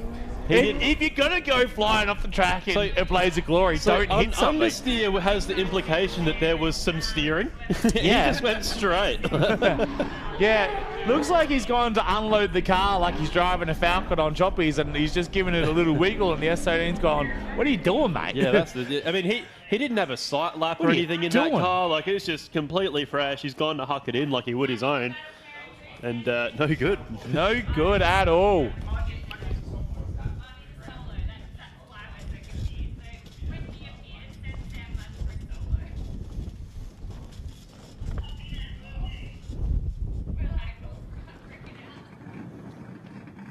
All right, so now that battle's done, we do have some more cars lined up We are going to get Sam Mudge through to the start line. He's got a solo pass. Is it two passes? 2 passes. So Sam Mudge now has got to throw 2 laps down for the judges. So he's doing a lead and a chase just with an invisible... Just with a ghost car. With a ghost... It's a ghost car! Sunshine. Lollipops and rainbows, everything. That's wonderful. That's in this one when Margie's driving. And then he goes down into turn 1. So is that Smudgy driving someone else's car then? So yeah, is that Mudgy driving Blake's car? Yeah, so Mudgy driving Ben's car. There's... And he's sitting there feathering that throttle going, my God, power on tap. Oh, what do you mean this? What do you mean it's got instant torque? This thing makes power under 5,000 RPM. I don't believe it. What sort of witchcraft is this? Going around after the line too, Ben. So Smudgy's going to come round. He's going to do it again. Now let's see how Kenny goes this time. Oh, this is Aiden now. Okay, so the car might watch and see the car turn on turn 1 now. See, that's how it's done, Kenny. There we go. So Aaron DeWar, Aiden Scott through turn 1. Oh! God, now maybe it is the setup. DeWar now coming through, finishing off this lap. As yeah, maybe there's some underlying issues there with Kane Scott's car because no one seems to be able to keep the thing on track right now.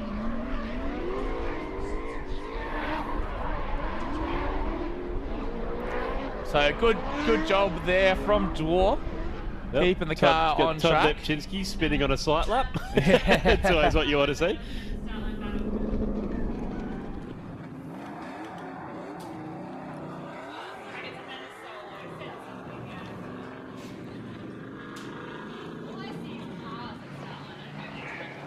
Alright, so we've got cars everywhere. We've got cars going back. We've got level 2 going out. So, of course, we've got Mudgy coming down in Ben's car through turn 1. Oh, having a bit of a moment himself.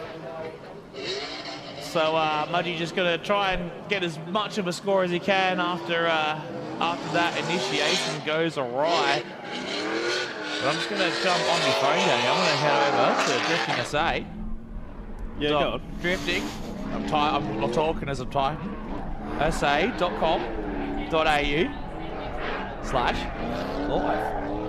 We're going to have a look at the scores, see who's going to make it through the top 16. Yeah. We've got a live stream. We've got a live stream as well, so this that's on there. This information is available to anyone. Anybody. At your fingertips. Just head up to driftingsa.com/. That's right. So just having a look at our scores. We've obviously got a lot of people getting knocked out of L2 in those 2 quali battles.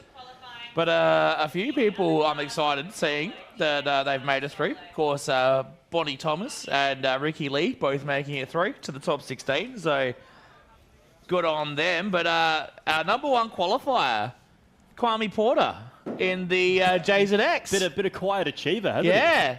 Our number 2 qualifier, Chris Smith. Smithy. In the immaculate R32, as we've got Dwar now just coming around for his last quali lap. Chucking it into turn 1. And continuing on through the course, Daddy. And just wants to get that lap on the books, put a good score down, get himself in. But yeah, we've got Kwame Porter, Chris Smith, Cody Obbs, Daniel Dunn, Lockie Pryor, Caleb Harris, Aaron Davey, Ben Phillips, Aaron Coleman, Todd Lepczynski, Ricky Lee Lepczynski, Joel Spagnuolo, Preston Black, Bonnie Thomas, Brad Sillis, and Tom Goldsmith, all making it through the top 16 for L2, Danny. Yeah, good on you guys. Good effort. So, real unfortunate. Ben Benthrow only missing out by half a point. Oh, that's a rough one. That's a rough one. And then, of on course, the bubble's never a nice place to be. Then you had Cody right behind him, Rylan Snell and Ryan Powney, again, just missing out on that top 16. So, unfortunate for them. So somebody console Jack. That's all right, Ben. the thing about missing out this round is that there's like 3 more rounds. That's right. All right, so here we go. We've got our first battle of our level 2 top 16, which is still our qualifying battle system.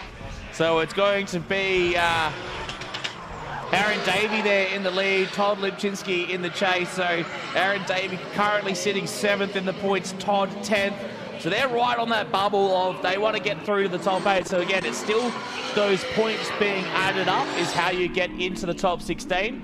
So these guys still want to technically work together and get the best score they can, but they're the guys that are really close to being on the bubble, whether they're going to make it into that top 8 or not. So a great job again from Aaron Davey and Todd getting through that course without any major issues, trying to put some solid scores on the board, Danny. Yeah, absolutely. And now we're entering our third lot of L2 battle quali. So this is when these guys are really gonna try and step it up and maximise those scores. That's give right. themselves the best chance of getting through to the top 16. That's right. So the way we pair these guys up is if they would have been battling to knock each other out. So it's 1 versus 16, 2 versus 15, and so on. But again, these guys and girls are working together. So here we have Cody Obst and Bonnie Thomas. So Cody currently sitting 3rd in points with 96.2. Bonnie down in 14th with 88.5. So Bonnie needs to pull 2 pretty big runs out here, whereas Cody is looking pretty solid right now. A good shot of looking in. So Cody's going to throw down a nice, solid lead line here for Bonnie. Bonnie's going to try and take full advantage of that in the little K70, getting all up behind the Glass Essentials AU there of Cody, but unfortunately there for Bonnie, having a little bit of a whoopsie there. But she's going to continue on the run, which is exactly what we want to see, Danny. Yeah, absolutely. Don't be discouraged is the name of the game when it comes to battle quali. Yeah, don't be discouraged at all. You want to jump on the mic, Jack? Oh, heavens no. Oh, no. The world isn't ready. All right, so moving on again to the second half of this battle between Aaron Davey and Todd Lipczynski, Danny. That's right, flipping it around. Flip it and reverse it. Flip it and reverse it. Aaron Davey, of course, in that turbo LS-powered R33 Skyline that was cheaper to turbo than it was to cam. And I respect that, I do. Little extra pipe work, but hey. Yeah, but you can just flip stock mannies and point them forwards. That's You right. don't have to worry about it. Exactly right. And then Todd Lipczynski, of course, in the S14, chucking it in deep into turn 1, nice and high through the outside there. Actually, too deep for Todd Lipczynski, as he goes a little bit too deep into to turn 1. Oh, and a big bobble there from Aaron Davey as he's finishing off the lap. So, of course, Aaron is technically the chase driver right now, even though he's in front.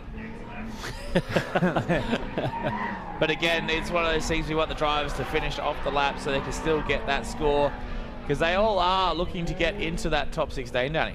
Oh, sorry, top 8. They're in the top 16. Absolutely. They're through the first wave. The field has been cut. They've seen that first Facebook status of, oh, if you see this, you made the cut.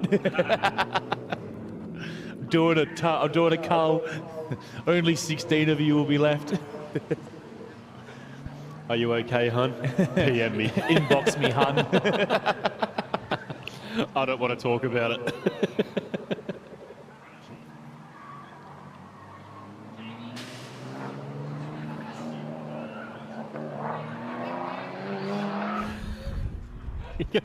Got Mark up here trashing the joint.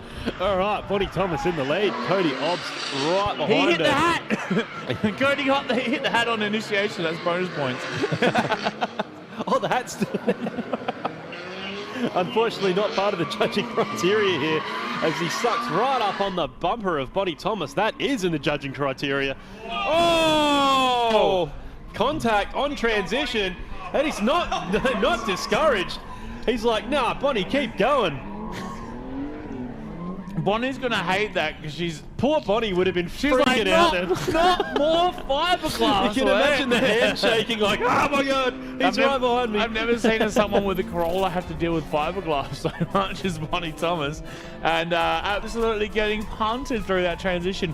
But full credit to Bonnie there, unfazed. She took the hit and she kept going. She didn't have a choice, did she?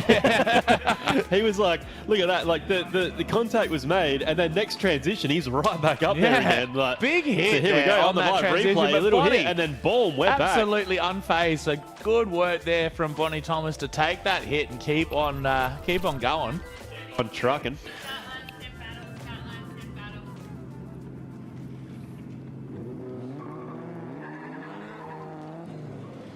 So a couple more cars coming around now. It's going to be the tri spokes on the I front. know, on Tom Goldsmith's car there.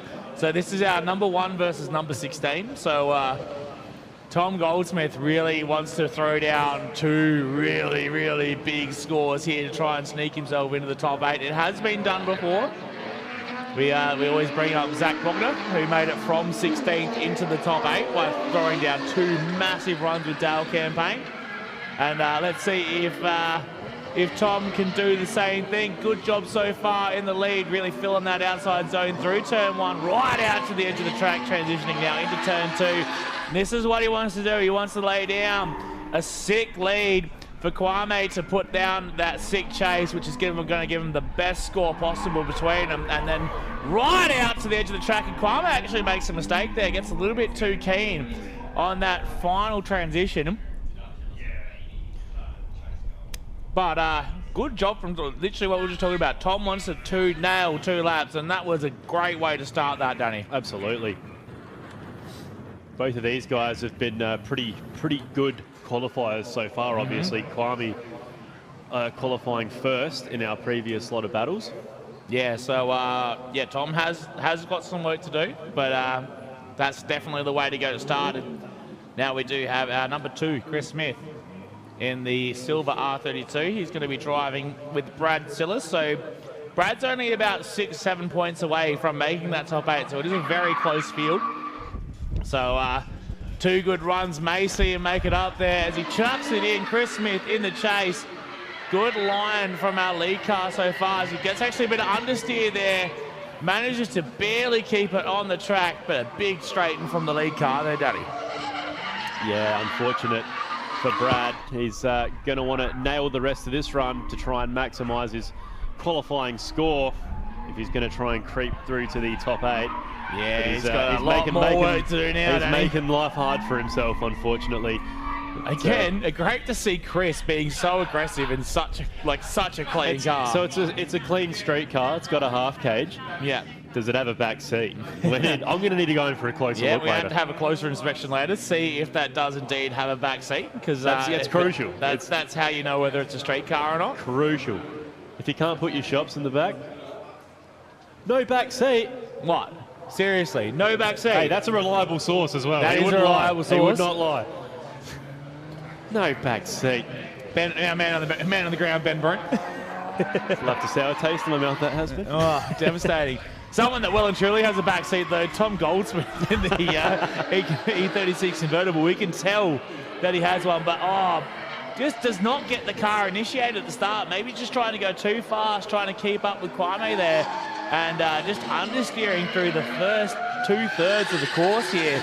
It looks like he's just shut it down, Danny. He's trying again to reinitiate, but really struggling in that chase position. Yeah, unfortunate for Tom. It's not going to do him any favours when it comes to his campaign through to the top 8. Definitely not going to do him any favours at all, Danny. But it's all laps under the belt, isn't it, Ben? It's all experience. And if you learn a lesson and you gain some experience, you didn't lose. That's right, Danny. There's no losers in this sport. You can't improve without mistakes. That's exactly right.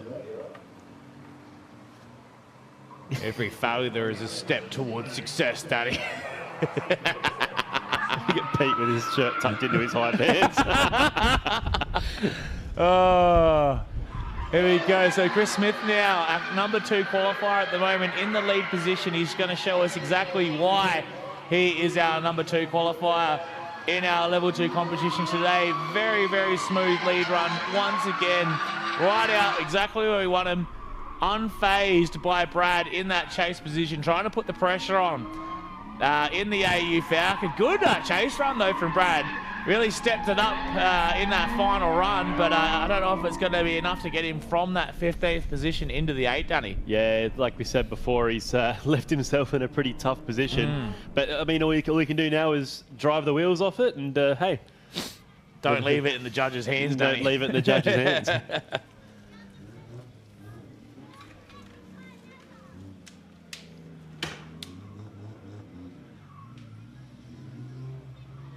What have we got coming now, Danny? We've got some more vehicles coming out onto the track. So We we've got certainly Aaron do. Coleman. Aaron Coleman leading the pack, and that is, of course, I have to refer down to my little booklet here again, Ben. You got to look at the, you got to look at the L2. So the thing is, you like, got to look at the right page, Danny. It is crucial to look at the right page when you're trying to get names of drivers, Ben. That's right. So Ben Phillips there in the pink and blue machine. Of course, no one can mistake Daniel Dunn there in the Foolish Lion S13. Super stylish vehicle there. So the judges just topping up on some snacks. Jack's found the biscuits. He's like, we don't want them getting hangry and making impulse decisions, do we? Feed him the biscuits. Did you buy the biscuits, Jack, did you say? Or did you take him from work? Thanks, Brooksy. Cheers, Brooksy. All right, here we go, Danny. It's going to be Ben Phillips and Aaron Coleman. These two right together in our qualifying standings. There we go. Phillips in 8th and Coleman in 9. So this is almost a knockout battle right here. And a bit of contact. Bit of rubberness racing there through turn 1, Danny. Coleman getting right up and close and personal with Ben Phillips there. And Ben getting a little bit wobbly in the lead. So it's going to be interesting to go back and have a little look at that on the live stream replay as Coleman a bit stuck on the inside through the final corner. Just impressed that Coleman's car's still running after hearing all the things that he had to fix last week. Pretty standard. Big dirt drop after the line there by Coleman. If you're going to make a mess, you got to do it in the layout, Ben. Like, no, but if you do it after the layout, you don't get penalised in your score. But if you do it after the layout, you've just had to do track clean-up for no gain. So, you know, what do you do? Probably stay on the track. What do you do, Danny? Probably stay on the track. The best option is to always just to stay on the track. Here we go, S13 on S13. It is Daniel Dunn there in the lead, getting chased down by Preston Black in the purple S13. Oh, big wide line there from Mozzie, a little shimmy shake through turn 1 to keep the car online. Preston doing everything he can just to stay within arm's length of Daniel Dunn there as they come around from 2 into 3. Nice smooth transition, real street style driving you see from Daniel Dunn here as Preston now jumping up onto the door to finish off the lap on the door of Daniel Dunn, Danny. Daniel Dunn, Danny. Bit of a tongue twister, Ben.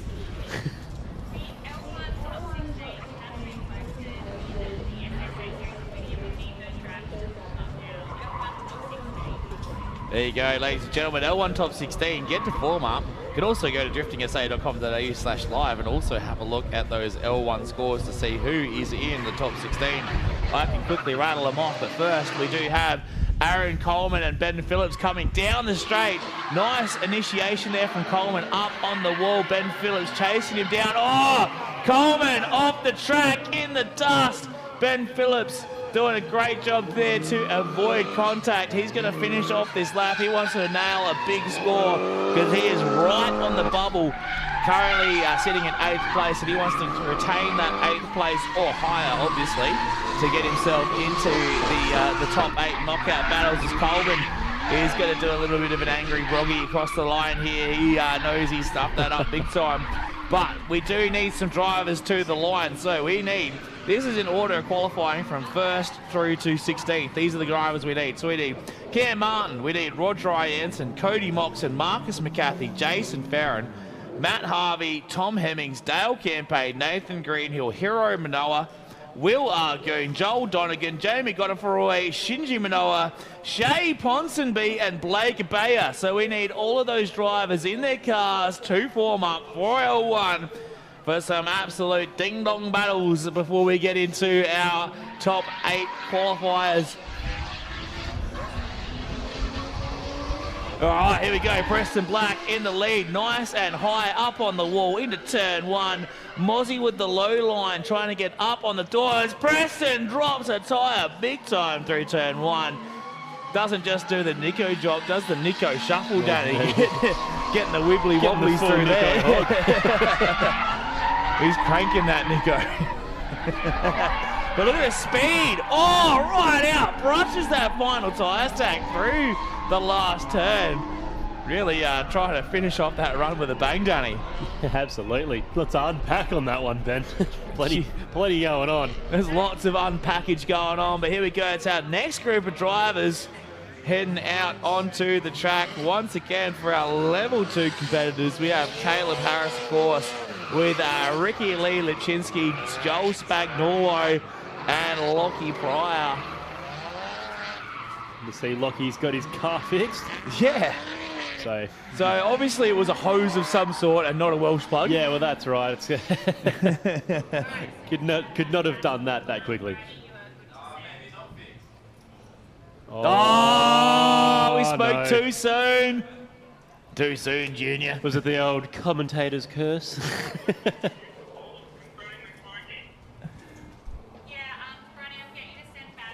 Oh, it's gone now, though. Maybe he's out of coolant. Yeah, can't let coolant if you don't have coolant. Yeah, that's right.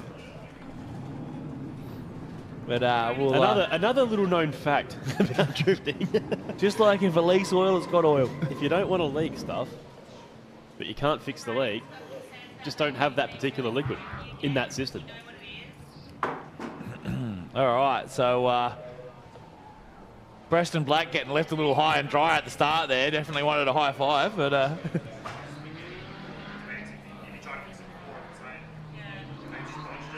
Some old school drift squid merch down there, Danny. Yeah.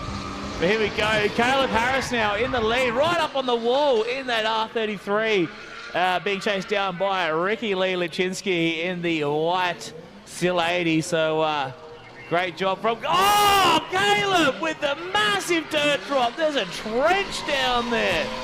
We're going back to Flanders Field in 1916 because that was some trench warfare, Danny. Oh, Ricky Lee as well. Getting a little bit carried away. That's turned into shambles there, Danny.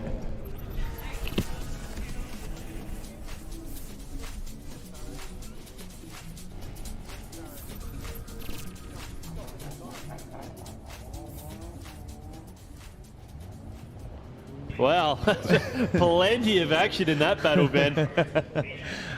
You can almost say it was dynamite. Yeah, I would be interested to see the size of the hole on the outside of turn 1 Well, you can there. imagine he'd be on on track duty again. He's spent a little bit of time there today already.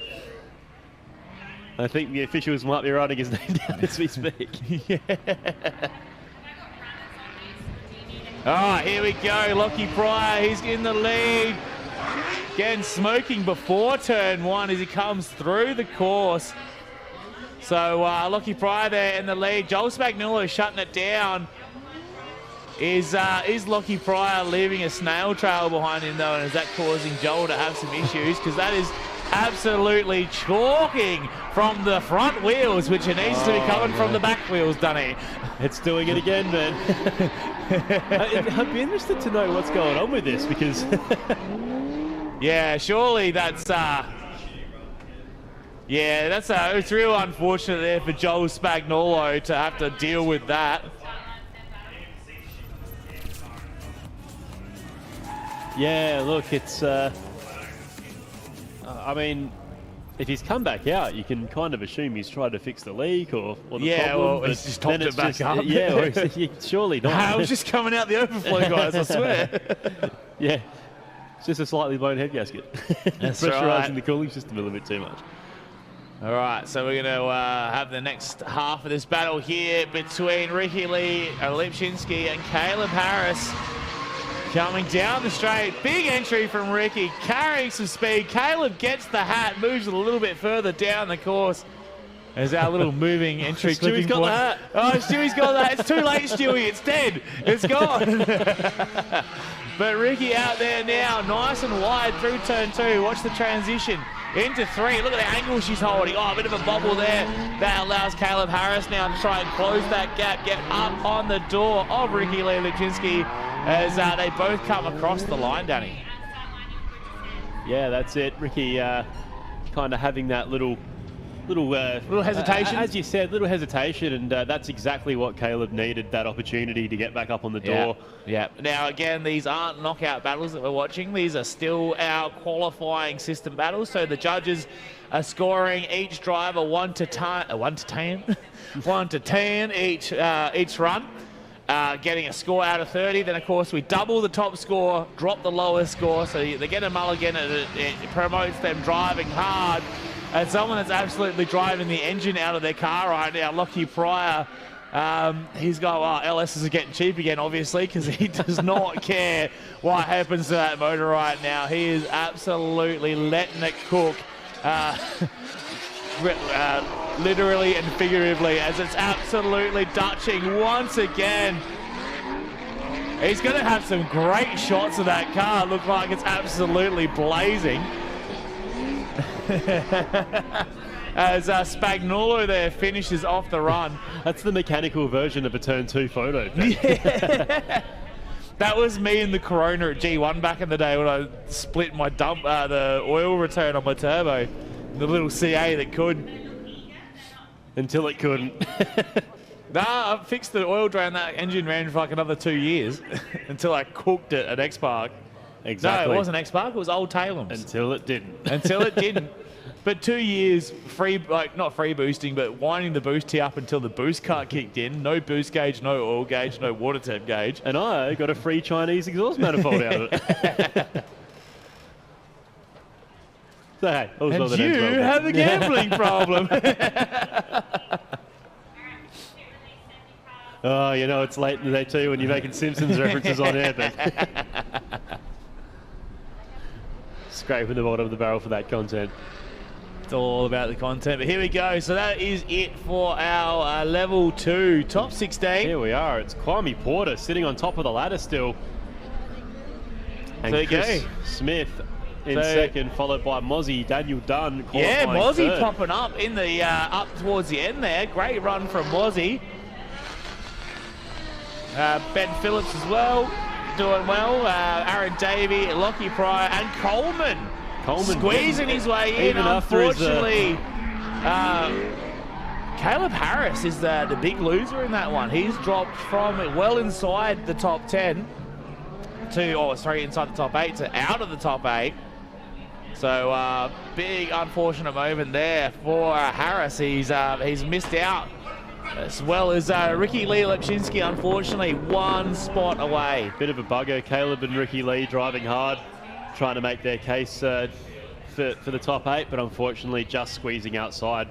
That's right, but we are going to go to our level 1 top 16 now.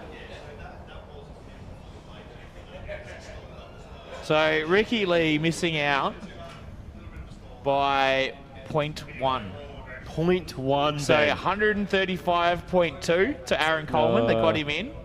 135.1. We're talking about you, not to you. Yeah. So Aaron Coleman, 1 point in. You got in by 1 point. You beat Ricky by 0.1. Coleman by a fender. Literally, Coleman by a bumper, not even a fender. But here we go. We've got Joel Donegan chasing down Jason Ferrin into turn 1. This is our level 1 top 16 underway, brought to us by Shockworks Coilovers and Scott's Tyres here today at the Bend Motorsport Park. And Ferrin right out to the edge of the track, really maximising that lead run, wants to nail that score, get the highest score he possibly can, as Donegan now again in that lead, in that chase position, wanting to maximise that score as well. As you can see, Farron standing on the foot brake, goes, here's the door, buddy, get on it, let's get a good score. Yeah, absolutely. Let's get through to that top 8. Let's get through to those elimination battles and let's make stuff happen. That's right. So, where was Farron? Farron was 5th coming into this. Donegan in 12th. So, again, super close between pretty much all the scores. It's 13 points between 1st and 16th. So, less than a point per place pretty much. But here we go. Roger Ianson in the lead there. Oh, Roger, what an entry! Getting absolutely loose as he flicks the car in. Wild styles from Roger Ianson with the Nico drop as well. He's got the 3 times combo multiplier going on right now. Transitioning from the left to the right. Ponsonby trying to get up on the door, but it's all about Roger Ianson in this run. Absolutely throwing it down, Danny. I need that replay. I need that instant replay from Streamcraft Media. I thought Roger was in the wall. That would have to be probably the best qualifying run we've seen so far. I thought Roger was 100% in that wall as he initiated. The car stepping out so aggressively. So going to our live stream replay here. Whoa! Big angle, big snap. Did it cool off, Ben? Whoa! Ben's going to do a big Kev. Oh, I am getting very excited, Danny. And we're still in qualifying. Well, not technically, we are still in We qualifying. are technically we're in the top 16, but we're also in qualifying. I'm getting the vapors, You Danny. like qualifying? we we got qualifying. You want more qualifying? We got more qualifying. You want a trophy? I've got one here too for some reason. Renee finally gave it to me.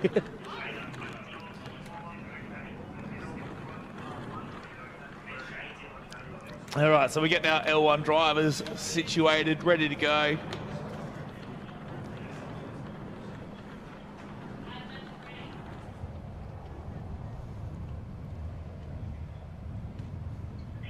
Judges just having a little bit of a chat about that last battle.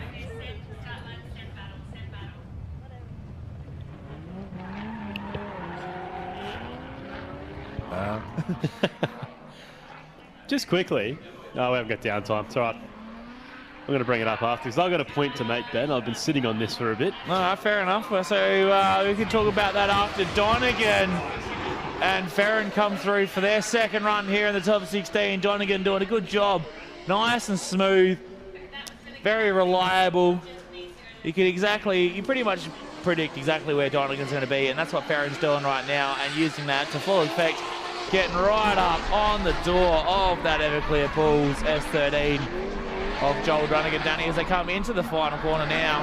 Farron again, right up there, the whole way around. What a run. Put your heads together, ladies and gentlemen. What a battle between these two drivers. Yeah, great lead there by Joel, and Farron's been solid as anything today. Back on a smaller tyre might be a bit more at home for him, Ben. Yeah. Good work there, just watching on the live stream replay. Good run through turn 1. Again, no real wavering from Donegan. This is not the battle we just saw. No, here we go. Next battle up is Shay Ponsonby. Great seeing him into the top 16. He's got Roger Ianson all over him though. Big entry from Donegan. Donegan from Ponsonby. Keeps the car sideways. Look at him right out to the edge of the track. Big angle as well. Using all the lock in that R32. Good snappy transition. Roger, though, pushing him through turn 2. Transitioning into 3. Roger's a little bit more measured this time. As Ponsonby carrying the momentum. Doing a great job in probably one of the more underpowered cars. Tags the tyres with the rear bar. And doesn't knock it off. So he'll be pleased about that.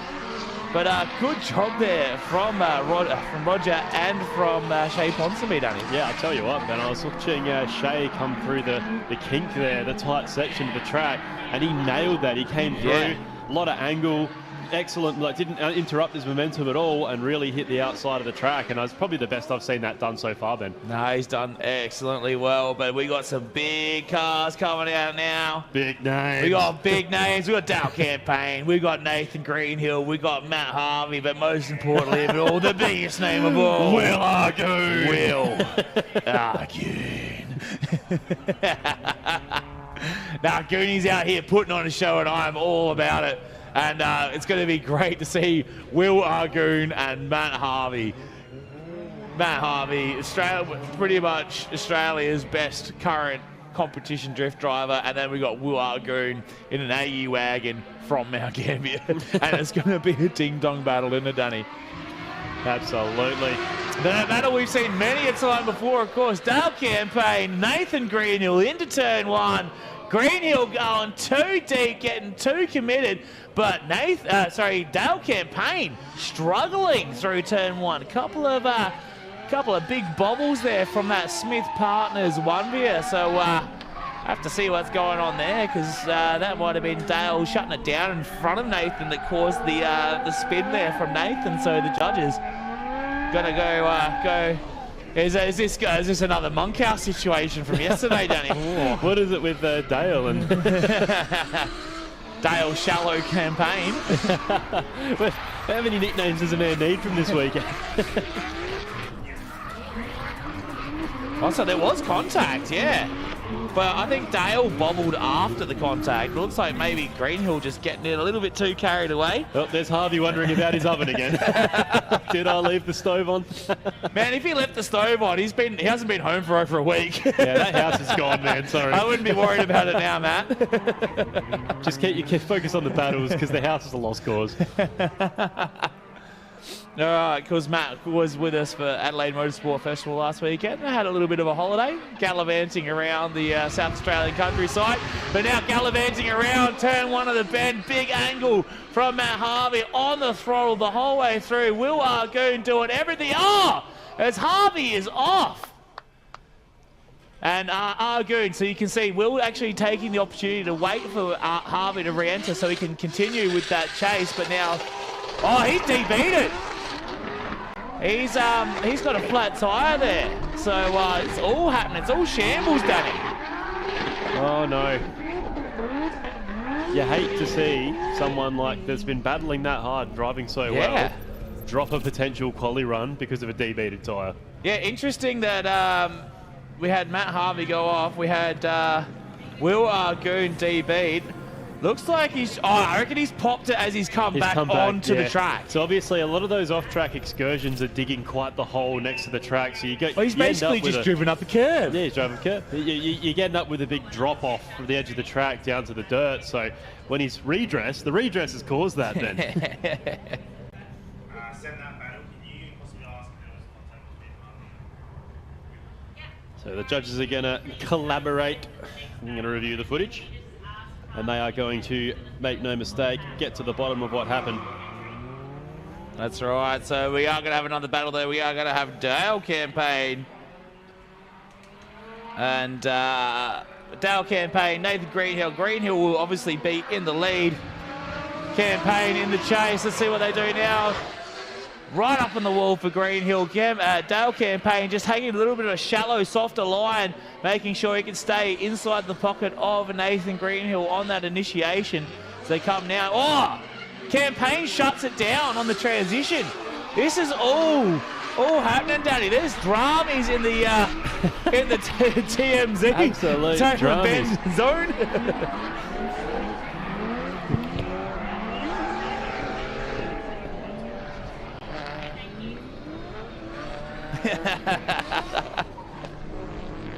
Right, we just got a shift change going on right now. We got Mez back on the mic. How you doing, Mezzy? Yeah, I'm going good, brother. I thought I'd time the clock on, get on the Arvo shifts arrived. Arvo shifts here.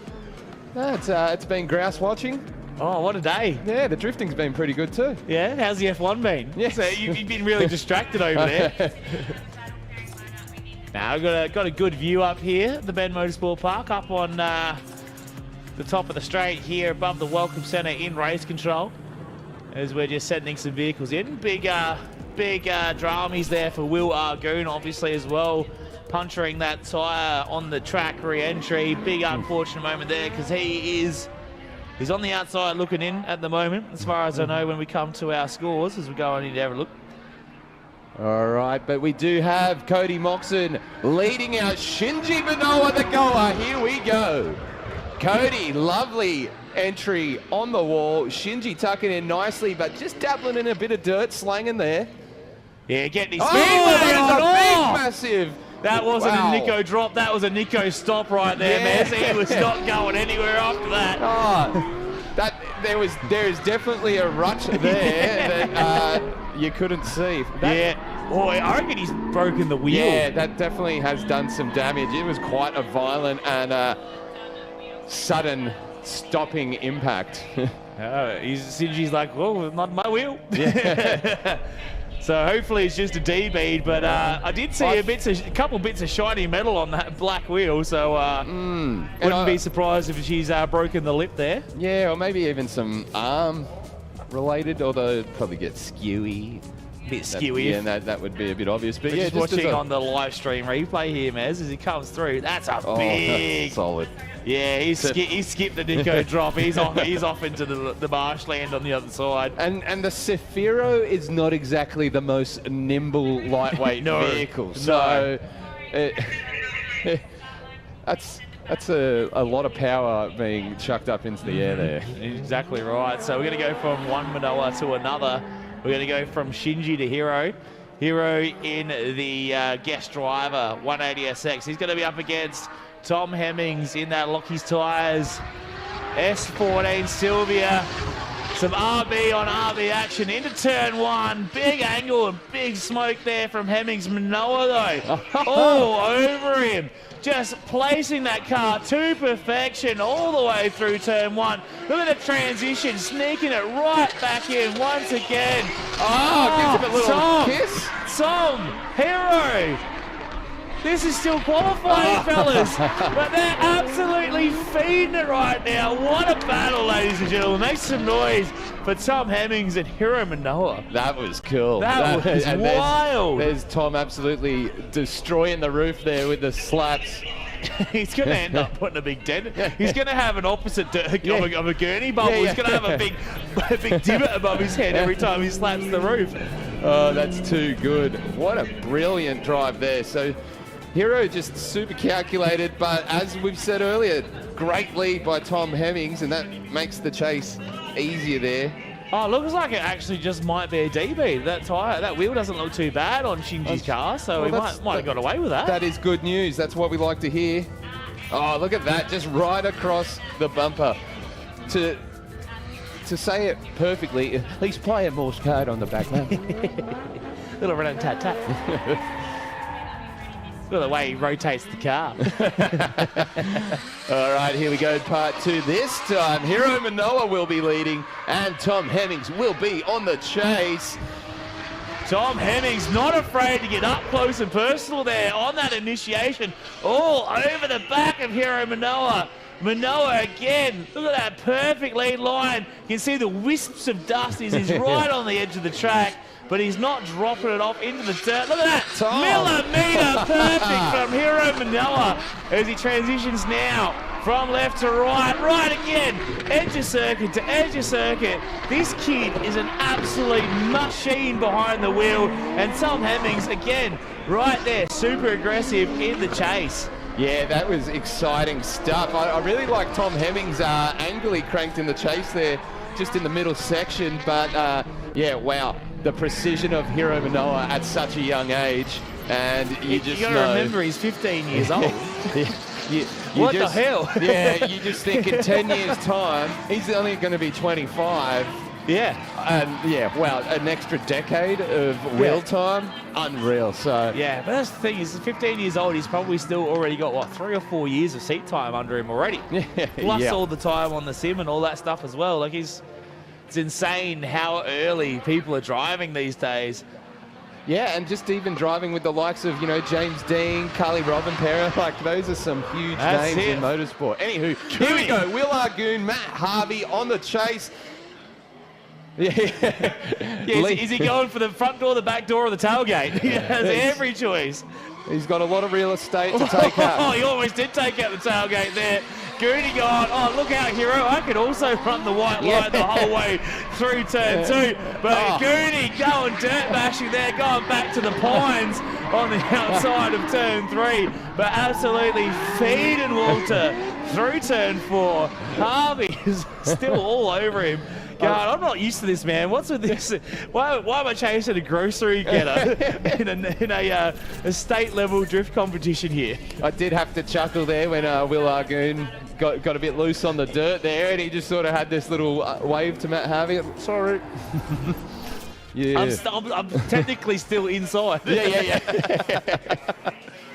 Oh, good stuff, and 2 absolute weapon drivers. All right, speaking of weapon drivers, here we go. Marcus McCarthy, Jamie Godfrey.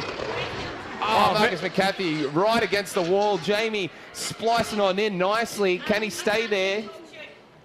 Yeah, Marcus doing a great job. A little bit sedate on the entry compared to some of the entries we've seen from Marcus, but he knows he needs to just put down a very, very solid lead again, right out on the edge of the circuit, as you can see, Godfrey just had to drop the nose out there, try and dive back in, but that is an absolute rocket ship of an S-turn to Marcus McCarthy. Look at him gapping that 427 big block machine of Jamie Godfrey there. Yeah, and both boys pumped. The fists were out in the run.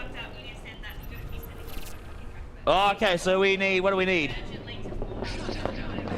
Oh, so we need our level 2 top 8 to form up. So level 2 top 8, we got Kwame Porter, Aaron Coleman, Chris Smith, Lockie Pryor, Daniel Dunn, Aaron Davey, Cody Obston, Ben Phillips. We need you in your cars, up to form up, right by pit exit. We need you in your cars because we are actually pumping through these battles. We got another one coming right now. It is Cam Martin and Blake Bayard down the front straight. Big angle from Cam Martin up on the wall. Blake going for the dive, just gets it wrong. Flicks the car around, unsettled it too much. Cam Martin now needs to throw down this lap, really solidify that score, get himself into the elimination portion of today, which is coming up very, very soon, Maz. That's exactly it. It's going to be action galore as things start to heat up. Getting hot. Yeah, now we're talking.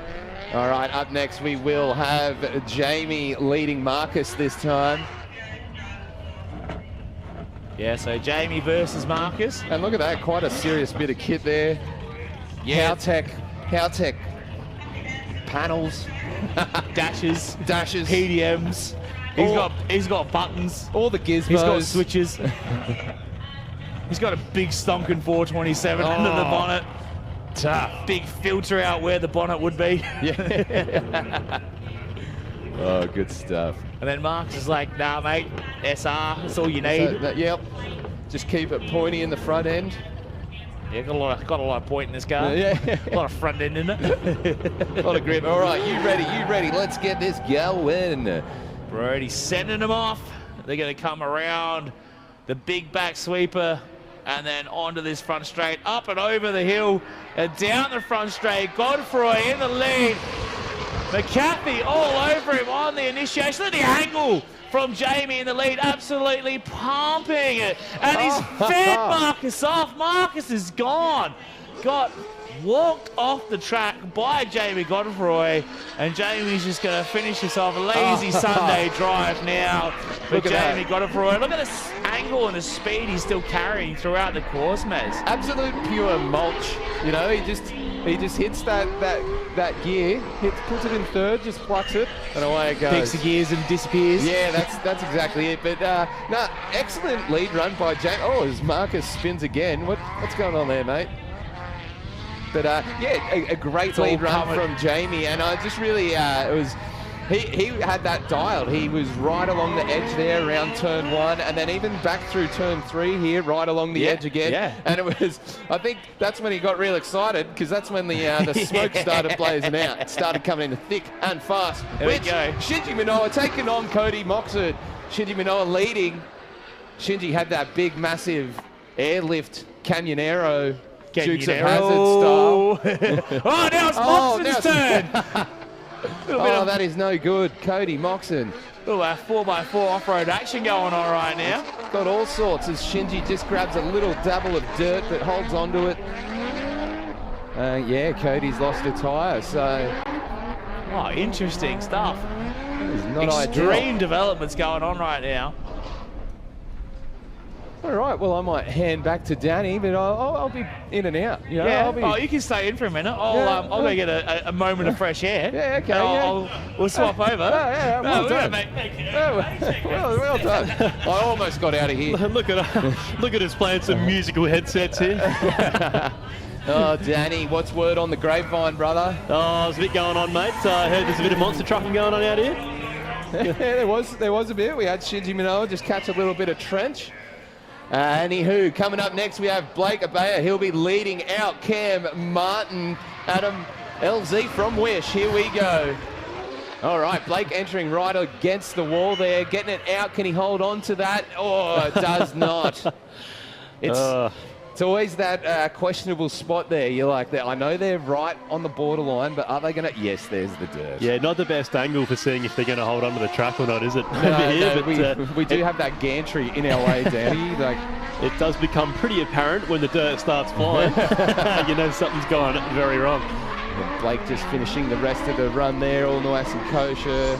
Likewise with Cam as he just, as I say that, hits the tyre wall and sends half his rear bar. It's just organised chaos out there on the track at the moment, Mez. And the rear bar's grabbed the rear fender as well, so that's a one-stop operation. By the time he gets to the start-finish line, the whole side of the car will be gone. Yeah. I'm all for easy detaching paddles, but at what point does it become too easy? That's the question. And how good Shinji Manoa giving high five to the fans. You love to see it. And a huge thank you to Drifting SA for bringing the Manoa family out. An absolute treat to see them driving. Yeah, absolutely. Hopefully they've had a good time over here. Throwing it around with the Aussies, getting involved. I suggested they try Victoria Bitter as a beer because I'm a Victoria Bitter drinker, and I knew it. They thought it was grouse. They did? Yeah, they enjoyed it. And I said it's an acquired taste, and you either love VB or you hate it. And they acquired it pretty quick. They acquired indeed. Or were they being polite, Mez? Did you ever notice how they didn't ask for another one? Yeah. I won't lie. All right, Daniel Dunn leading Aaron Davey. Bit of a gap forming early on here in the run, and we've done. Mez, is there a big magnet out there? I think there is. Or I think a few of the drivers saw the other guys in practice, and they saw the speedway line. They're like, "That's unreal. We can get it. We can get 2 track days out of one." You know, that could be us. Yeah. Why build a speedway car when you can just come drifting and do it both? Exactly. But they are going to finish that off. So we are in our L2 top 8, ladies and gentlemen. 3-2 forever. Levi Clark, rest in peace. That's right. We're in the business end now. This is if you don't perform, you put it on the trailer. Unfortunately. Yeah. Would you say this is where the gamesmanship starts? There it is. There it is. There we go. We've got to get the chin GoPro going. What an angle that must be. The chin pro. That's the spaghetti can. Yeah. You know, you see the old the old wiper flick. The old indicator and wipers. That will absolutely nothing will escape that camera view. I definitely dislocated my finger with one of those incidents. I know all about the spaghetti. That's a hard stalk, man. But what are those Toyota stalks made of? Granite? I don't think our L2 drivers will have that problem. As we said, business end, top 8. Here we go, ladies and gentlemen. That's right. It's going to be our number 1 qualifier, Kwame Porter and Aaron Coleman in that slightly worse for wear, but still trucking 34 4-door. Thank you for filling in, Mez. Much appreciated, mate. Yeah, thanks, Mez. As we go on, it is Kwame right up on the wall like he's been doing all day long in the big JZX90. Oh, Aaron Coleman throws it away when it matters the most and bins it on turn 1. Kwame now just needs to finish off this run. He'll have a huge advantage going into the second run here. Of course, we are in elimination territory. The circle's closed in, Danny. We're down to the final 8. There's no revives left. Sorry, I'm with you, Ben. I wasn't watching it. All right, there we go. So a big disadvantage there.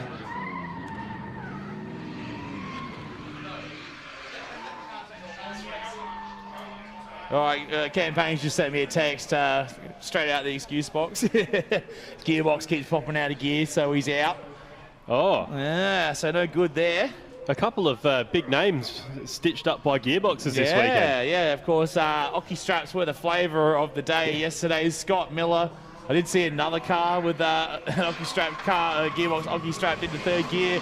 Here we go, Aaron Davey now, Turbo LS R33 four-door, being chased down by Daniel Dunn. Great to see Mozzie doing so well, getting himself into the top 8 here today. Again, Mozzie has been out of the seat for a little while, so it's good to see him coming straight back in and really thriving here in our level 2 class today, as he's trying to keep up with that pretty wicked and fast R33 of Aaron Davey, Danny. Yeah, absolutely. As you said, Mozzie been out the seat for a while, getting that car sorted out, big build, Yeah. a few teething issues, but now he's in a comp format, gone straight to the top 8, Ben, so good on him. Yes. That's an achievement in itself. That's it, so great to see Mozzie doing so well. And again, great to see Aaron back over and doing quite well. We usually see him up near the pointy end of the L2 field every time he's over here driving. Okay, start line, stand battle, start line. There we are. Kwame Porter with the chin cam. There we go. So there we go, Kwame Porter, Aaron Coleman. So Aaron basically is just going to hope that Kwame bins it as bad as he did in that first run, but he's got a lot of hopes resting on Kwame making a mistake, and we have not seen Kwame make those mistakes today. It's just slightly unshakable, but then again, now that we've said that, anything can happen. He might be the unshakable too after this run, but big angle, big flick there from Coleman, almost cutting Kwame off as Coleman shuts it down and just goes off on a dirt road excursion. Off the track. So that is definitely, I don't want to put the words in the judge's mouth, but I think that's going to be all she wrote for Coleman. It's not looking good for poor Aaron Coleman right now. So Benny Swinburne down there on the wall giving Moz some love. Got a couple of old heads out here supporting their Foolish Line alumni. That's it. That's the word I was looking for before about our L2 drivers. Alumni. Our level 2 alumni. All right, so this is the point I wanted to bring up earlier, Ben. It's been on the forefront of my mind. Yeah. And I want to get Mez involved in this for a second. You don't have to hop on the headset. Is that a 1, possibly 2 owner, immaculate condition TP Magna I see on the other side of the track? Oh, the white rig. She's pretty tidy. Are we talking logbooks? We talking service history? We're talking straight from Frank Agostino. Straight from Agostino's. Straight out of Agostino's. What a machine. What an absolute gem. That's it. So, if you are the owner of that, I don't know, it could be a TP, could be a little bit older, could be carby, could be injected. It could be a TN. But look, whatever the model, the proud owner of that. Yeah, quite a rig over there. We've got a couple rigs coming out through the pace zone now.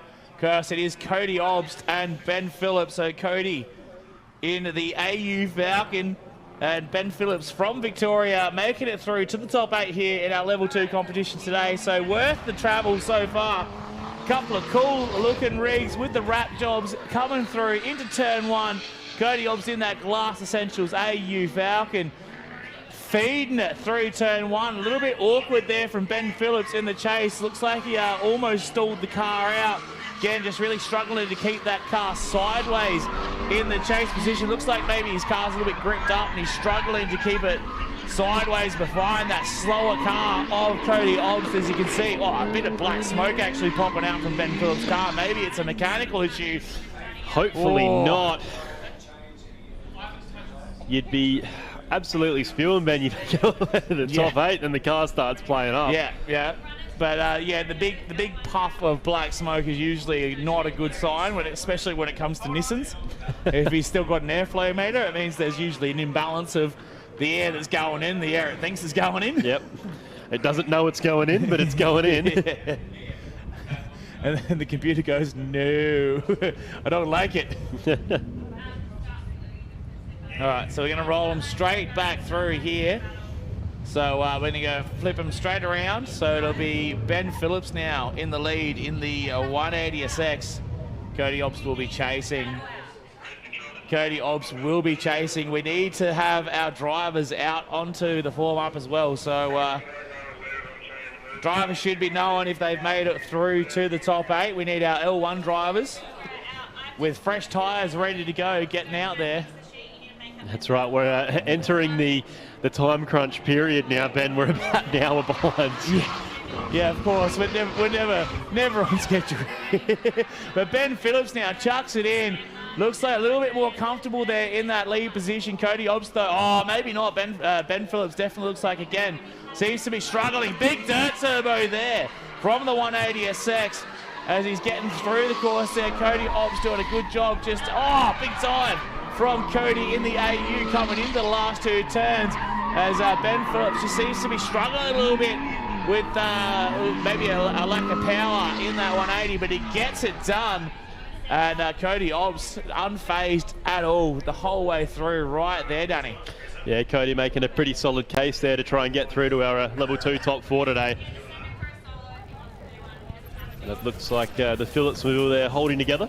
That's it. So made it through the run. And it looks like Chris Smith is sitting there, and whoever he was supposed to be battling is not ready to go. All right, who do I need? Who do I need to call out? I just need any drivers to warm up. Can I speak over the thing? Yeah, hold on. We're going to chuck Renee on the mic, so have fun with this. We're going to set it up there while we have the drivers that are on that list. I think warm up. All right, it is all going on right now in race control. We're just trying to get ourselves situated. So Chris Smith, of course, making it through to the top 8, but unfortunately it looks like whoever he was supposed to be driving against. Oh, Lockie Pryor, of course. Lockie Pryor, okay. Lockie Pryor, that serial coolant leaks really come back to haunt him. Yeah, so Chris Smith is just going to do a solo pass, but I do need to the line right now for our level 1 top 8. I need Tom Hemmings, Nathan Greenhill, Cody Moxon, Jamie Godefroy, Hero Manella, Cam Martin, Roger Anson, and Jason Farron. We need you guys in your cars at form up right now, ready to go, because we are, as always, behind schedule. Say the line, Ben. We are time poor. This is time critical. We are good to see a nice, smooth, So what sleek, happens? sexy run there. What from happens Chris if you do a Smith. VAR run through and then you spin and then you zero it? I think he basically just had. Well, he didn't technically have to do the run. He was at the line ready to go. So Chris Smith. I guess will be when you're moving running through. 180 kilowatt RB20 tyres aren't really an issue. Yeah. So Chris Smith will be moving through. It's getting very rowdy and rambunctious here in race control. Rambunctious As is always. the word, Ben. There So are conversations flying around. Where are we supposed to be in the top 4? 4-10. Oh, we're not that far behind. We're only L1 An top hour. 8 battles. Half an hour? Half an hour is not bad. Well, we're in L2 top 8 battles. No, we're about to do that L1 top 8. Okay, so we worked our way through those so quickly that we're only 40 minutes behind. How's that? So again, we need those drivers to their cars, ready to go. So we're just gonna get the Jeopardy music going. The dun dun dun dun dun dun dun dun dun dun dun dun.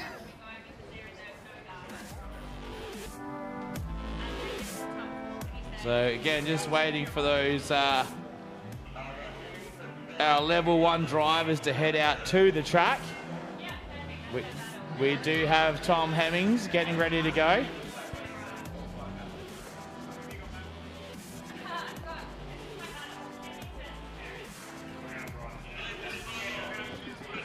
Oh dear, Ben, it's all going. if you're wondering if the chaos and race control has settled Oh down. no, they can hear the chaos. I'm seeing the headset audio.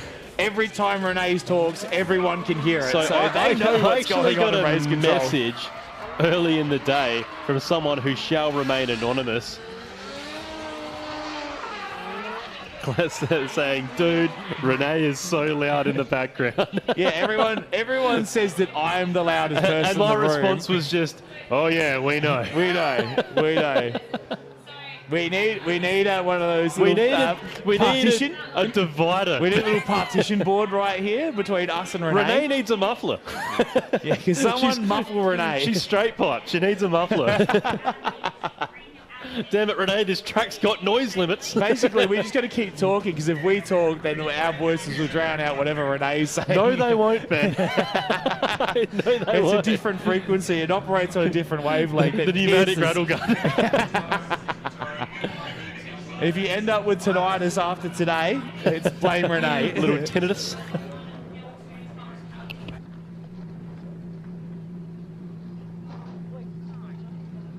Oh, Brody Cook. Brody,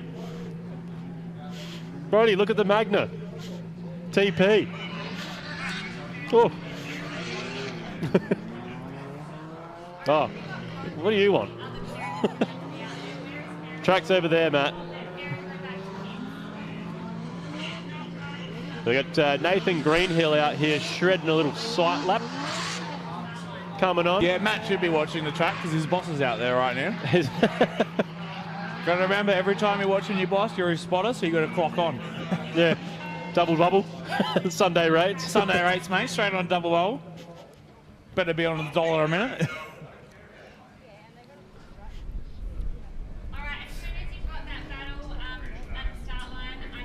All right, so we're going to get some battles underway. So we're going in, of course, to our Shockworks Level 1 Top 8. We're going into elimination battles now at our Scott's Tyres Drifting SA 2025 State Series round number 1. And here we are, a couple of big hitters here.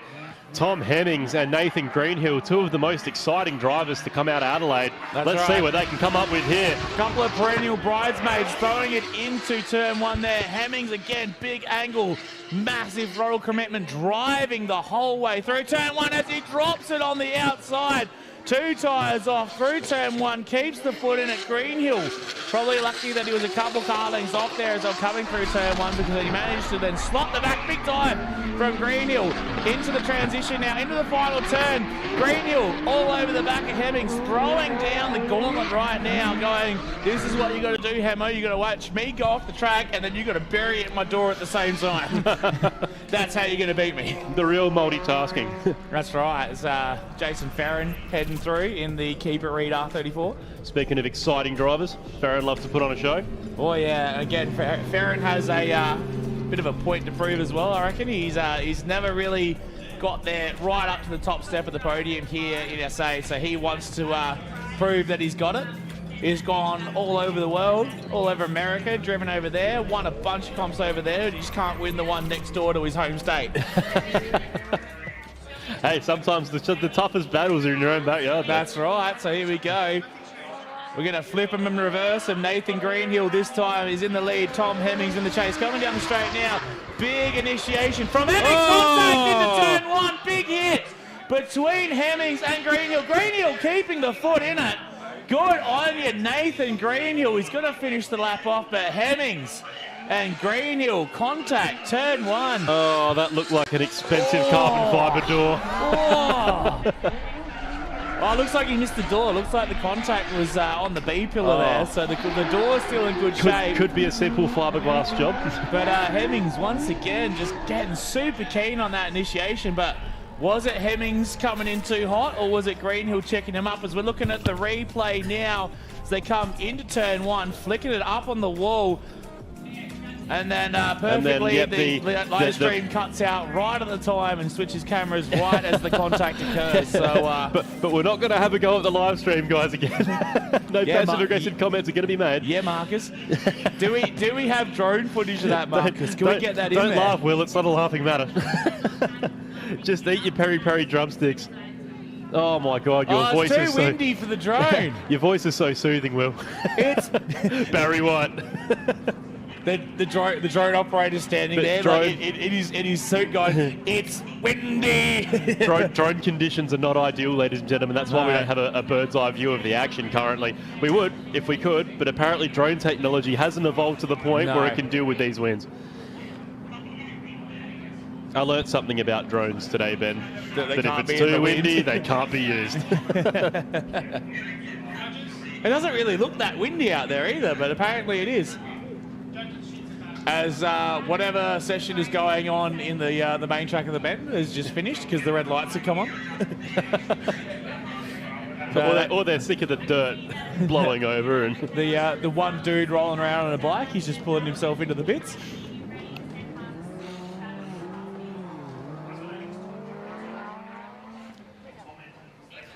All right, so we do have another battle coming around now. It's going to be Jason Farron, Roger Ianson. Couple of quick bickies now coming down into turn one. Look at Farron into the wall. Hits more the Victorian taillight. active aero. And Roger Ianson, understeer. Massive understeer moment in the chase position. So again, this turn one, chaos again. We get into these elimination battles, Danny, and everyone is falling apart into turn one. Nothing more so than the rear end of that keeper read R34, as that is looking definitely a bit strokey now. Oh, wow. So Roger catching up at the end there, but again, the big talking point of that that run was turn one, as we're just looking at the replay on the live stream. Farron tags the wall, and yeah, Roger just gets the nose in and then starts understeering. So the judges really got their work cut out for him in this turn one debacle. Is now I can't actually see turn one because they've dropped the blind. They've dropped the blind on us.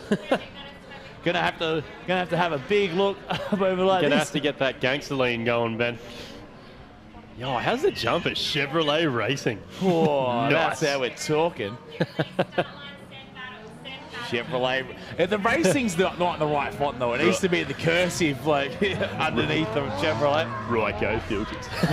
Official filters. Official Supercars. Supercar. Trust, right-go, ready. All right, Hemmings coming through there.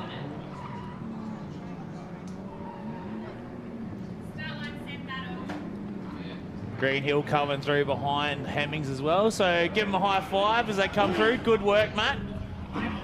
Make sure you do that for your boss. As E Mez back on the mic. Is joining us now that we're at the fun part, the elimination battles. Look who rocks back up. Mez is here for the glory. Oh, you guys commentating, are you? All right, Cody Moxon. There you go, Moxon though. Moxon and Godefroy. Big dive from Godefroy. You can see all four wheels locked up in the chase position. Diving to the side of the K70 of the Victorian Cody Moxon. Big line there from Moxon. Nice and wide. Godefroy absolutely cheesing those tyres in the chase position. Still managing to keep up with the little nimble LS-powered K70 of Cody Moxon through the final sweep. But Godefroy doing all he can to claw onto the back of Moxon through the rest of the course there. What do you reckon of that one, Mez? Look, it was just a nice standard run, really, wasn't it? Like, what was really good? They didn't crash into turn one. Yes. I'm really happy about that. They've actually made the whole lap. It's a crazy concept that, yeah, you need to make it past turn one to complete the run. Yeah, you're talking about, if to finish first you must finish. Oh, Classic staple. Okay, up next we have Jason Farron, Roger Ianson. Roger will be leading as he gets a little bit squirrely, comes through the gate there. Big flick. Spicy between Farron and Roger Ianson on the initiation there. Again, our lead cars cannot turn to the right on initiation. They have to go left, but Roger snapping it so hard to the left. The car, the back of it flicking out and almost taking out Farron as he was on his rear wheel on the runner, and Farron over the back of Roger, trying to push him through the final quarter. These guys, they are definitely fighting for sheep stations now. Oh, 100%. This is where the bragging rights come They in. need that laser cut trophy, especially Farron. He's like, I need it. They need that laser cut Edwardstown powder-coated trophy, Ben. Do you guys do novelty-sized checks? No, we do cash in an envelope. Cash in an envelope. Oh, very. I tell you what, if they started the double checks, I might be coerced. All right, there's Cam Martin just talking. Definitely has a few novelty science checks Yes, himself. he does. He's talking vlogging techniques with Hero there. Sharing secrets of the game. Yeah. Now, Hero, what you want to do is leave your camera on your roof and then go for a drive. Now, do you hashtag still? Is hashtag still a thing? Need more emojis. Yeah, what's the emoji to word ratio? All right, Hero to know Oh. it, chucking a big gangster entry. Cam Martin following suit, albeit slightly shallower, but that's all kosher, as we mentioned earlier in the stream. Yeah, that's and right. look He at wants- that. Can Cam hold on to that? Oh, no, that he was like can't. it's a half spin there, ladies and gentlemen, for Cam Martin. It's all falling apart at the seams for Cam Martin there. Super aggressive entry and then a big over rotation as he goes to dive up onto the door of Hero Manoa as they come across the line. Yeah, big over rotation for Cam Martin, the N10-1 there, Mess. Yeah, kind of a rare mistake for Cam as well. I mean, he's always a bit rowdy and a bit on the obnoxious side, but usually he has that stuff calculated. It just makes you think Hero had a lot of angle coming out there and was like right on the line of great angle, great speed as well. Yeah. And then just maybe Cam, in his youthful exuberance, thought I would go one better and try to do a little bit more angle, but they were already right on the edge. So That's right. Here we go. Godfrey and Cody Moxon now for the second half of their battle. Godfrey running the wall before he initiates. And just absolutely blazing turn one and leaving Cody Moxon in the dust. Look at the speed of Jamie Godfrey. He's not running away, Mez. He's right out on the edge of the track, even over the edge of the track. Allows Cody Moxon down to try and close that door back up, trying to get back on the door of that outside pink in S13. Oh, but Godfrey. Again, great to see them do a full pull, Mez. yeah. Well, you talking about the run still? Yeah, Oh, yeah, okay, yeah. No, lovely stuff. Cody got gapped quite significantly at the start there, but then Jamie, as he came through the middle section, just started to wash out a bit, had to slow it up, and then that allowed Cody to catch up. Geez, I'd hate to be the judges. That's why we're the commentators, Mez. Yeah. We just waffle and they actually have to They think. actually have to think. That's where the real work happens, boys. Yeah. Judges panel. But you would lean towards Jamie in this instance. That gap was significant. And these two obviously no strangers to each other. They actually battled yesterday as well. Oh, So there we go. Yeah, there's been a lot of battles this weekend. Yeah. At been some no shortage point, of track everyone time. probably has battled everyone else in this group because, between yesterday's tiered qualifying setup system for the tiered battles, and then of course the 3 rounds of qualifying here in battle form for the SA series, there is no shortage of door-to-door on-track action. Here we go, Cam Martin. Hero Manoa down the front straight, snap to angle for Cam Martin, and look at Hero straight into that B pillar like a magnet in the front of that guest driver 180SX being driven by Hero Manoa all over the back of Cam Martin. Cam not cracking under the pressure. He's just laying down the steeziest lead he can, and what a lead it is. But Hero using that to the full effect to get all over Cam Martin, ladies and gentlemen. what a beautiful, calculated, precise chase by Hero Manoa. And go on, man, say it. You can't have a good chase. You can't have a good chase without a great lead. And And I can't stress this enough. and by golly, that was unreal to watch. Yeah, absolutely insane. Of course, as we go through our level 1 top 8, we've got our level 2 top 4 drivers heading out to the track now. Chris Smith, Cody Obbs, Kwame Porter, and Aaron Davey. It sounds like we do have a rerun in our level 1. So it looks like it's going to be between Godfrey and Cody Moxon. So There we of course, go. our tyre regs in the SA series, you have to be able to run a battle and a rerun on a pair of tyres. So they're not going to go back and get fresh treads. We're going to send them straight off and hope that they last. if there's going to be a car that might struggle with that rule, that's probably going to be Jamie's. Yeah, I think so. Loves to convert rubber to smoke. He sure does. So let's see what they got for us now. It's going to be Jamie in the lead, getting chased down by the little K70 Cody Moxon. Big initiation from both drivers there. Big angle from Godfrey as Moxon washes out behind him. needs to bring that proximity back once again. Godefroy now he's still blazing. He goes, I'll still get 4 laps, I swear. And cooking those tyres under the back of that S13. Moxon with the dive, trying to get back into contention here. Godefroy, though, he's happy about that. Oh, Moxon around on the line. Oh, drama, Mez. Drama. How do the judges see that? Now, is that spitting Is that over the before line, the line? or is that before Did he the not line? go across the line under control? Is that a spin?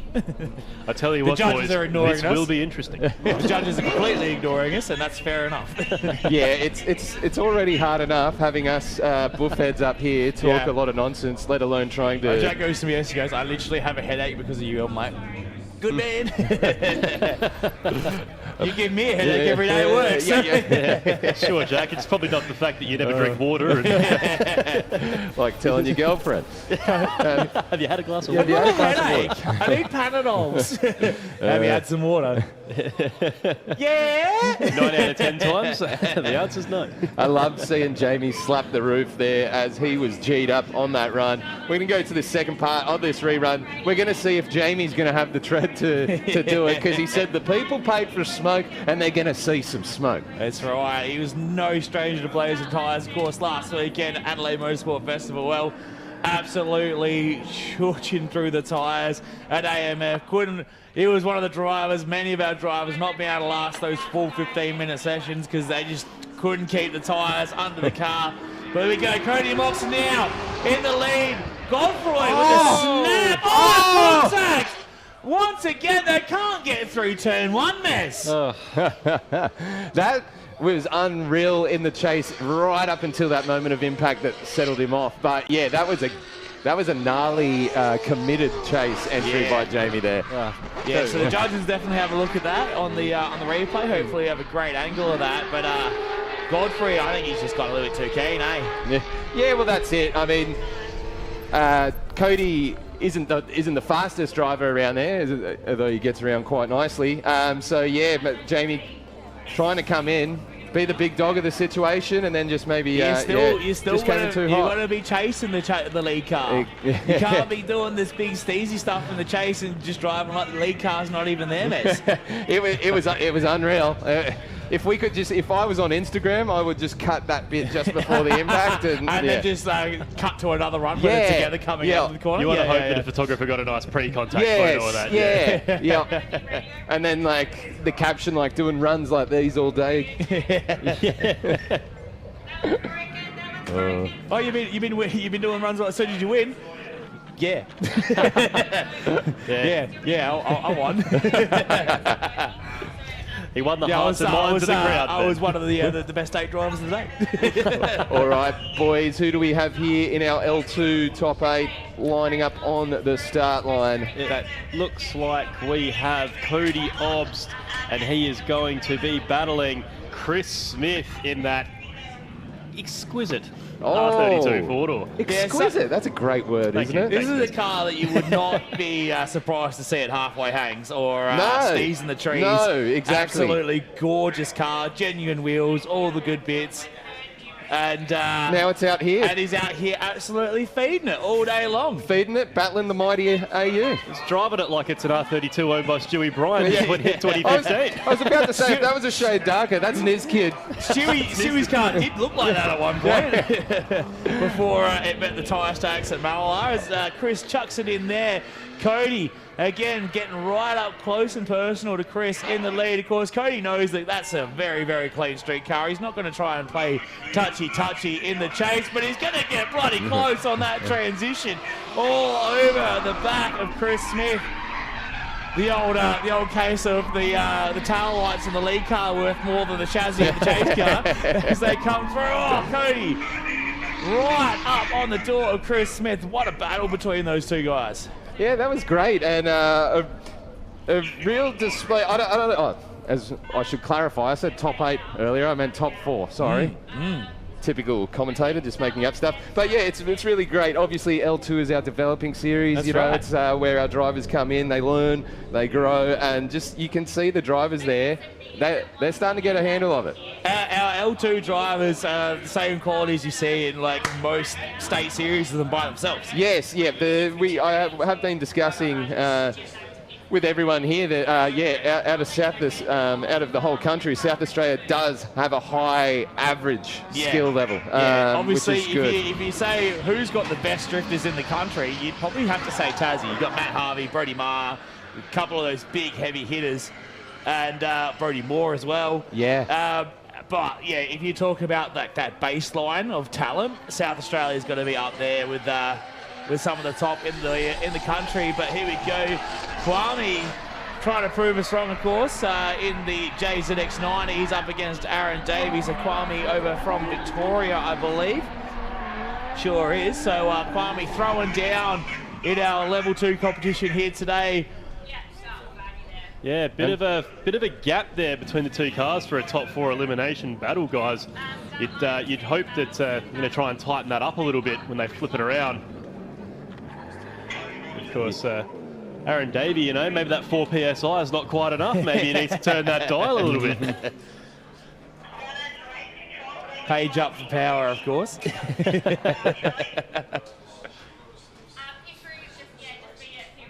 That's it. Interesting point about the median skill level between states, you know. Like we often look at the higher ups, but we don't really focus on the overall. No, and in life you've got to take it all in. As here we go. Cody Obbs there in the lead. Chris Smith in the chase in the immaculate R32.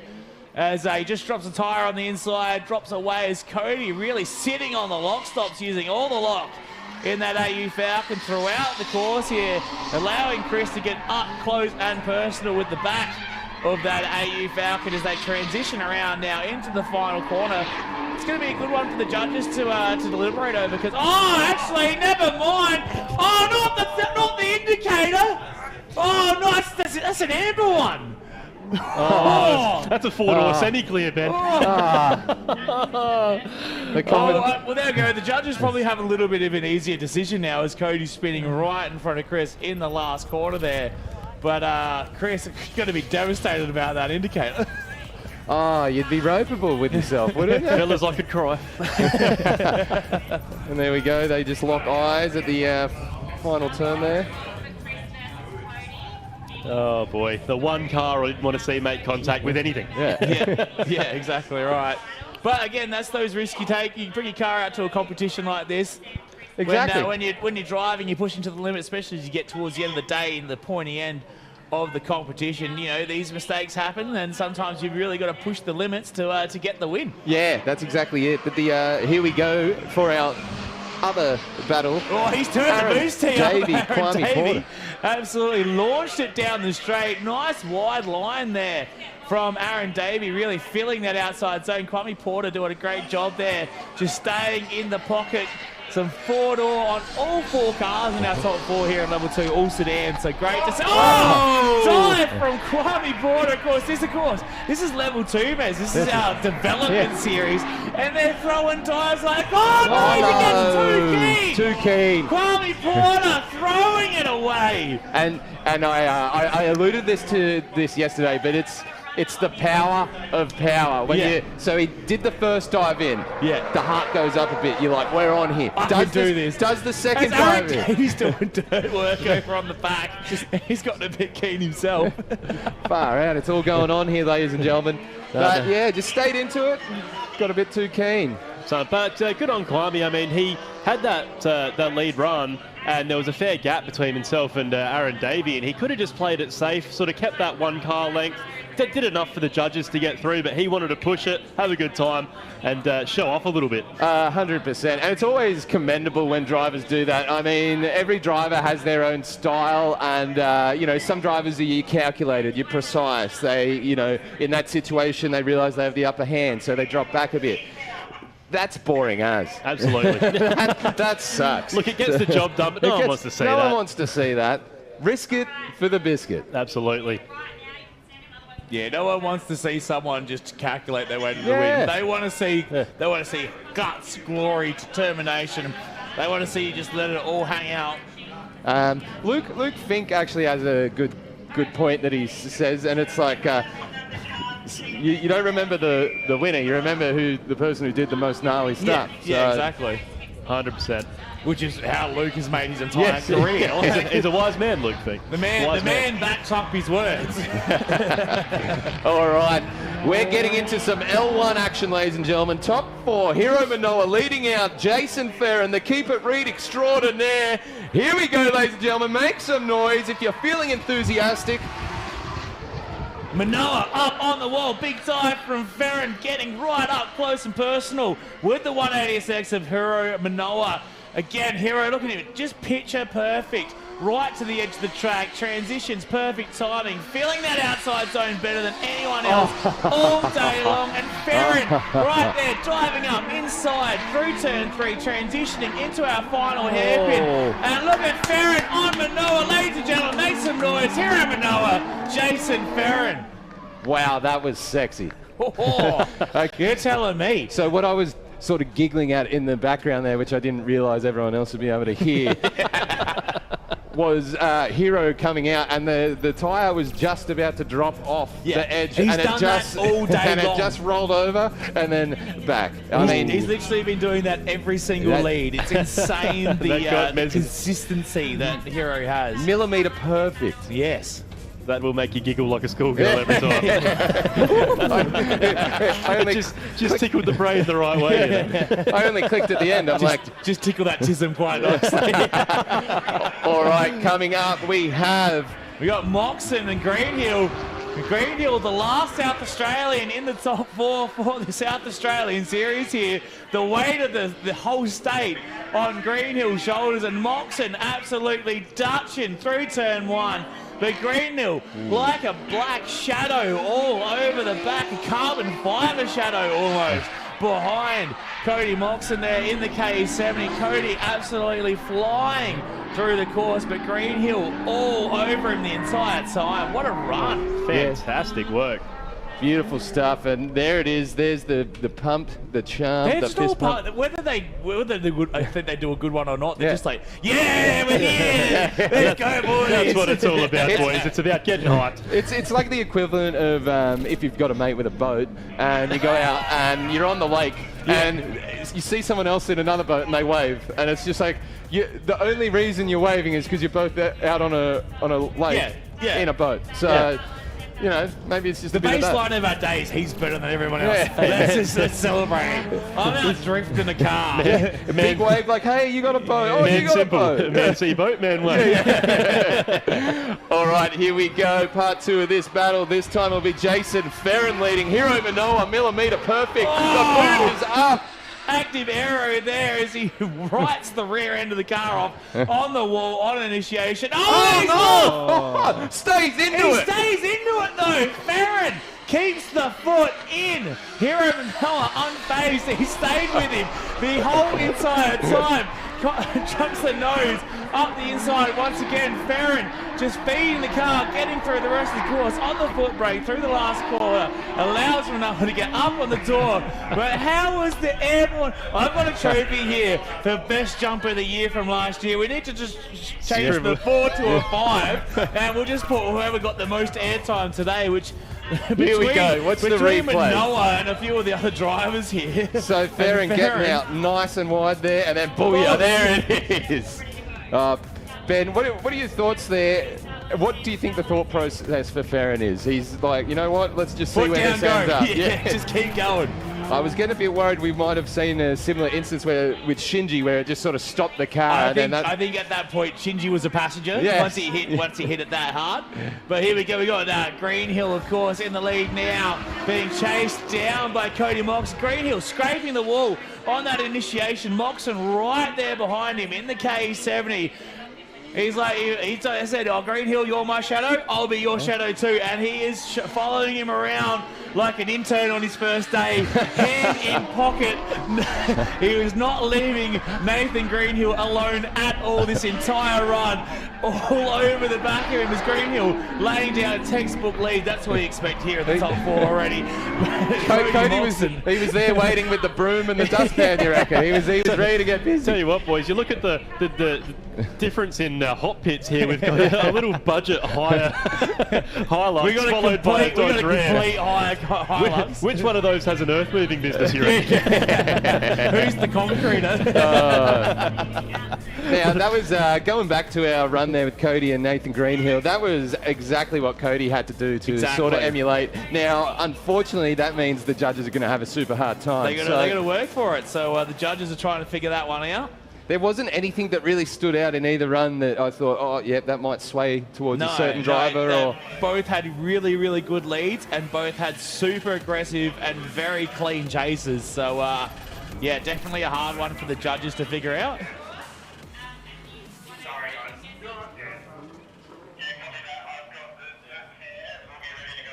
So we're just getting ourselves situated. So we have our finals to come for L2. And then if we have 2 finalists picked and we don't have any reruns, we have our L1 finals. And of course, as we had yesterday, it's not just one battle, Mez. No. I completely forgot about it. It's at least 2 battles, possibly 3, possibly 4, but no more than 4. No more than 4. We're only given 4. So, yeah, first to 2 clear wins. So you get a win, you get a point. If it's a rerun, no point. And you're going to get 2 points to take the win here today at the Drifting SA State Series, both in L1 and in L2. So it sounds like we're going to have a rerun between, so there we go, rerun, ladies and gentlemen, between Cody Moxon and Nathan Greenhill. We couldn't separate them in the commentary area, and obviously the judges couldn't separate it either because they're going again. No, that's exactly right. And, you know, when a run and battle gets like that, just rerun it. Yeah. The crowd want to see it, the drivers want to do it. Hey, if time permits, send it. Even if time doesn't permit, just keep sending, just tell them to go faster. And here we go. Cody sending it on in. Nathan Greenhill timing on in behind. Not the most amount of angle, but still a nice quick flick. Yeah, Cody Moxon really turning up the aggression in the lead this time. Heaps of angle from that lead car. Greenhill again a little bit shallow through turn 1. That may be the difference between these 2 runs because both of these drivers nailing the leads, and Greenhill again all over the back of Cody Moxon across the line. But yeah, as you said, Mez, in that first corner, Greenhill shallowing out a little bit just to keep that proximity. Yeah. Oh, no. Oh, no. Oh, there's tape. There's tape involved. Oh, look at that mint metal guard. The clean R32 just came into picture, and the boys have lost it. I've started to cringe. Yeah. Danny's shivering. I might have to sit down. He's getting woozy. I'm starting to sweat. He's getting the shakes. Oh, too good. What do you do? Like we said, these are the risks you take when you come out and you drive in the SA State Series. The battles get heated, the driving gets close, and the risks get high. That's right. Here we go. We're going to go for the second half of this rerun now. Nathan Greenhill's turned lead. Cody Moxon in the chase. Greenhill's got to throw a staunch lead. Moxon's going to get closer and mimic the angle better than Greenhill did. Greenhill up on the wall. Moxon diving in onto the door as they come through turn 1. Moxon over-rotates in the chase. Was there contact? Hand was out the window. Moxon wasn't happy about that. Was he unhappy with himself, Mez, or was he unhappy with Nathan? I was about to say, was that what are you doing to him? What am I doing? Because I've definitely done both. Oh, same. And when the helmet's on, well, he's not happy. Is he going to drop a little rattler here, boys? Okay, all right. Yeah. All right, Very, let's have very a look at that contained. instant replay here on the live stream. Greenhill up on the wall, nice and smooth. Moxon diving up on the inside. Greenhill doesn't look like he's lost any speed. So I think Cody might have been a bit grumpy with himself, But boys. that being said, you know, the judges are looking for those drivers to be on power the whole time. But Greenhill, a little bit less angle, less throttle, kind of floating through the corner a little bit more. Was that too much? Was he off throttle too much, basically? Was there a little line correction going on there? Yeah, was there contact as well, or did Moxon just over-rotate without touching him? Yeah, not the best camera angle to sort of make that decision. Well, it's just From here, you power on and you lunge forward, and then you're like, I don't want to be here anymore. Yeah, it's an interesting. It'd be a shame Shame that the wind was here and we couldn't get the drone back into the sky. But sometime, just think of the poor series that don't have a live stream, Yes. so that we can go and have a look over the entire time. And we're here being to smug. confirm. Yeah. Now, in 50 years' time, those trees would have grown a bit and we'll be all good. Here we are, just like with our world-class live stream supplied by Streamcraft Media, but we couldn't get the drone up because of nature. Boys, in 50 I years' can't time, believe this. in 50 years' time, Nathan Greenhill's 180 is going to be in a museum. Yeah, 100%. I've always wanted to, like, if I had money, have like a drift car museum. Like you'd have the Team Pier cars, the Whole Foods S14. Yep. You know, just It's like when you go to Richard Childress Racing, he's got all the old Earnhardt cars lined You'd up. see the Wheelworks cars, one of which is actually out here today. Roger Ianson's car. Really? It's the old Wheelworks S15. Wow, there we go, ladies and gentlemen. Bit of history. A lot of history That's in that awesome. car. So And then- that car's seen a lot of drivers. Yeah. And then, like, I'd open up the museum. I'd only charge like $20 to walk through. Like, That's good value, yeah. man. That's cheaper than Birdwood. Yeah. You must have pretty low overheads Yeah. Oh, I like, just giving back to the community. to the community. Would you like to see some sick drift cars? It is one of the shames about drifting is like all those early like hero cars have still been repurposed and used in other ways. Yep. It's not like the classic Richard Childress NASCARs and the old Ferraris and stuff like that. That once they were done, they were put in the corner, put in a bubble, and then admired. We don't have that. We don't have cars valuable enough to not just part out when they're done. Yeah, we're kind of not building a new build each season, are we? You're like, what do you mean the towers are still somewhat connected to the rails? Yeah. Let's send it. In Kane's case, it wasn't even connected to the rails anymore. Wow. So I bought these Shockworks and it turns out my strut tower is not connected to the chassis rail anymore and the shocks aren't doing anything. You could have put a plank of wood in there, it wouldn't have made a difference. So it looks like we have one of our level 1 finalists out. So we've got Hero Manoa, which is, to be fair, not a surprise watching the off-road excursion of Nathan Greenhill, not Nathan Greenhill, Jason Farron. Jason Farron. Jason Farron. Unlucky for Farron, again, just missing out on that top 2 battle for the final, but we are still waiting on a result. All right, Bryony, whenever you're ready, send that L2 battle. All right, we do have L2 battle coming up. Yeah, Greenhill pulling away towards the back, maybe calling the car down. Bryony, send L2 battle. She's only got little legs, Renee. She's got to go all the way back up there. So, Brony, she's going to send off. This is our level 2 final here at round 1 of the Drifting SA 2025 State Series, brought to us by Scott's Tyres. It is Chris Smith in the chase position. And it is going to be Aaron there in the lead. And boys, let's join our hands and pray for some trouble-free drifting here. That's right. So we're going to see a minimum of 2 battles, a maximum of 4, but the first one underway right now. Aaron Davey, Chris Smith chucking it into turn 1. Big snappy initiation from Aaron Davey. Super wide on that outside line. Cutting the line in the chase position is Chris Smith. Aaron's probably one of the fastest cars he's had to battle today. As you can see, a little bit of a straighten there from Chris, trying to get back up in the action behind Aaron Davey. But that R33 definitely has the legs on Chris there in the 32. But as Chris tries to go up the inside and just... I think he thinks discretion was the better part of valor there and goes, I don't want to hit it again.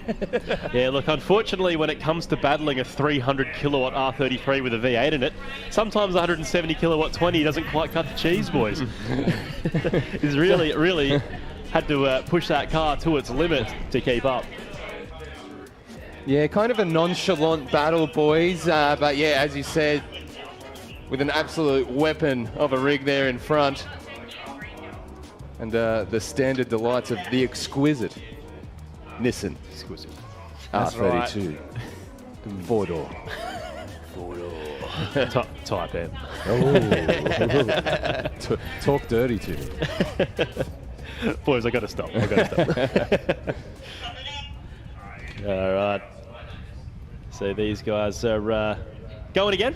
Going to flip it around, and we're going to see if Aaron can apply some pressure. Not too much pressure. But not too much. A reasonable, safe amount of pressure.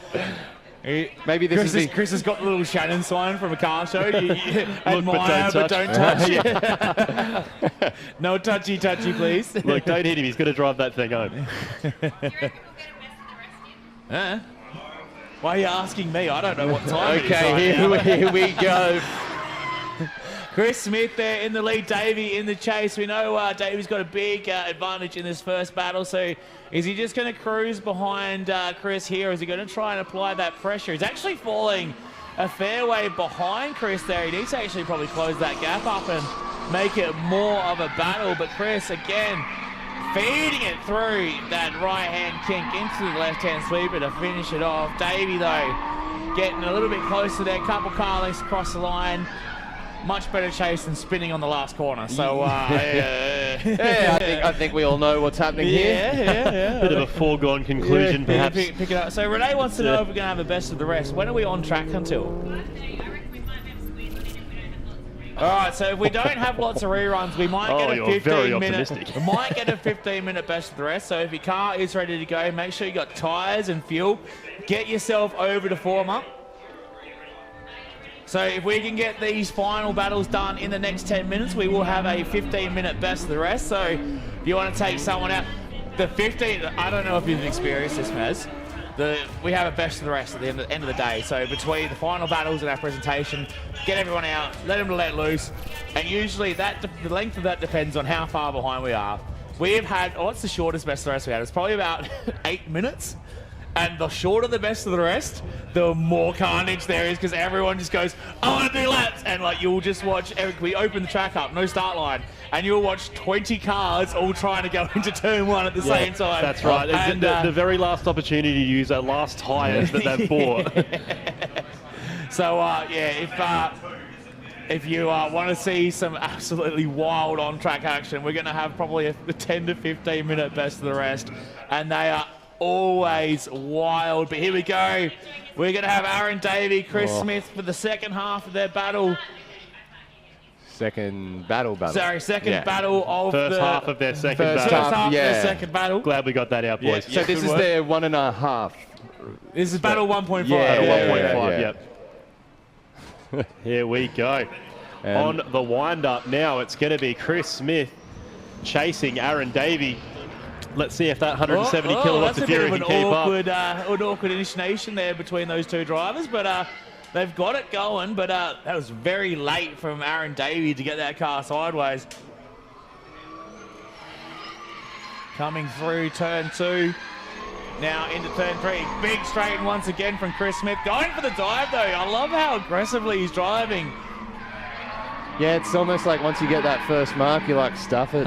And that's how Stewie started, boys. That one time's back.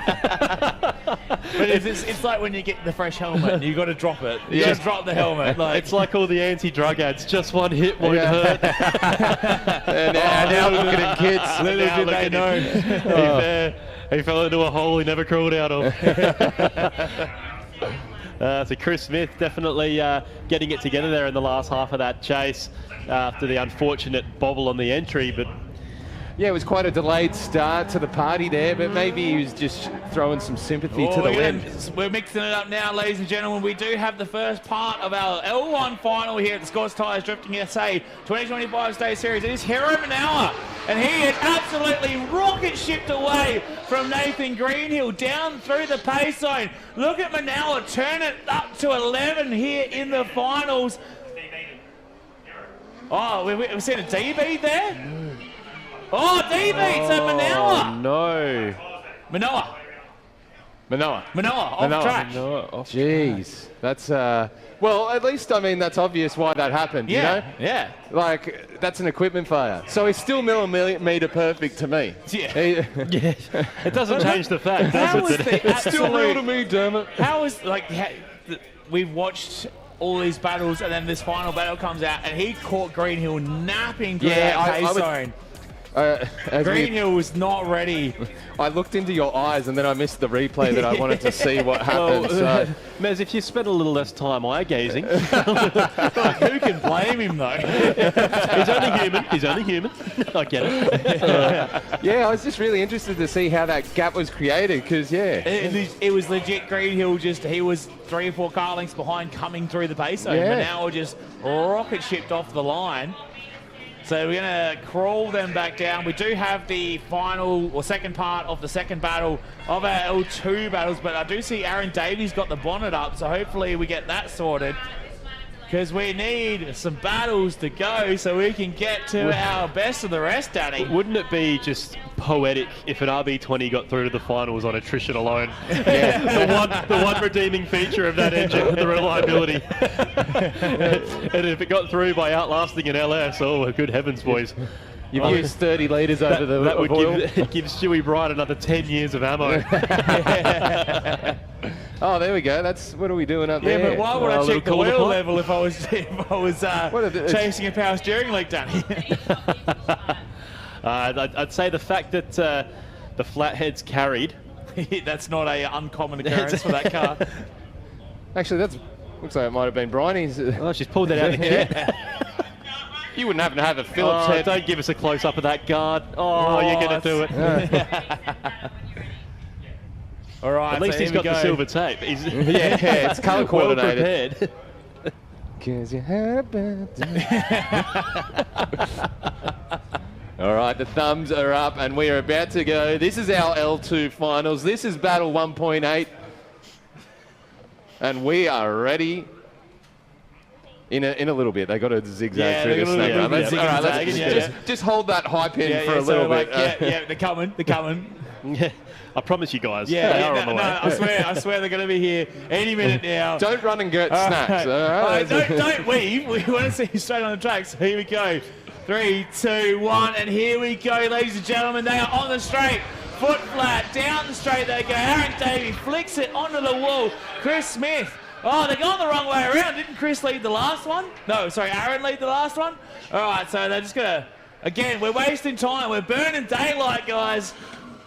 We want some best of the rest going. And Renee was very confident about running a best of the rest. I'd like to review that, if possible. I liked how the commentary team was asked for their input on if that was achievable. Sometimes I feel like we're left out of the process, fellas, you know? I'd just like it if you'd go through 3 different levels of people to make a decision. Yeah, so apparently, as I'm hearing, it's Bureaucracy. Stewie just trying to stick his nose in, going, no, we're going to get these battles going. That'd be very Well, they're unusual. gonna rearrange opposite now anyway, so. Yeah. But anyway, we're gonna get this battle going because we need to get some on-track action with our best of the rest. So make sure, again, ladies and gentlemen, if you are in the competition today, you have a car at the track and you want to drive out on the best of the rest, make sure you're at the front of that line. Get your best chance of getting multiple laps out there on the track. And look at Shinji Minoa, our guest driver from the land of the rising sun, and his pit vehicle is an XR6U. Yeah, Now we're talking. Start line, have you got this? Right hand down, she'll turn around, Shinji. All right, so here we go. It's going to be Chris Smith now in the lead. Aaron Davey Hero. in the chase. Shinji's son. I've made that mistake a couple of times this weekend, Son. but hey, You're I've nailed the surname every time. All right, we are getting this L2 away. It'll be about 2 to 5 business days before they get to the straight, but we will get it done. RB20, Yeah, so- we can't do anything about that. You're our pace zone brought to you by Australia Post this weekend. It'll get there when it gets there. Here we go, Chris Smith in the lead. Aaron Davey in the chase. Aaron Davey actually initiating earlier than Chris Smith. Wants to get up. Oh no, it's Chris Smith off the track. And that's going to be it, ladies and gentlemen. That's Well, 2 big mistakes there from Chris Smith in each battle. We've got to wait for Hey, Aaron we to know finish his who run. the winner is. All right, let's go to L1. Let's get this L1 done. But congratulations. Just Not officially, obviously, but congratulations to Aaron Davey. But we'll be if Aaron speaking to could them just on do the us a podium. favour and finish off the run here Yeah, without any yeah. major mistakes, There we that'd go. be- He's teasing us. He's got us all on the edge of our He was seats edging here. us. Oh, am I going to spin? Oh, am I spin? Nah, just chicken. Just jerking your chain. All right, here we go, ladies and Just pulling your gentlemen. trailer cob. This is the big dogs. This is, of course, Nathan Greenhill, Hero Manoa. He's a Second goer. half of their first battle. They're going to come flying down that straight. Greenhill in the lead. Manoa in the chase. Big flick from Greenhill up on the wall. Manoa piling on the blowtorch. The pressure through turn 1.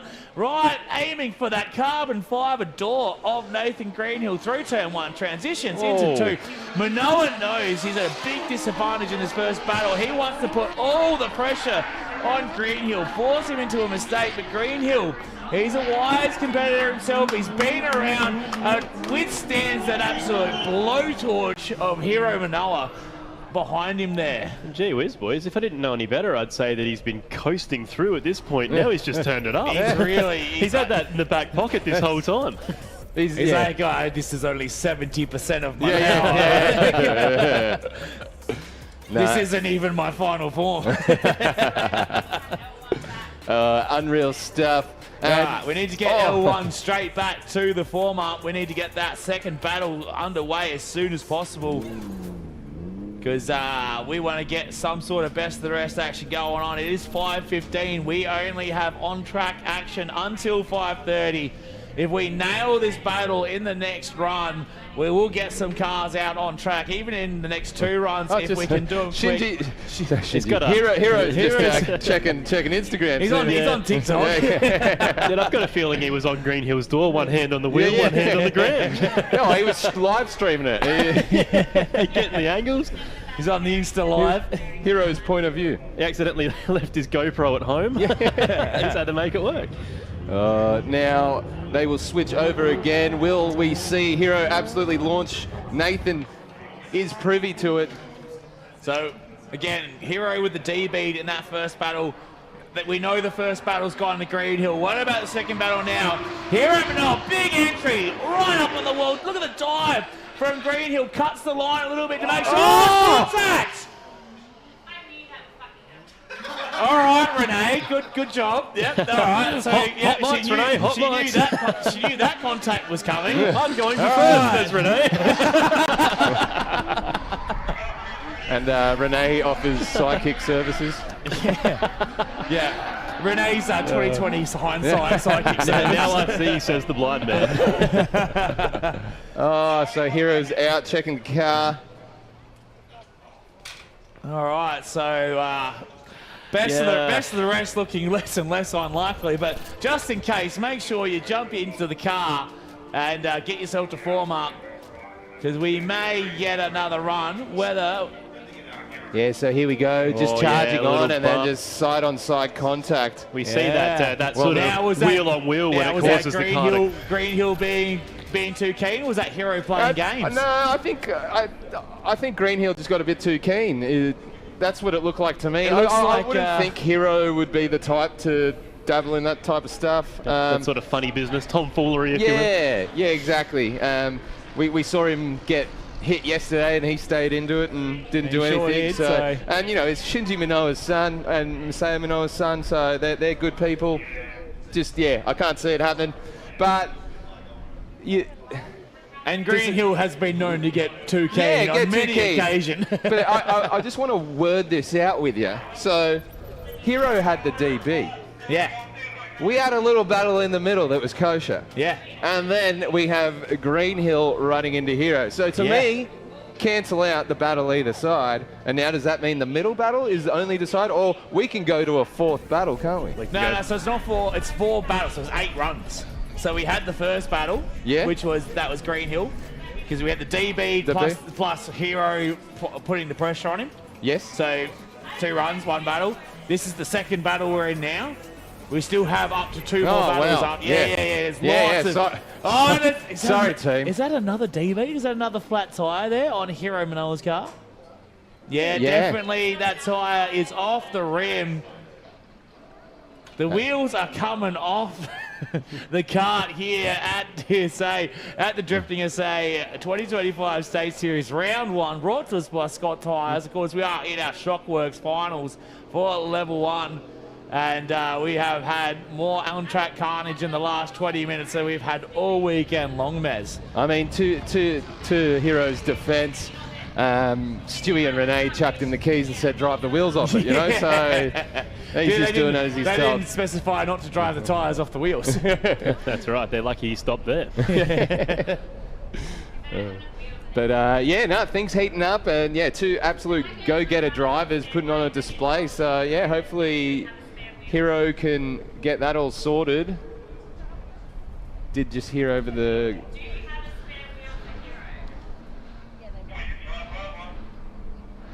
Okay, now there might be a bit of a situation here if they can find a spare wheel.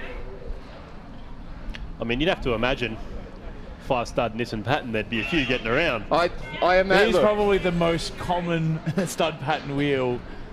Look, I don't want to put, you know, too much out there, but it is highly possible they could find. The odds are stacked in his favour Yeah. on that, for sure. It's kind of like Winks at Melbourne Cup, really. It's about $1.01 that we'll be In able fact, to. Sportsbet have taken it off. Yeah. Can't bet on that.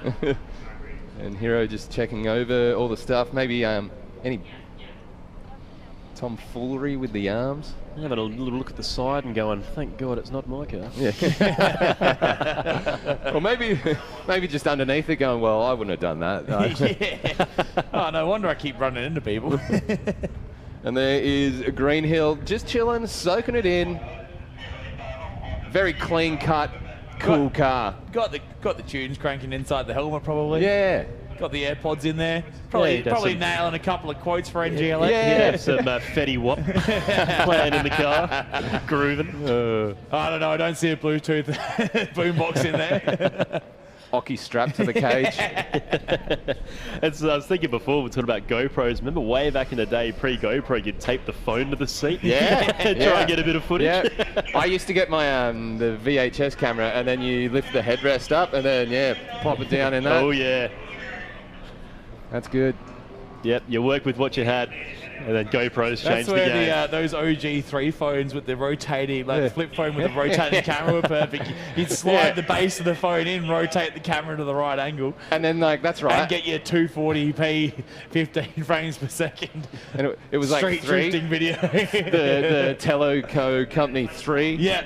And it was just 3G, and we're like, this is amazing. Yeah. This is lightning fast. This is. What do you mean I can download a song in 2 minutes? Unbelievable. Yep.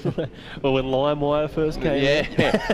How many family computers got bricked Oh, back in the Linkin day? Park num.exe. Lil Jon and the East Side Boys get low.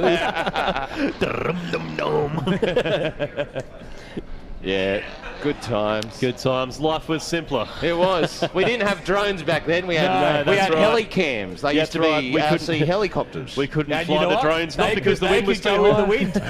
We've Because we gone didn't- backwards, man. Has technology gone too far? The answer is always yes. I'm just over all these passwords and logins, and then they message you to log in. It's just, guys, it's too much. Get away from it.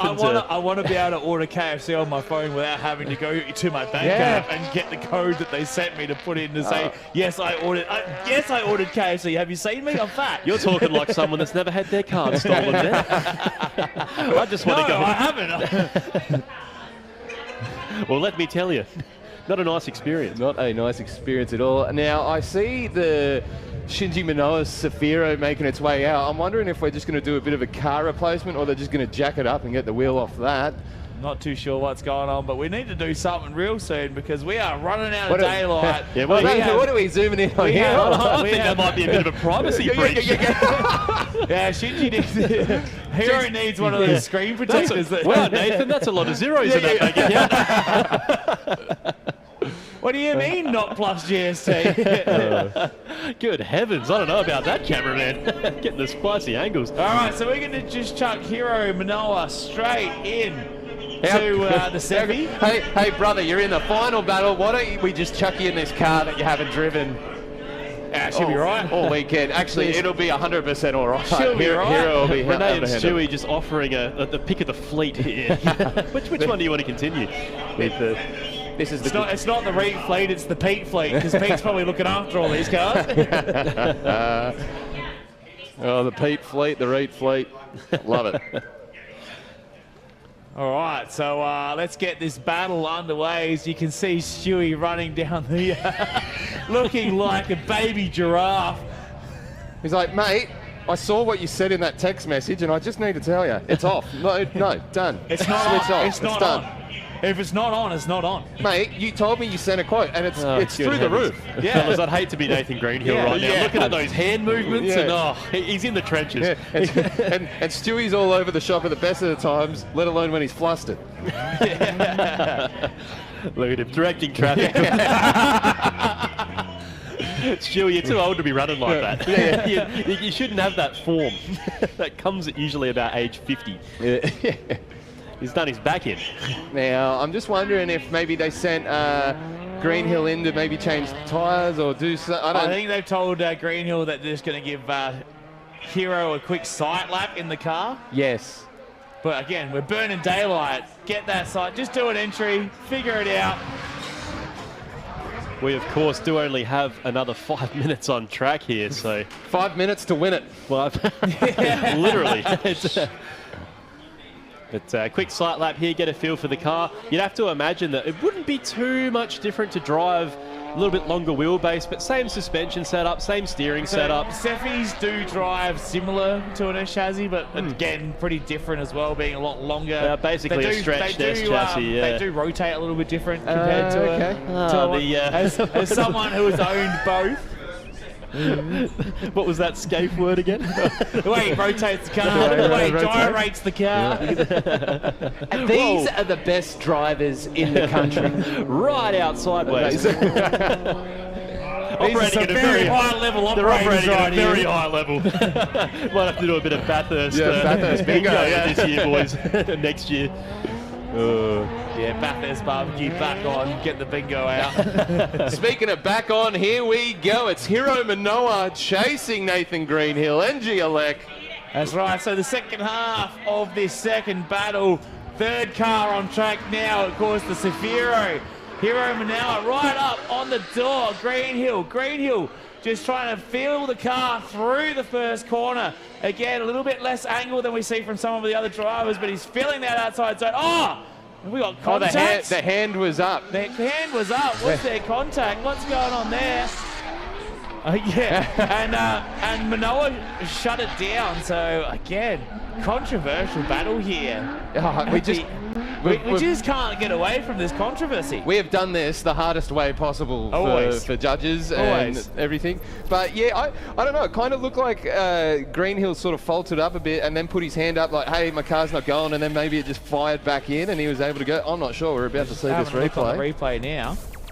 Comes in here, puts the hand up. Yeah, so yeah, Greenhill just shuts it down. Yeah, and then he's like, actually, boy. Premium, dude. Well, there you have it, bro.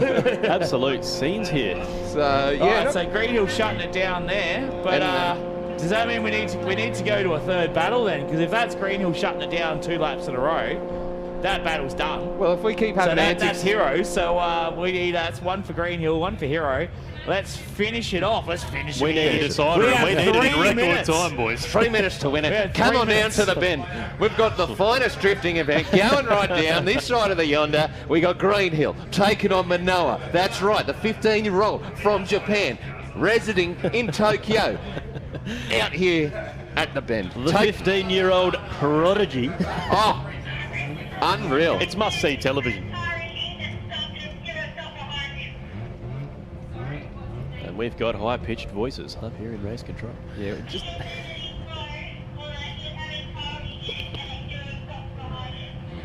Yeah, Greenhill stopped first. We all saw that. yeah. Go, go, go, go, go.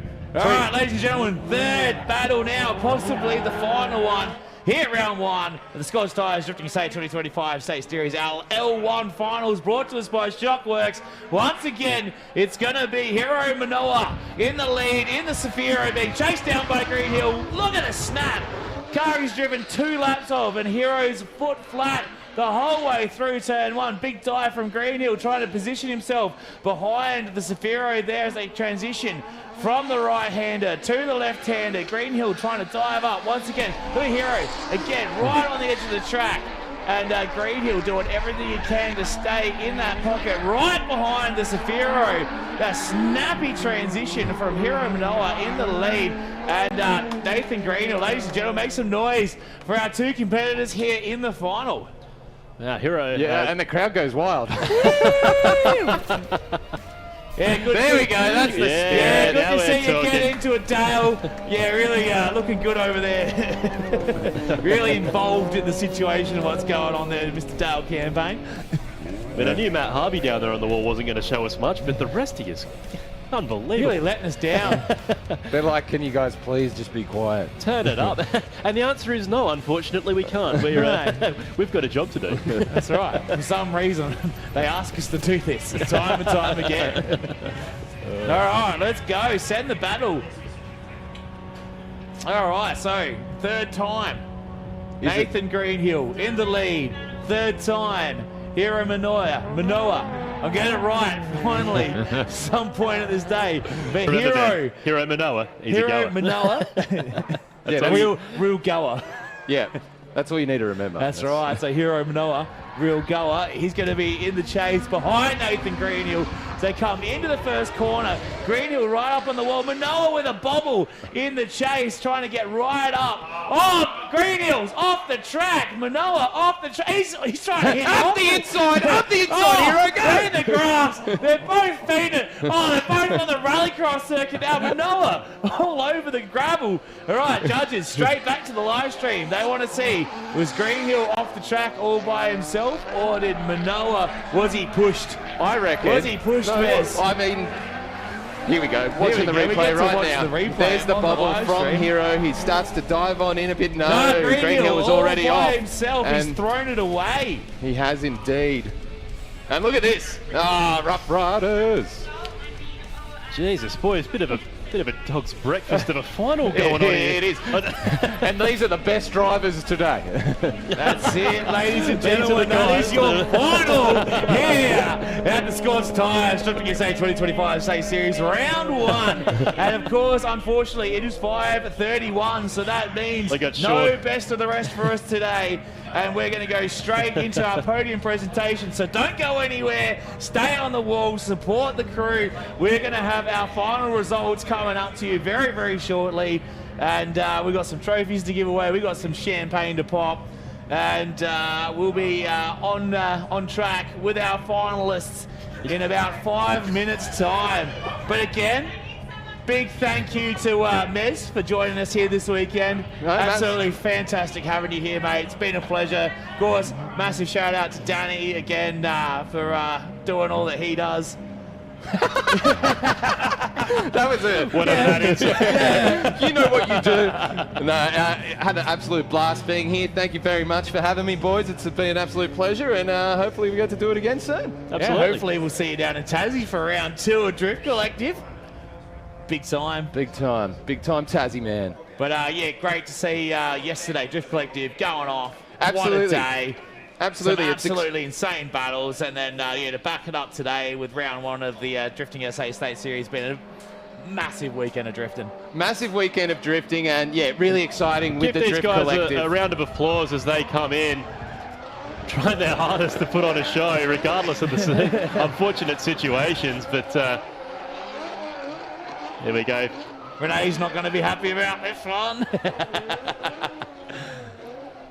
All right, there we go, ladies and gentlemen. We'll be back very, very shortly on the front straight with your podium presentation. We'll see you then.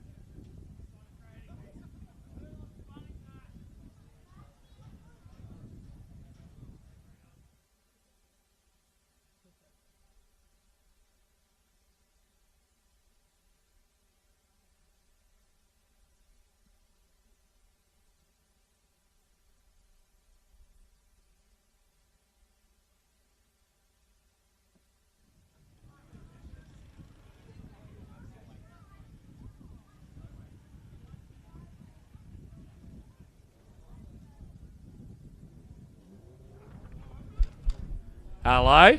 Hello? Hey, there we go. Hello, everybody, and welcome to the end of a massive weekend of drifting. Obviously, Drift Collective yesterday, round 1 of the State Series today. We've had over 80 drivers across the entire weekend. It has been a big one, but we are done. Finally, we made it to the end. We beat the curfew barely. Unfortunately, no best of the rest tonight, so we don't have our best of the rest winners. But we could probably give an honorary shout out to the Pro Rides guys for putting on an absolute show all day long like they do every time. But we will be starting, of course, with our DeJager Good Vibes Award. As many of you know, Chris DeJager, a massive part of the Australian drift community, and always just had the best vibes, the best attitude. And we like to honour someone that just embodies the spirit that Chris left with us. And someone that has earned it today, and it's a long, long time overdue, is Kenny Hennig. But always, everyone breaks a car, the first thing you hear is, Kenny, take my car, see how a barra feels. So congratulations to Kenny. You'll, oi! You didn't even touch him, man. Stiff breeze sets you off. So, Kenny, congratulations, man. You will get a free round entry into a future round. And, yeah, massive round of applause for Kenny Hennig because he's just a top guy in the Australian and South Australian drift scene. So, give it up for Kenny Hennig. We love you, Kenny. Even though I can't say where you're from because it changes to everywhere in the Copper Coast every time I think of where you live. But, all right, we're going to move on to our Level 2 competition today. Battle of the Sedans in our top 4. And what a battle it was.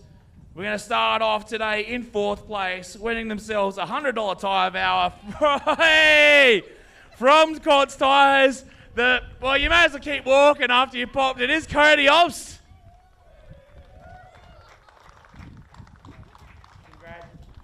Congrats, Cody, man. It's great to see the fresh new wrap on the car. Looks sick. You didn't really put that many marks on it, which is good to see. Just a couple, but with all the black, it kind of blends in, doesn't it? It's very smart with the wrap design, isn't it? But congratulations, man. You're always there or thereabouts in L2. It's great to see you getting more and more confidence every time you drive, man. Who do you want to give a shout out to? I didn't get to last time I got a podium, so I'd just like to thank my dad for doing so much to this car, helping it, getting put together 2 bottom ends in like a month and a half. It's a pretty hard job, but he's there every step of the way, so I really appreciate that. But Casey Custom Fab for doing a bunch of work on the motor, exhaust, Michael, and just everyone that's out here supporting me today. I really appreciate it. Make some noise for Cody Obst.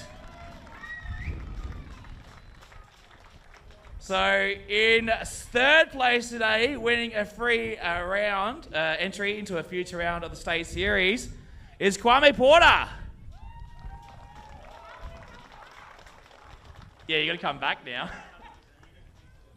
Congrats, man. I hope I've been saying your name right. It's a tricky one, but yeah. I'm terrible at names, so yeah. But congratulations, man. Great to see you come over. Great to see such a cool-looking car being driven so hard as well, man. So welcome to South Australia. I hope you enjoyed yourself, man. Is there anyone you want to give a quick shout-out to? Definitely shout out to my fiancée, Shay, in the crowd. No, like staying up late trying to get the car sorted, and yeah, couldn't have done it without her, so I really appreciate it. Congratulations. Make some noise for Kwame. All right, how do I say it? Because you're coming back. Kwame. There we go. So, there we go. Make some noise for Kwame again. All right, so that means we have our Level 2 finals. Ding-dong battle of the Skyline 4 doors. So, our winner today winning $500 cold hard cash. Driving a Nissan 4-door turbo LS Aaron Davey.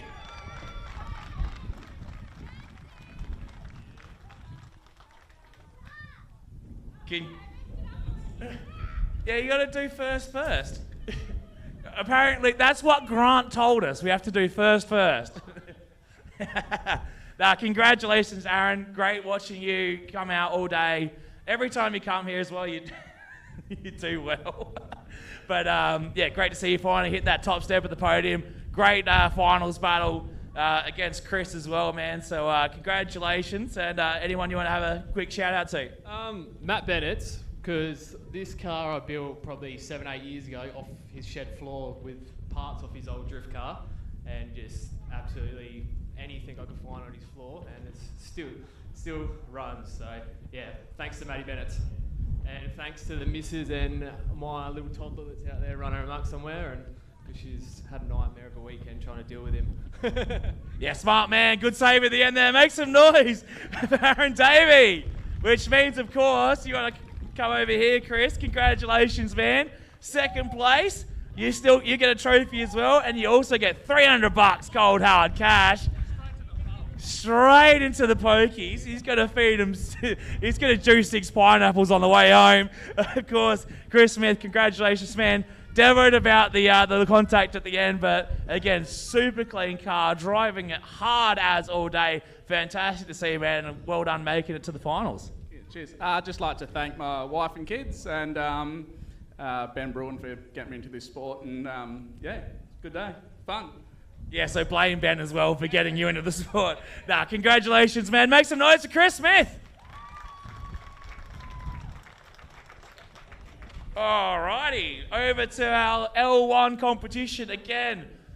Massive field, sold, obviously L2 and L1 both sold out. Some of the best drivers in the country and the world over here today as well. So fantastic effort. In 4th place today, getting a free entry to a future round of the state series, which means you have to come back. Jason Ferrin.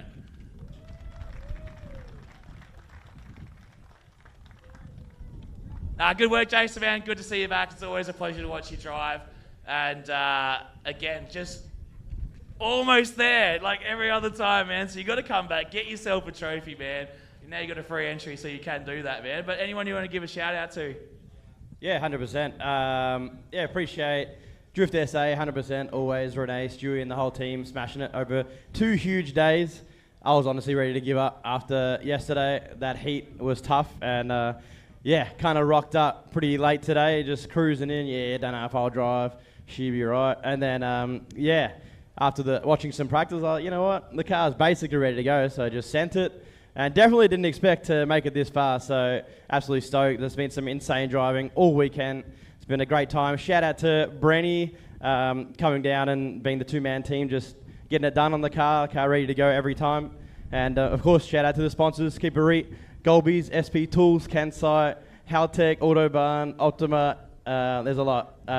Phoenix, the Costal, and Shockworks, and there's a couple more, but appreciate you all, everyone, for supporting. It's been a great weekend. Thank you very much. Ladies and gentlemen, make some noise for Jason Farron. All right, so that means 3rd place today, winning $500 cold hard cash, Mr. Cody Moxon. You're about to lose your cork again, Nathan. Just give it a push. Well done, Cody, man. It's always a pleasure having you here, man. Not just watching you drive like an absolute madman, but just your infectious, positive attitude. You always got a smile on your face. You're always down for whatever comes. And again, always just great hanging out with you, man. So congratulations, back on the podium. Got yourself a trophy. And it means we'll definitely be seeing more of you, I assume. But anyone you want to give a shout out to? Yeah, I just want to say thank you to my kids and family at home. Wouldn't be doing this without their support. Thank you to Drifting South Australia, always putting on great events. I want to say thank you to Chris from Shockworks for dialing this car in on 195s. It's hard. Massive thank you to Nathan Dundervik. He always helps me out. And yeah, thank you. Awesome, thanks, man. Make some noise for Cody Moxon. All right, so we saw some absolute carnage in that final. You guys have been killing it all day, sick runs, sick battles, and then the finals come around, it turns into a bloodbath. An absolute just Well, how many cars did we break in that final 3? All of them, basically. But of course, that means we only have one winner here today. And all the way from Japan is Hiro Minowa. Minowa.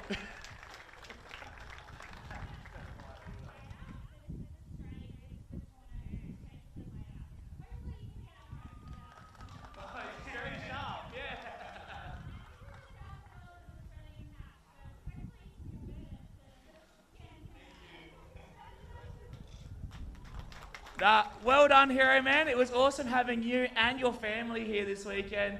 Obviously, you got to enjoy a little bit of the countryside, go to some wineries, enjoy yourself there as well. But you drove like an absolute madman today, man. Especially that final. I just watched you turn it up so much more. So it's great to have you here, man, as well as your mum and dad. But thanks for coming, man. Is there anyone you want to give a quick shout out to? Yeah, I'm so happy now, and I'm so thankful to Drifting SA and my mechanic and my dad and mom for giving to me this opportunity.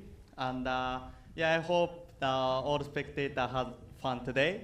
And yeah, see you again in Australia. Make some noise for Hiro Minowa! Which means, of course, hold on, let me just squeeze that back down a little bit. All right, second place today. You'll get that first place, man. It's coming, I swear. But of course, Nathan Greenhill.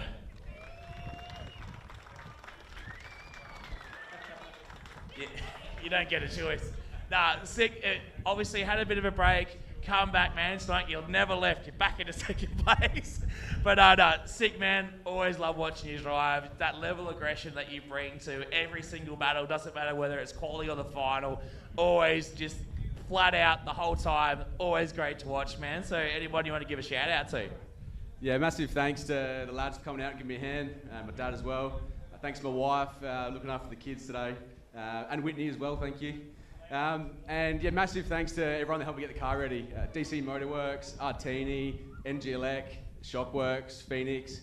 And massive thanks to the DSA team and all the volunteers for being out here and sticking out in the heat yesterday. It was horrible, but we got it done. So to be honest, I didn't think I would even make it to the podium. We've been battling this car all weekend.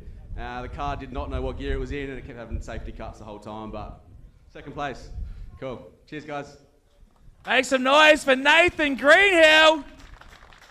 And again, thank you to everybody, especially the ones that were here yesterday as well, stuck it out in the heat because it was hot. It was very, very, very hot. And of course, the first round yesterday of Drift Collective was a massive success.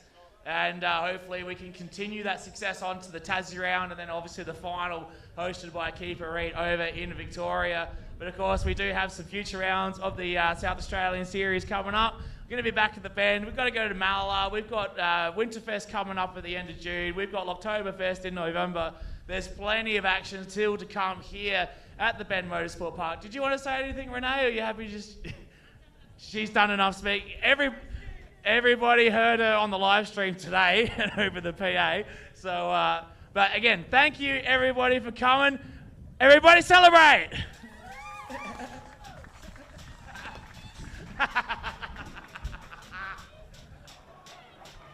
Now, of course, as always, if you do have a bit of spare time before we leave today, we have definitely a couple of trenches to clean up on the outside of Turn 1.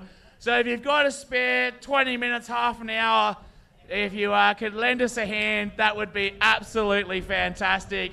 If not, make sure you drive safe on the way home, and we'll see you next time here at Tailem Bend at the Bend Motorsport Park.